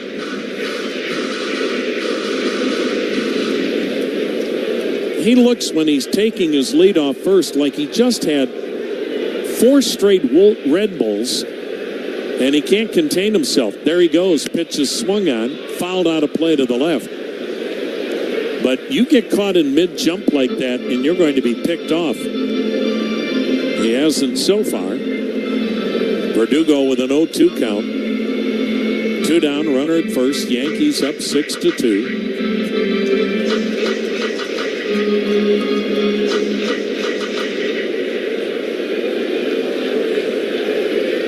Ben Lively, he's ready. Here it comes. And it's high. Ball 1, 1-2. Ben Lively made no bones about it. He was livid that he was kept off both rosters for the division series and the ALCS, but while he's not the greatest poker player when it comes to reading body language, he never said the wrong thing. He never did anything to put himself in hot water, but he wasn't happy. The pitch swung on, fouled at the plate. And manager Stephen Vogt said, Ben, you shouldn't be happy. It's the worst thing for me to tell you what you've meant to this club, leading the team with 13 wins, having a career year, but not making either roster. He said, I don't expect you to be happy. I hate telling you this, but this is what we've elected to do. Lively stayed with the club, stayed sharp, and he's pitching well here tonight. Now the 1-2. Swung on, fouled again, deep down the left side. Still a 1-2 count on Verdugo. And you mentioned that Game 4 looming where you're not sure what's going to happen pitching-wise, and he could figure into that 4 or 5.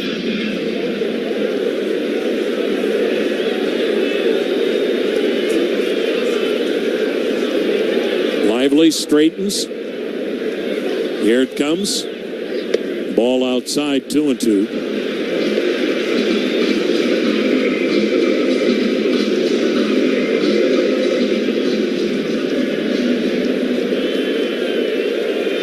Yankees 6 runs, 11 hits. Cleveland 2 runs, 7 hits. Bottom of the 8th. The next delivery goes to first, and back with a dive is Volpe.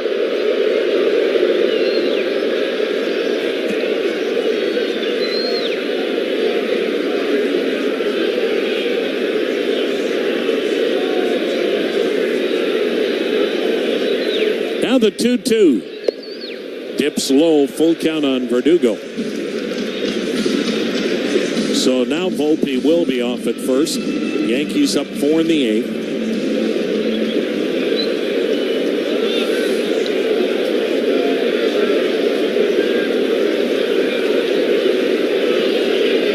The right-hander's ready. Here it comes. And time called as the pitch was delivered. That's a pitch clock violation. That's ball 4. And now to first goes Verdugo on the walk. Boy, we have seen it all here tonight. And none of it is very good from a Cleveland side of things. Verdugo to first, Volpe to second. Here's Gleyber Torres. 3 for 4, a double, 2 singles. 2 out, 2 on. Yankees up 6-2. The right-hander's ready, and the pitch. A swing and a miss, strike 1.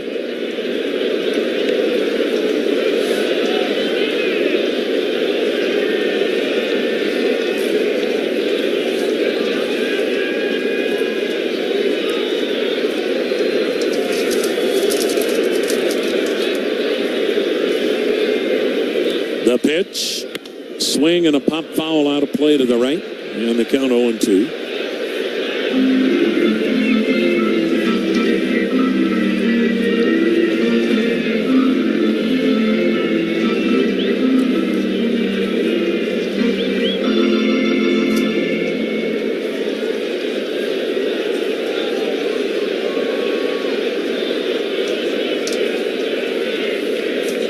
Lively's ready.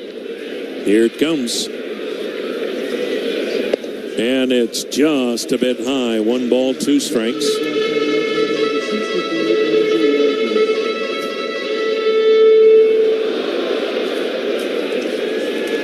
Six to 2 New York. 2 out, 2 on, 8th inning.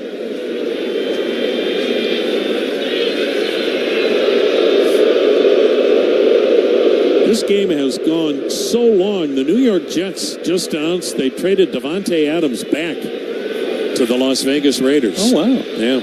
You don't see that very often. No. Now the 1-2. Strike 3 called. Torres isn't happy. We'll go to the 9th. It's a 6-2 ball game. Yankees on top of the Cleveland Clinic Radio Network.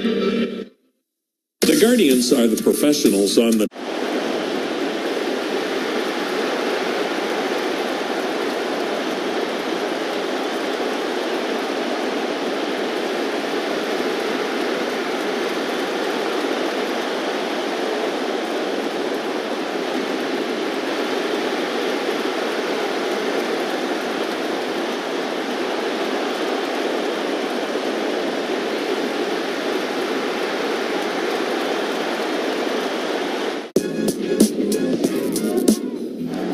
The pitch. He struck him out.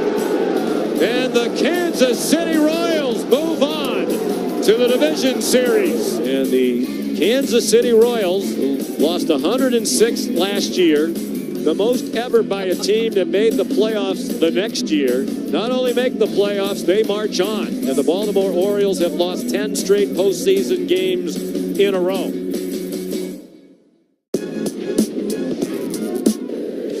Lawrence Butler time. He gets a hold of one early, and this ball's going to fly on out. The the growth he's seen over Butler. This one hit hard towards center field. And right on cue, Lawrence Butler adds another. Including his last save opportunity. That ball is belted. Lawrence Butler does it again. Oh, my God. All tied up in the Queen City.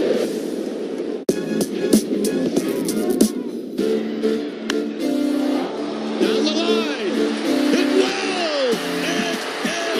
And out of here. And now we want to find out if that went into the water. Because if it did, there's never been a right-handed hitter that has done it since this ballpark opened its doors in 2000. And they're telling us in the truck that he indeed did have a splash hit. And that is the first one ever by a right-handed hitter.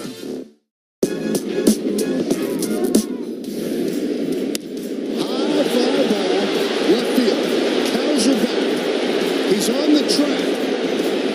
See ya! Home run number 58.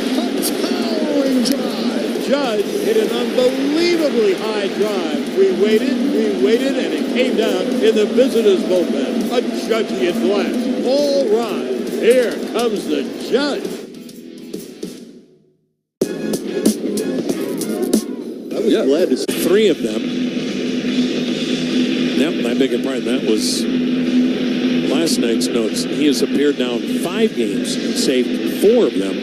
And he hasn't given up a run, and he's given up 2 hits covering 6 innings, and he has struck out 9 in those 6 innings. So Luke Weaver, who's primarily upper 90s fastball and a phenomenal changeup, is coming on to pitch. And again, Luke Weaver did not have a save in his career a month ago, and now he's got 8 saves in the last month, 4 in the regular season and 4 in postseason.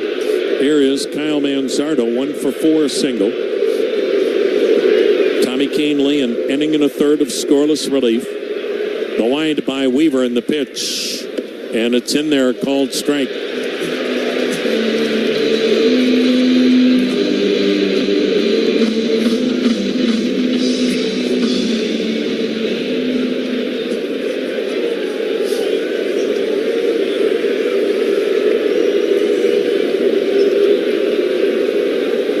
The kick and delivery, and a little bit low, threw him the changeup.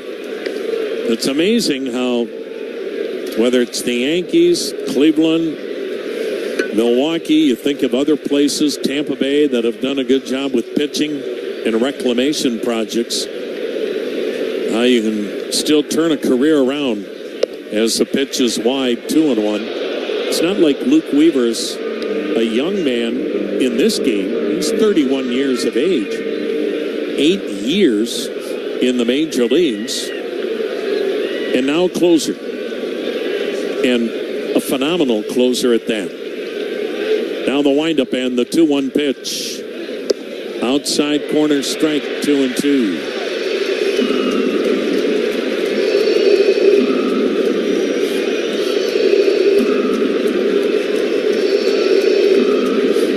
First round pick by the Cardinals 10 years ago. He was part of the package St. Louis sent to Arizona for Paul Goldschmidt.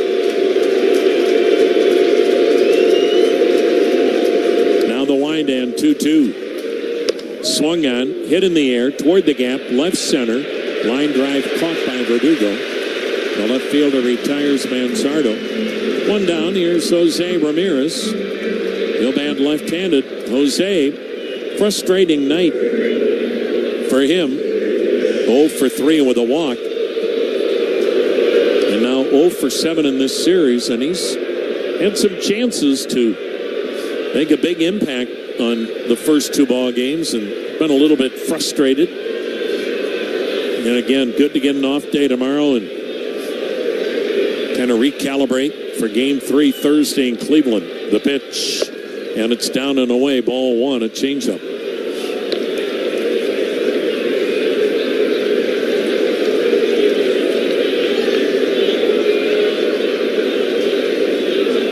Weaver into the motion, and the 1-0 pitch. Swung on, popped him up, foul behind the plate, but into the seats. And the count 1 ball, 1 strike. Let's take 10 seconds for a station ID.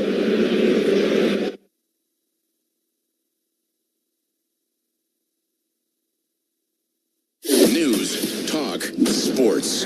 This is WTAM 1100, Cleveland, home of the Cavaliers and Guardians, an iHeart radio station. Andre Knott with you. The pitch, and Ramirez drills one to deep right field, and this is gone.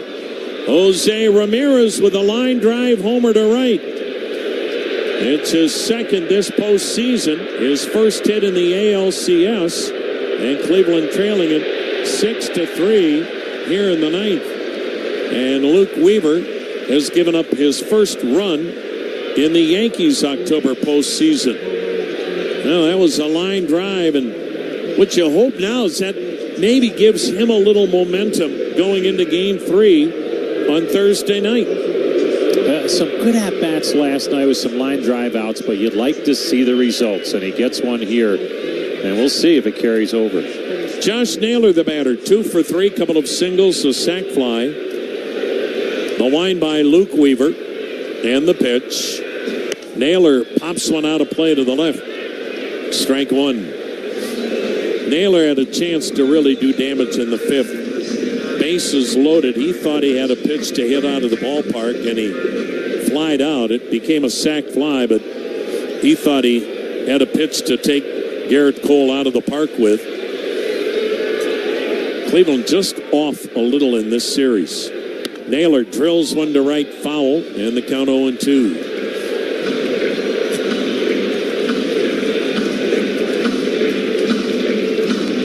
Six to 3 Yankees here in the ninth. 1 out, nobody on.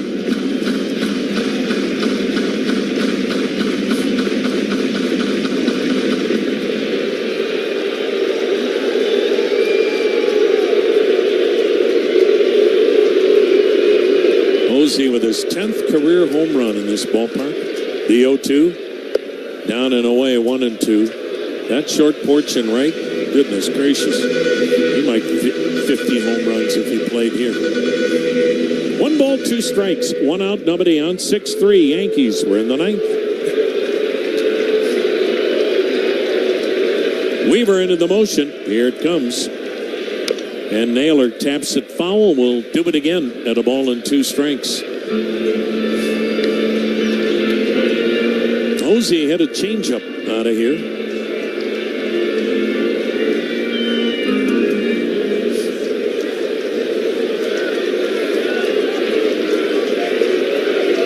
This is the beauty of the best of 7. Now the 1-2. Naylor fouling it upstairs. Remember when Joe Torre guided the Yankees to their first World Series title in 1996 against Atlanta? Braves had beaten Cleveland in 95. And the Braves came in to Yankee Stadium and won the first 2 games of that 96 World Series.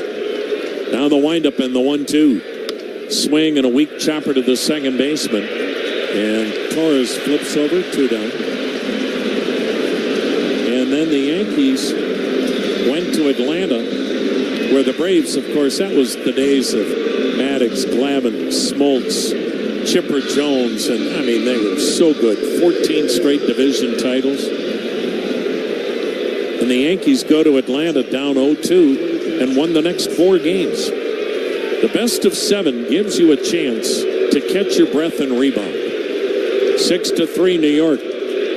Lane Thomas, the batter, waves at it. Thomas, 1 for 2, a single and 2 walks.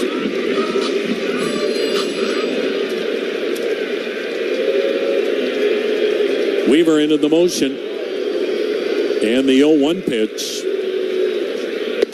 And just missed outside with a fastball. 1 ball, 1 strike.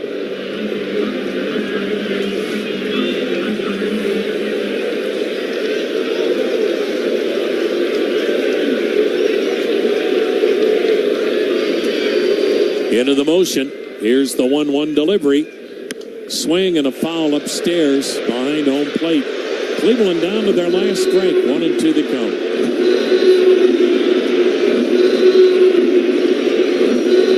1